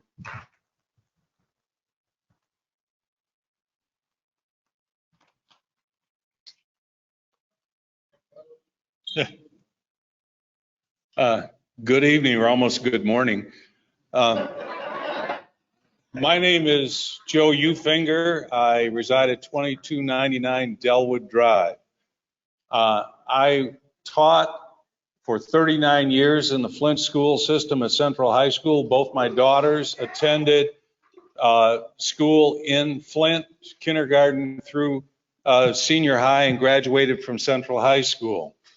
I attended the Flint schools myself. I started in 1950 at Longfellow, long gone Longfellow. I graduated from Central High School down at Atwood Stadium with almost 2,000 other people from Northern, Central, and Southwestern. We had a common graduation commencement down there. We have just a few over 3,000 total students in the system now. Margaret mentioned this. I'm from the Educational Foundation as well. And we've been trying to help basically for a number of years. And one of the things that I have found by our program, we go to schools, we honor teachers every month for their outstanding work, or any other individual that might be nominated. And one of the things that I see are fantastic teachers who are doing a heck of a job. We have people who are in very difficult circumstances, creating learning environments that are wonderful for the kids. And I applaud all of you teachers and those who left because they had to get home and get some sleep for all the work that you're doing. We also have been involved with the community school directors. They are an outstanding group as well. We want to help to enrich programs with them in the future. And so we want to get involved. We're part of this community. We want to help. There are other parts of the community that want to help as well. And I want to speak finally to the memorandum of understanding. And I don't know all the details or all the history, but I do know this: there's a lot of money on the table. And I do know this: you don't have enough money. And I do know this: you have a lot of buildings that need help. And I do know this: that if you put at Central High School, and I graduated from there, I love that place, knock it down, put something there better in the heart of the cultural center, next to a brand new library, next to a brand new historical museum, next to an art institute, next to 2 major colleges, create an environment that will make kids want to come to Central, or to call it Flint, come to school in Flint, not leave for Hamady. Thank you.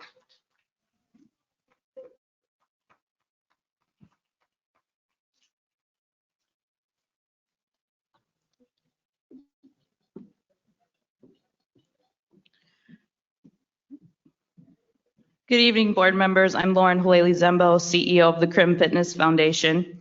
I'm proud to say that the Crim has been part of the Flint community for 45 years. Our founder, Bobby Crim, was a Flint school teacher in these very schools. As you know, people came from all over the world to Flint to see the lighted schoolhouse model envisioned by Frank Manley and C.S. Mott that supported kids from 1935 up until the 1980s. As part of the 2012 Flint Master Plan, in which over 5,000 residents participated, the community requested the return of community education. Then Superintendent Larry Watkins asked the Crim to lead this effort due to our long history of partnering with the Flint schools. In 2014, with a grant provided by the C.S. Mott Foundation, we were able to pilot community education at the Brownell Holmes STEM Academy, and soon other Flint school principals requested the strategy at their buildings. Due to continuous generous funding from the C.S. Mott Foundation and the United Way of Genesee County, the Crim was able to ramp up district-wide for the 2016-2017 school year so that every Flint building could have community education. Across the country, the same community schools model is used in more than 5,000 schools, most with a lead agency model similar to the Crim. We support educators by allowing them to focus on teaching and learning, while we focus on providing services and programs to help overcome barriers to learning. If basic needs are not met, such as food, clean clothes, transportation, healthcare, scholars are not able to focus on learning. Since 2014, the Crim has successfully partnered with FCS superintendents to ensure that scholars and families have access to services and enrichment programs at low to no cost. In the 2019-20 school year, 9 out of every 10 FCS students participated in community education programs. During the pandemic, we shifted to providing programs virtually, and our 11 community school directors loaded up buses of care packages filled with learning supplies, food, games, and toiletries, and hand-delivered them to porches of every scholar. All the Crim CSDs are either FCS alumni and/or live in the city of Flint. These dedicated men and women are at the school buildings in the morning. They keep them open in the evening, and they often come out on Saturdays to find a line of students waiting to check out sports equipment or play in an open gym. These community schools have once again become a safe haven for kids. The current administration, Superintendent Stewart and Assistant Superintendent Jones, and the entire administration team have been a pleasure to work with. We communicate regularly so that we can leverage resources to provide the best for Flint families. The Crim has been partnering with the Flint schools since 1991, when we first began providing physical activity and nutrition education programming. That's a 30-year relationship that I hope we can continue for years to come, and that these Flint schools can once again become a shining example of how to provide great educational experience to kids. On behalf of the Crim, I want to emphasize to you that we are ready and willing to partner with you. Thank you.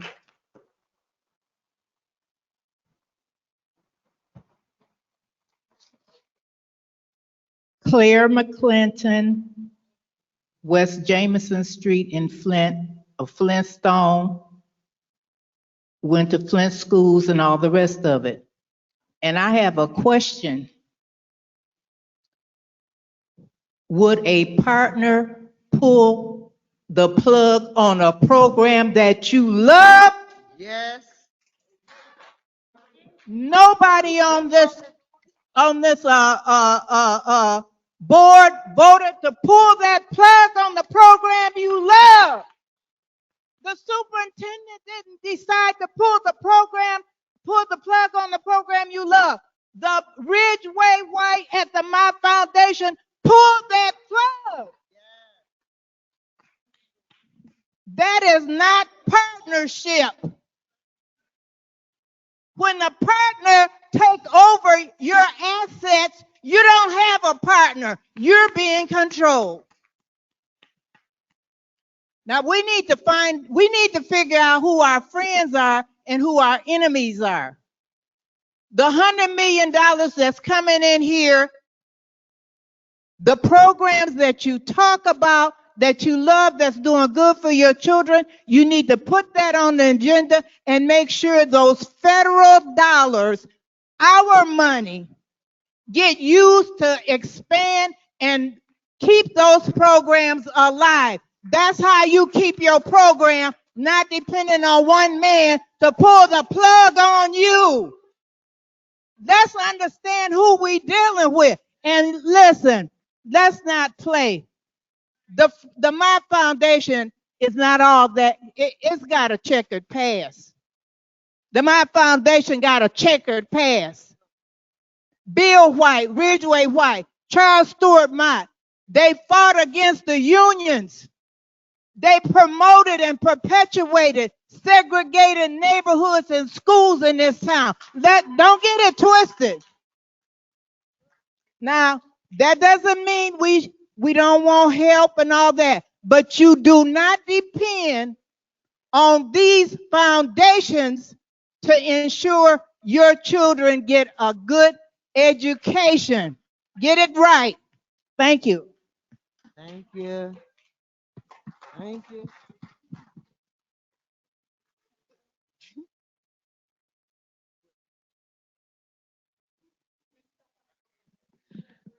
Audrey Young, address is 3119 Kirkwood. I have to say ditto to what Claire just said.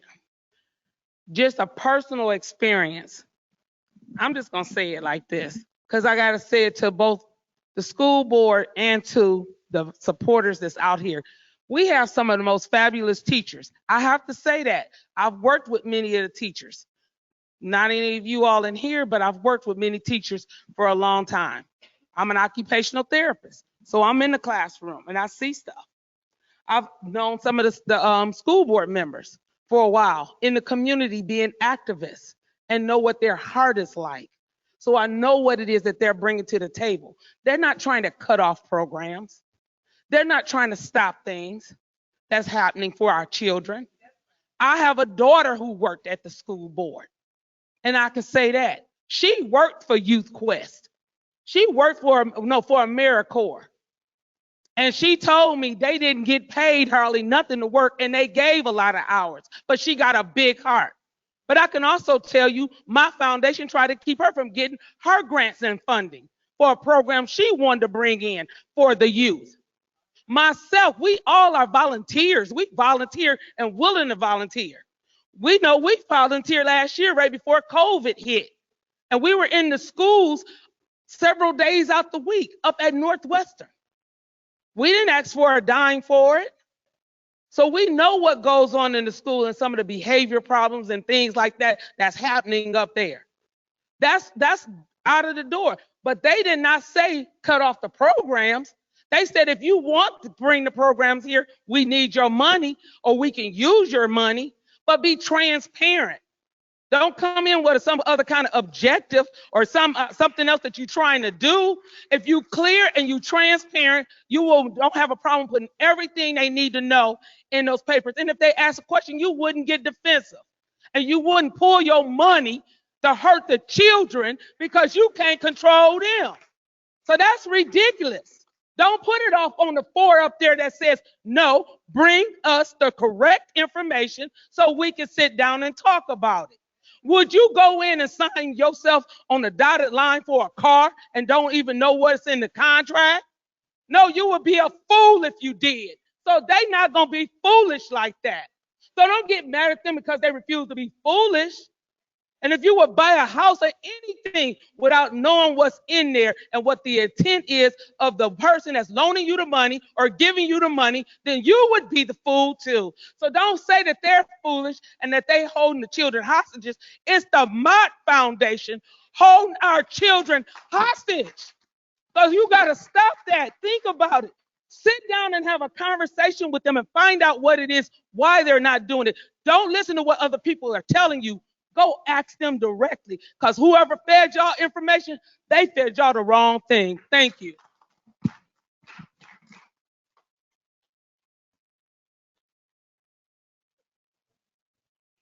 I'm Bethany Hazard, and I live at 2553 Swayze. I live at 2553 Swayze. I just want to thank the board for not making any decisions about Central at this time.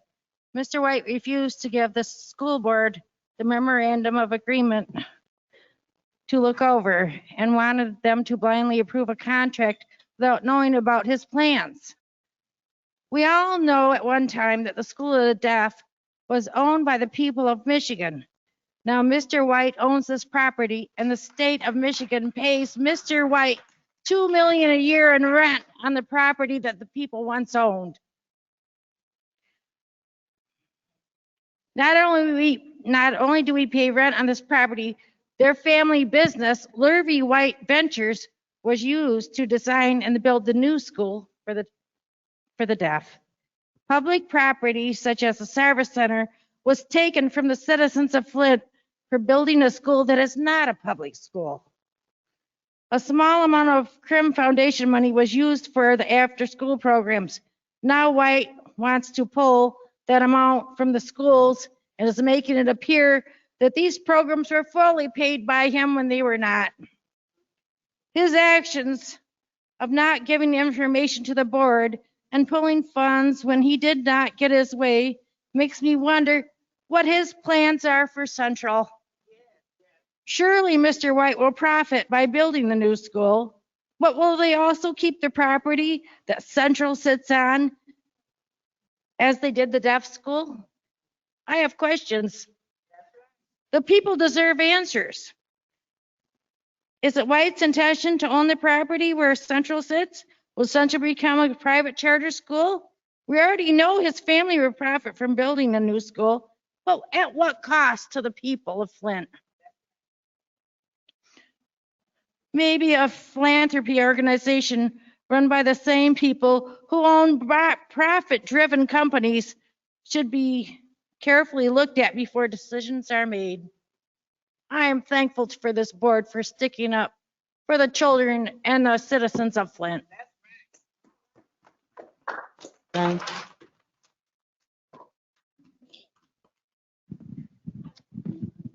Hello, my name is Dr. Laura Sullivan. My address is 3101 Hawthorne Drive.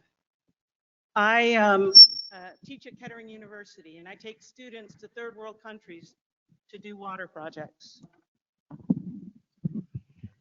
And we observe that there's two kinds of communities in the third world. Communities that have no resources and communities that have resources that come from nonprofits that are funded by foundations. And the interesting thing is they're both doing badly in all cases.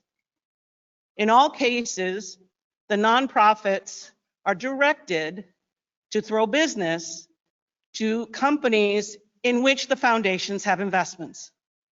And the whole purpose of their presence is not to lift up the poor. It's not to make sure that everybody has access to safe drinking water. It's to profit. And I see that over and over again in third world countries. And that's what brought me here tonight.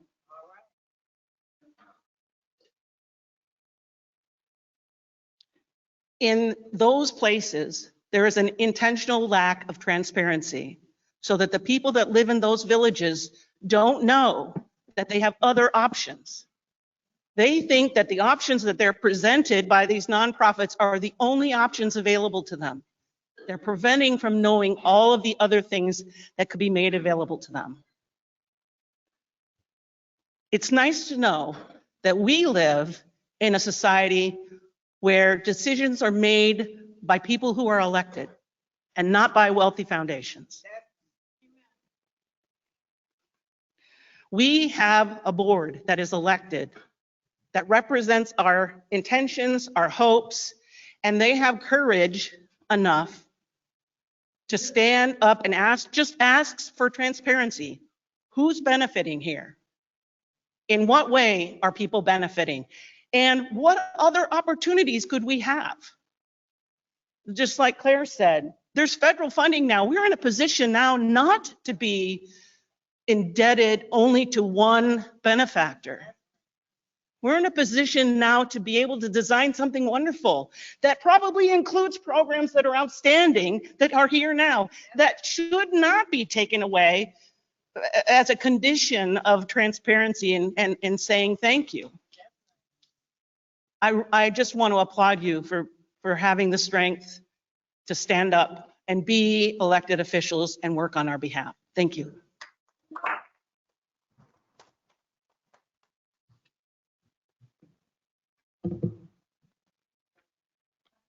My name is Skylar Kelly.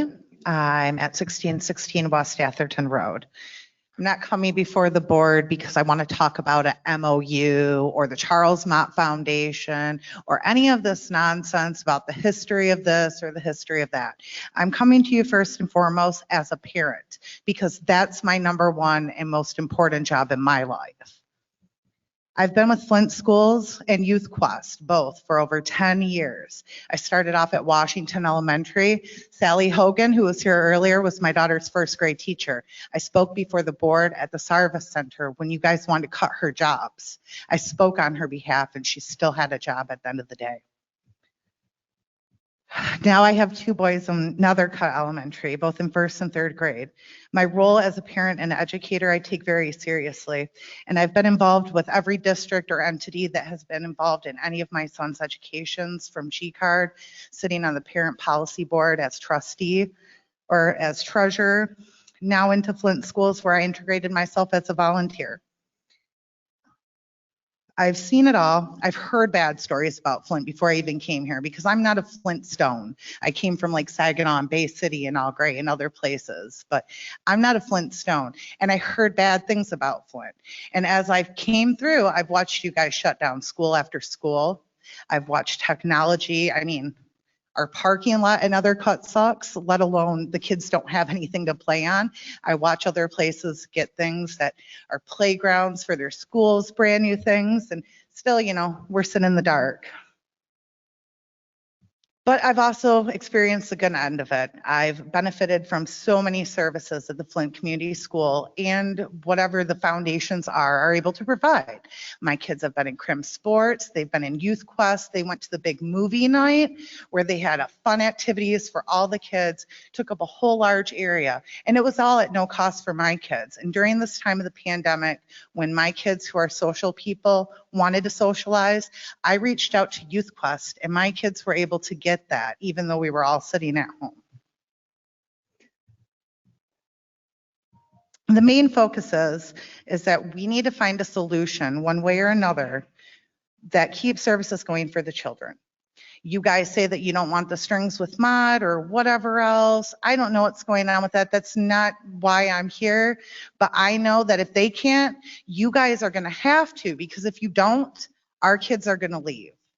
Our kids are not going to stay in a school that doesn't even provide the basic essential services and a good education. The teachers can't put it all on their backs all on themselves. The staff can't carry it on themselves, just like Flint can't carry it themselves. If you did, we probably wouldn't be in the deficit that we're in asking for funds from a foundation. We'd be able to pick up our bootstraps and do it ourselves.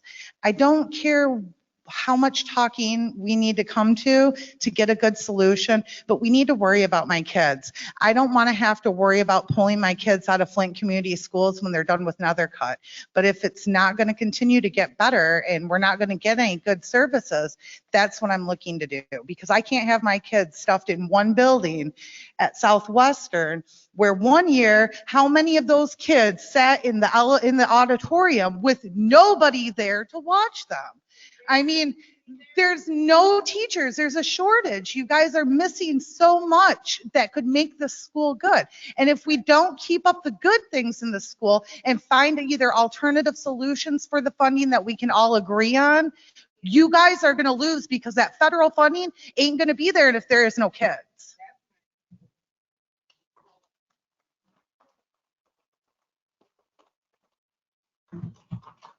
My name is Gina Luster. I live at 9183 Suncrest Drive. I'm a proud product of Flint Community Schools. I went to Pierce Elementary, Ms. Walker, Mr. Bronson, all these terrific, outstanding teachers. Even Mr. Ufinger, he taught my dad. So I was like a little groupie when I just saw him. I jumped out of line and went and took a selfie with him in the hallway. But I want to say this, I went to school with his daughters. And when we went to school, the schools and the state owned the schools. We had wood shop. We had auto mechanics. We could go to the skills center and graduate and be able to get a skill and do hair and not have to depend on loans and grants to go to these ridiculous outpriced colleges. Nothing personal against the Motts. When I was at Pearson Walker, we used to go have lunch with Miss Mott. But when Miss Mott left, everything went out the window. The gatekeeper was gone. And now the people that are working for these foundations, they not from Flint. If they are, they so out of touch. Their kids went to Powers or Grand Blanc. They don't know the struggle. They don't know what we had. We had a gold mine here in Flint. You could go to a Flint school and leave and get a job anywhere. Anywhere. What happened to that? We don't need these foundations. Why fix it if it ain't broke? We've been letting people try to fix this for the last 25 years. I'm looking at the numbers. Do you realize that when the Flint schools started taking, I guess the first time they took roll, 1915, there were 8,612 students. Here it is, 2021. We got cars that drive themselves. And a lot of those people, guess where they came from? Right here in Flint, Michigan. They came and went to Flint Central, they went to GMI, and they used those skills. And that's the reason we got electric batteries, electric cars. We didn't need no dang on Mount Foundation. We UAW, we strong. We know how to put our boots on, stand up together. We'll get out in the snow up to our ankles and hips. We done did it before. I'm gonna say this. Don't let the school, I'm with the board. Don't let these foundation school board do us like we got done in the water crisis. We settled for a settlement. Who go to court and take a settlement and don't know what they settling for? Don't do us like that. As my dad would say, I done seen this movie and it don't end well. If you got to, do what you gotta do. You know what you gotta do, and that ain't what you gotta do. Because that federal money is sitting there. Me and the board president, she had a talk with Vice President Harris. We good, y'all. The money is there. What everybody so scared of? We didn't let these last, I hate to say it, Republicans scare us to death where we feel like we can't come together and get what's rightfully ours. I just say stand strong, and the water warriors got your back. We here deep in this mug tonight.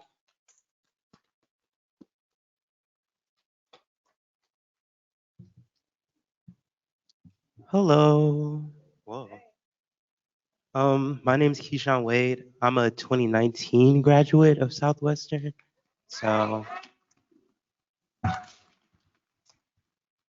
And I actually went to this elementary school in 2010, 2011, 2012. And right now I am at Cornell University. I'm a rising junior. And I saw a lot of my teachers tonight. I saw a lot of my high school teachers tonight, and one of them was my history teacher. And something really valuable that she taught us was the power of critique, which is a detailed analysis of something where you look at the negatives of something or the weakness of something, and you actually turn it into a strength from learning from it. And because she was a history teacher, she taught us history, and we looked at the weaknesses and the faults that we've had in our past. And As a student of history, I love history. My major in school is urban and regional studies, which is it wouldn't exist without history. We have to look at and analyze and examine history honestly and brutally so that we know not to repeat it in the future. And something important in Flint that we have not been able to talk about open and honestly is the history of white supremacy in our town. And a part of that history, of course, is the Mount Foundation, the school board, and all of these institutions that have shaped a lot of children's lives. So the Mount Foundation was instrumental in the school board from the very start. And as soon as the integration order was issued in 1976, the Mount Foundation left. Something that has been always told to me in my life and by people who are older than me is that don't put all your eggs in one basket and don't create a dependency from one source. If you create a dependency, you're going to be in a world of hurt, and that is what relying on philanthropists and philanthropy does to you. So I don't want to see us only rely on Mount Foundation's money when it has been done to us in the past that we've been burnt because they left so suddenly and we've just been left in the dark. I definitely do love the things that individuals that come from the Mount Foundation have done for me. The community school directors, the people who have supported me and put me in a place where I am today and have helped me be the person I am. But I do not think that we should rely on an institution that has showed us that they are able to leave whenever they want to. Thank you.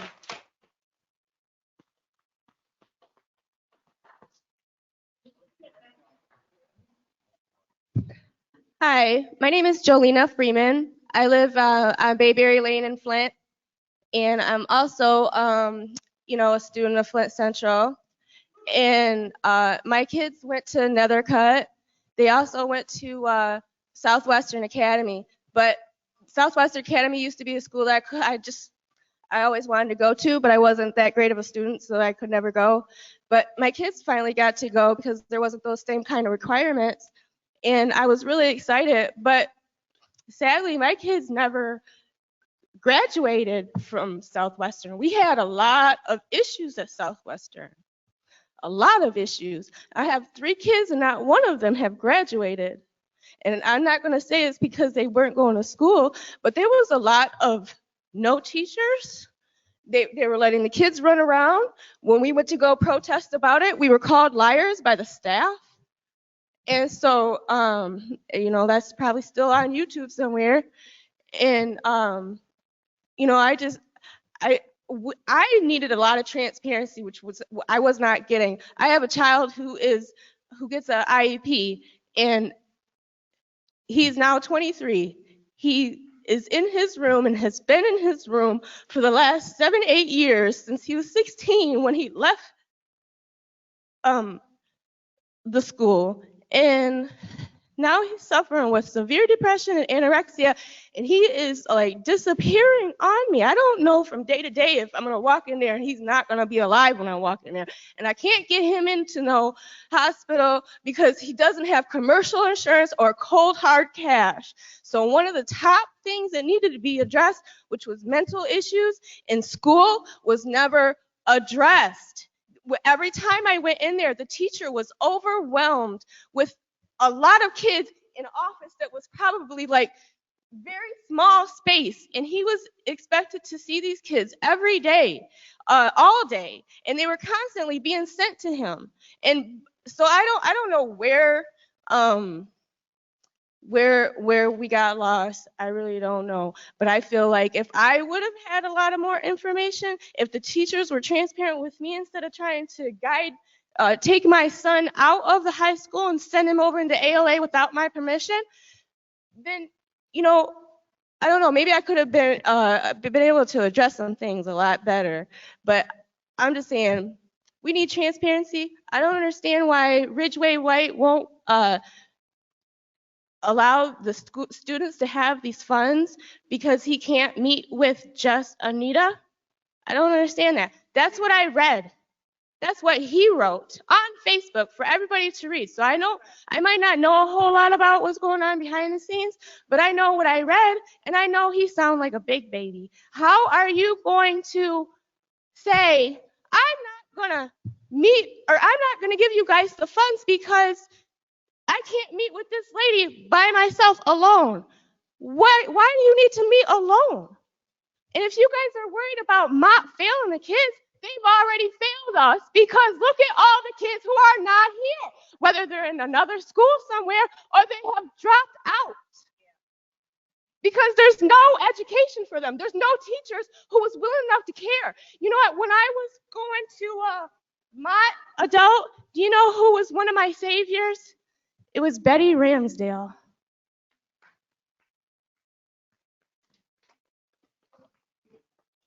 Betty, I probably wouldn't even be here today if you hadn't set me on some kind of a path. Now, I might not have ever, soared the skies, but I'm here today. I'm here today, and I've been here for the last 7 years since I have woken up about things. You know what I'm saying? I never forgot the help that you gave me. Where's the help for these kids that are going to these schools now? Where is the teacher support? All of you are against our kids. If you think that Mott has, the everything that you can possibly want, I'm just telling you, I don't care if my time's done. My kids' time ain't done. They haven't even graduated. How about yours? Are you guys kids graduated? Is everybody? How many graduates have we had come out of Flint School? 5? How big is the class? Not very big at all. Because these schools are failing us. Every time I went to the school, I had to deal with Mr. Stewart, who I had issues with. Every teacher along the way, down to the security guards who told me to stay in my own lane when they were dragging an IEP student down the hallway by her hands and feet. This is the kind of treatment that my kids and older kids were getting at Flint Southwestern. But I'm supposed to stay in my own lane and stop talking when it's 3 minutes. Thank you. Claudia Perkins, 2610 Stevenson Street. First of all, I'm a union rep at the highest level. I have watched privatization. I have watched emergency manager bullcrap. I have watched a decimation of the Flint schools altogether. I have watched no activities in certain parts of this city at all. The kids, people are talking about crime and all of those things. The kids, a lot of them can't read when they graduate. A lot of them can't write in cursive. I had to teach a young man that wanted to cash his check how to sign his name. It's ridiculous. I feel for the educators because my daughter is one, and I hear the horror stories about educators and how they have to go in their own pockets and pay for everything in their classrooms. I've heard all the horror stories. I'm really sick and tired of being sick and tired, and you should be too. It's time to stand up and stop letting any one entity or one person just dictate, rule, and steal your lives and your children's lives. That's where I'm at. It's time out for that kind of stuff. Now the Fabulous Four, which is what some of you have been named on the board, stick to your guns. Stick to your guns, because the truth is good for you, me, and somebody else. I remember when we had all kind of activities. We don't have anything, especially on the north end of Flint and the east side. We don't have anything.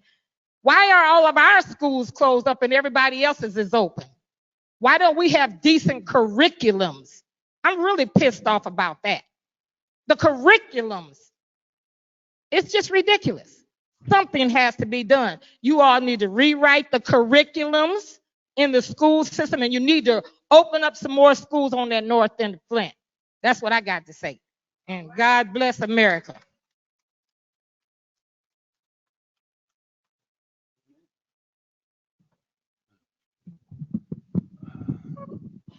Good evening, everyone. My name is Dwayne Clemens. Address is 5706 Maplebrook Lane. And I am not a Flint school graduate.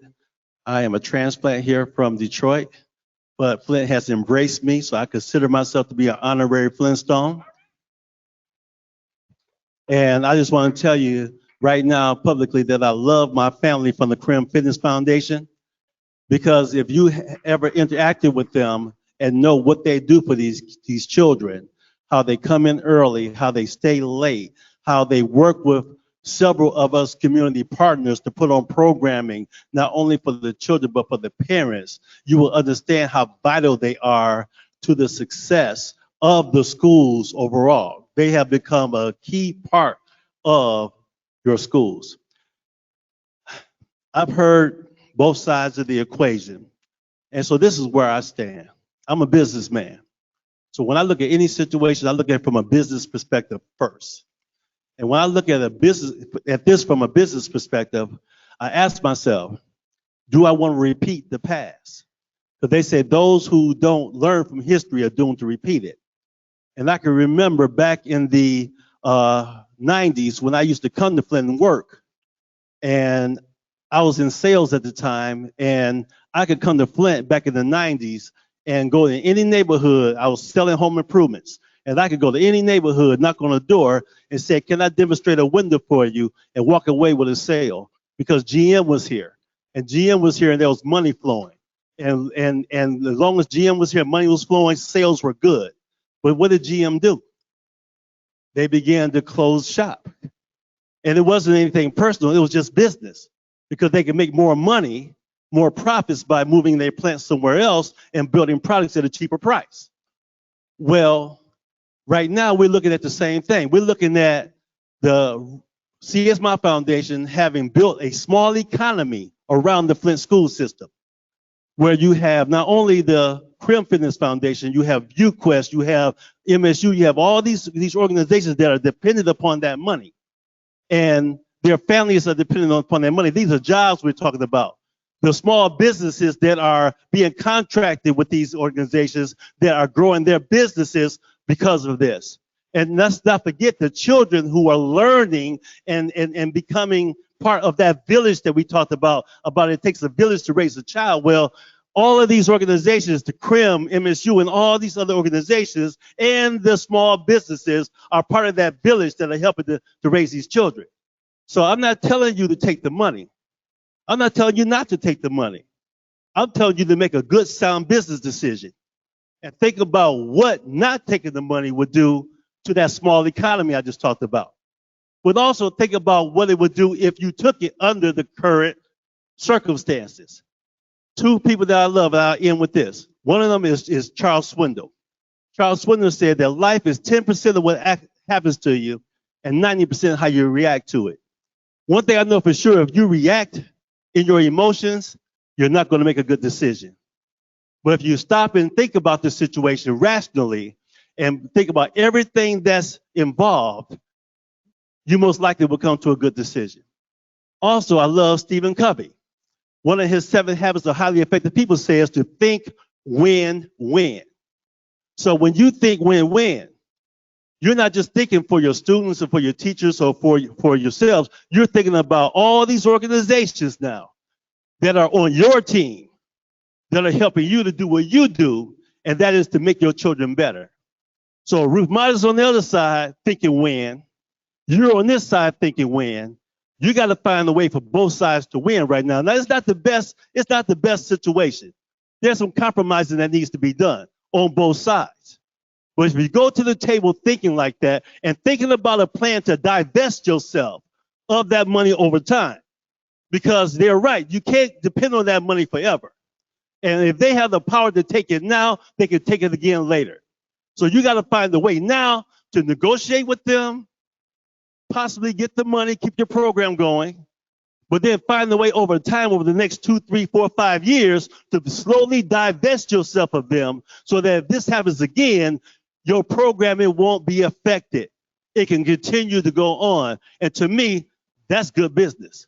So thank you for letting me share that. And I hope that you pray about it, you think about it, and you make the right decision that will be best for everybody, the children, and all the organizations that have helped to bring these children what they are right now and to build that village that is helping them to stay out of trouble and get a good education. Thank you.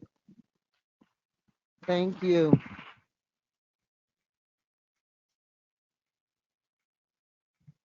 All right, is this gentleman? Arthur Woodson. 402 West Stewart. I'm glad that next Board of Education meeting, I won't have to wait until 10 o'clock because all these people won't be here because they only came because it affects them. They got that, I'm not going to get involved until it affects me. They hate to hear the truth, you know. Mott Ridgeway took the money. I want to see y'all with the same energy go over to Mott tomorrow and protest Mott and tell them to give you the money back. That's what I want to see. I'll come with you. I'll stand with you. You won't stand against him, but you're going to come over here. They didn't even take it. They just said, hey, we want transparency. Ms. Stewart, hey, I'm sorry about your father also. My condolences. I just ask that you sit down. There's nothing wrong with sitting in a meeting with the president. Y'all can work this out. But you want to, let me tell you this real quick, right? The funniest thing, why do we need 5 schools, 3 schools renovated, junior high and a high school, and we only have 3,000 students? Ask yourself that. Why do we need all these schools built at the same time? State money, right? Capital money. They're giving us $45 million. In this MOU, it states that $75 million that the Flint schools can get a bond. All right, that is what? How much is that, teachers? That's a lot of money, isn't it? We can build one school at a time on one side of town. They fill that school up. The following year, we build another school. We don't have to build all these schools at the same time. Why do we need Mott's money when we can get all this 45 million, 75 million? Can y'all, I mean, understand that. Understand the MOU. Understand what he's saying. And then it's a $3.5 million infrastructure bill that they're getting ready to come up with. That's more money coming in. If I'm not mistaken, Mr. Dumpre, I don't know, I'm tearing your name up. How much money do we have in our coffers? Isn't it something? I know I seen 20 million before we got the 100 million. I think we got what, 120 million, 135 million in our coffers? I don't know for sure. Please help me, if I'm wrong. But Miss Stewart, Flint board, but y'all, seriously, let's put all the bull crap to the side. We didn't stood our ground. We know where we are. Ridgeway White caused all this because we remember now. I advocated for you. Lopez was at these meetings. I knew about the MOU along with Ms. Green. Mott wanted to own all 6 schools, and we leased them from them in the first MOU.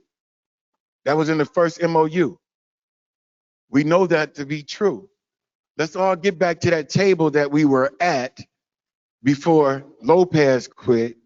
Let's get back at that table where it was the concerned pastors, it was Congressman Kildee, Jim Ananick, Lopez, all the rest of them, right?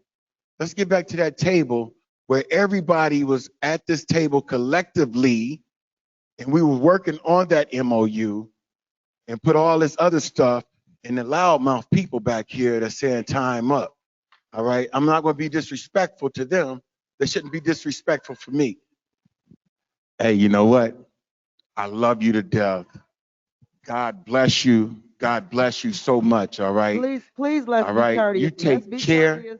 Hey. And may God bless you. Lord, and you have a good night too, because it's gonna be your last time hey, here. hey. Because you don't even come to the meetings. Art, You know what I mean? please address us. Please don't be rude to the speakers. Everybody respect everybody at the mic. We don't have to agree with one another, but let's respect one another. Let's do that. We have to start there. We can't move forward as a community if we won't render respect to one another. Okay. Does any board members have any comments at this time? Ms. McIntyre? So I don't want to belabor the point or to take this even longer than it is, but I just want to reiterate, teachers, I'm going to do everything I can to make you whole as soon as possible. You need to contract and you need it like yesterday. I'm ashamed to be a part of this process with regressive bargaining. So like I said, you've got a board up here, or at least this one board member who is pro-union and pro-teacher. In terms of the MOU and everything that's been said tonight, I haven't said a lot publicly in response to everything, but I do have to say that this board member, this board isn't against community education or the community education directors or the community programs. We're actually for it. You've been fed some really bad information. You need to look at your history. You need to look at the history of segregation and white supremacy, like Mr. Wade spoke so eloquently on. The lighted schoolhouse wasn't all it was cracked up to be. It was designed to redline our community and make it one of the most segregated in the country. 1976, many decades after 1954, Brown versus Board of Education, the federal government looked at Flint, Michigan, not Alabama, not Mississippi, and said, you're one of the most segregated school districts in the country, one of the top 5. It is documented. It is documented. If you don't, go do your history. At which point, the Mott Foundation pulled its funding from the Flint schools. That is a fact. That is a fact.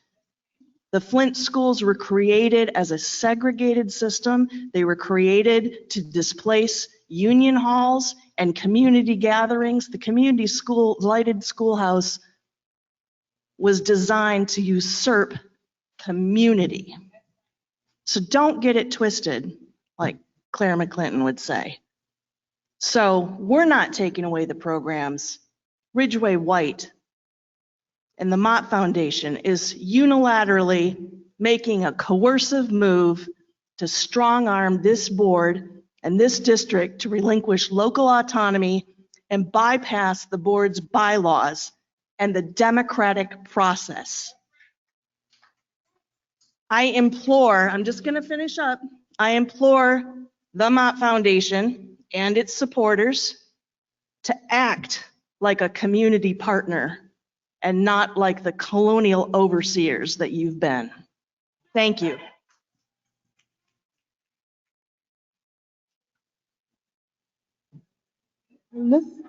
Are there any other board members that would wish to speak? Okay, in closing, I would like to say something. I want you all to understand, I would never be a part of an assault on a child, period. I don't care whose kid it is. I don't have children. For me, this is not political. For me, this is not personal. For me, this is public service. I work in Flint. I live in Flint. I came from Flint Community Schools and I hold 2 degrees from Mott. I have no qualms with Mott or anybody else who wants to give us a fair and equitable deal. But I will not vote blindly on anything for anybody. Because at the end of the day, when things go wrong, the same way you are here fired up today, you will be fired up at me tomorrow, because we are sitting on with assets, meaning our property, because the buildings are bad, but the land is gorgeous and we have plenty of acreage, okay?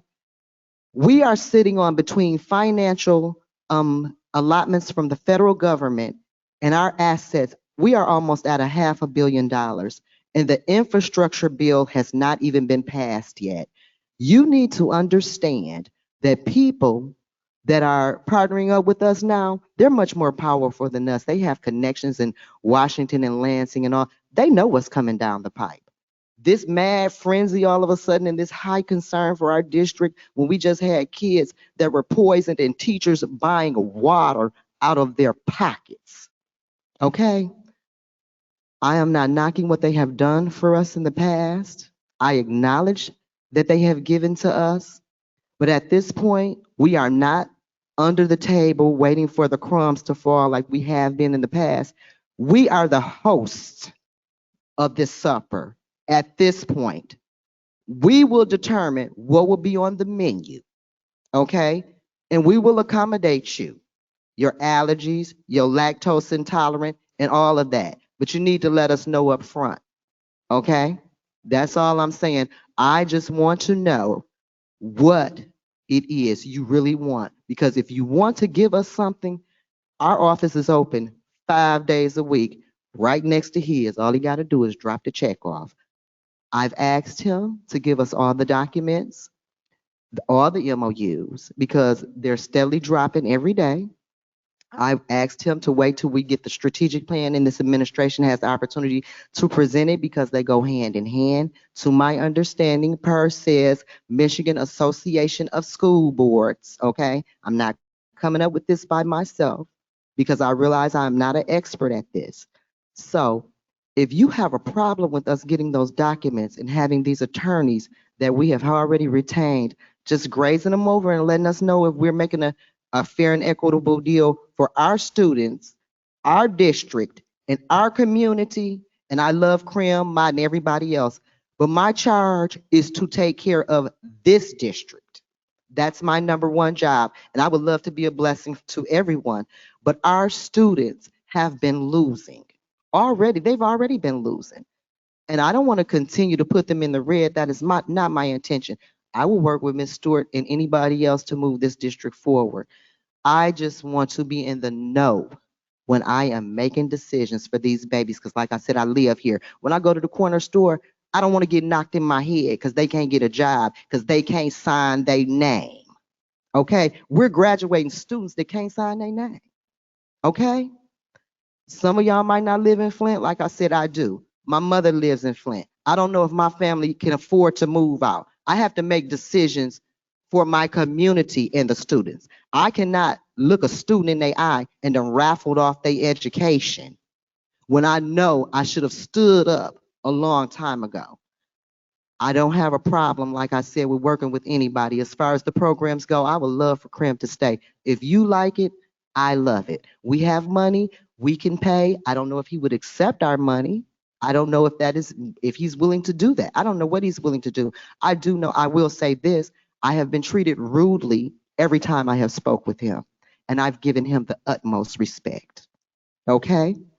When he talked down to me, I sucked it up because I knew that this team and members of this board want to be in that partnership. I would never sabotage this district. I have to look my community in the face. I'm here, okay?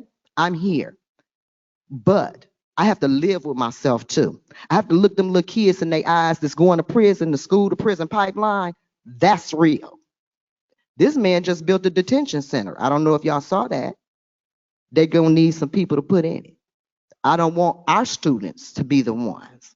Okay? So it is my job to fight for their education, to stand up for our teachers.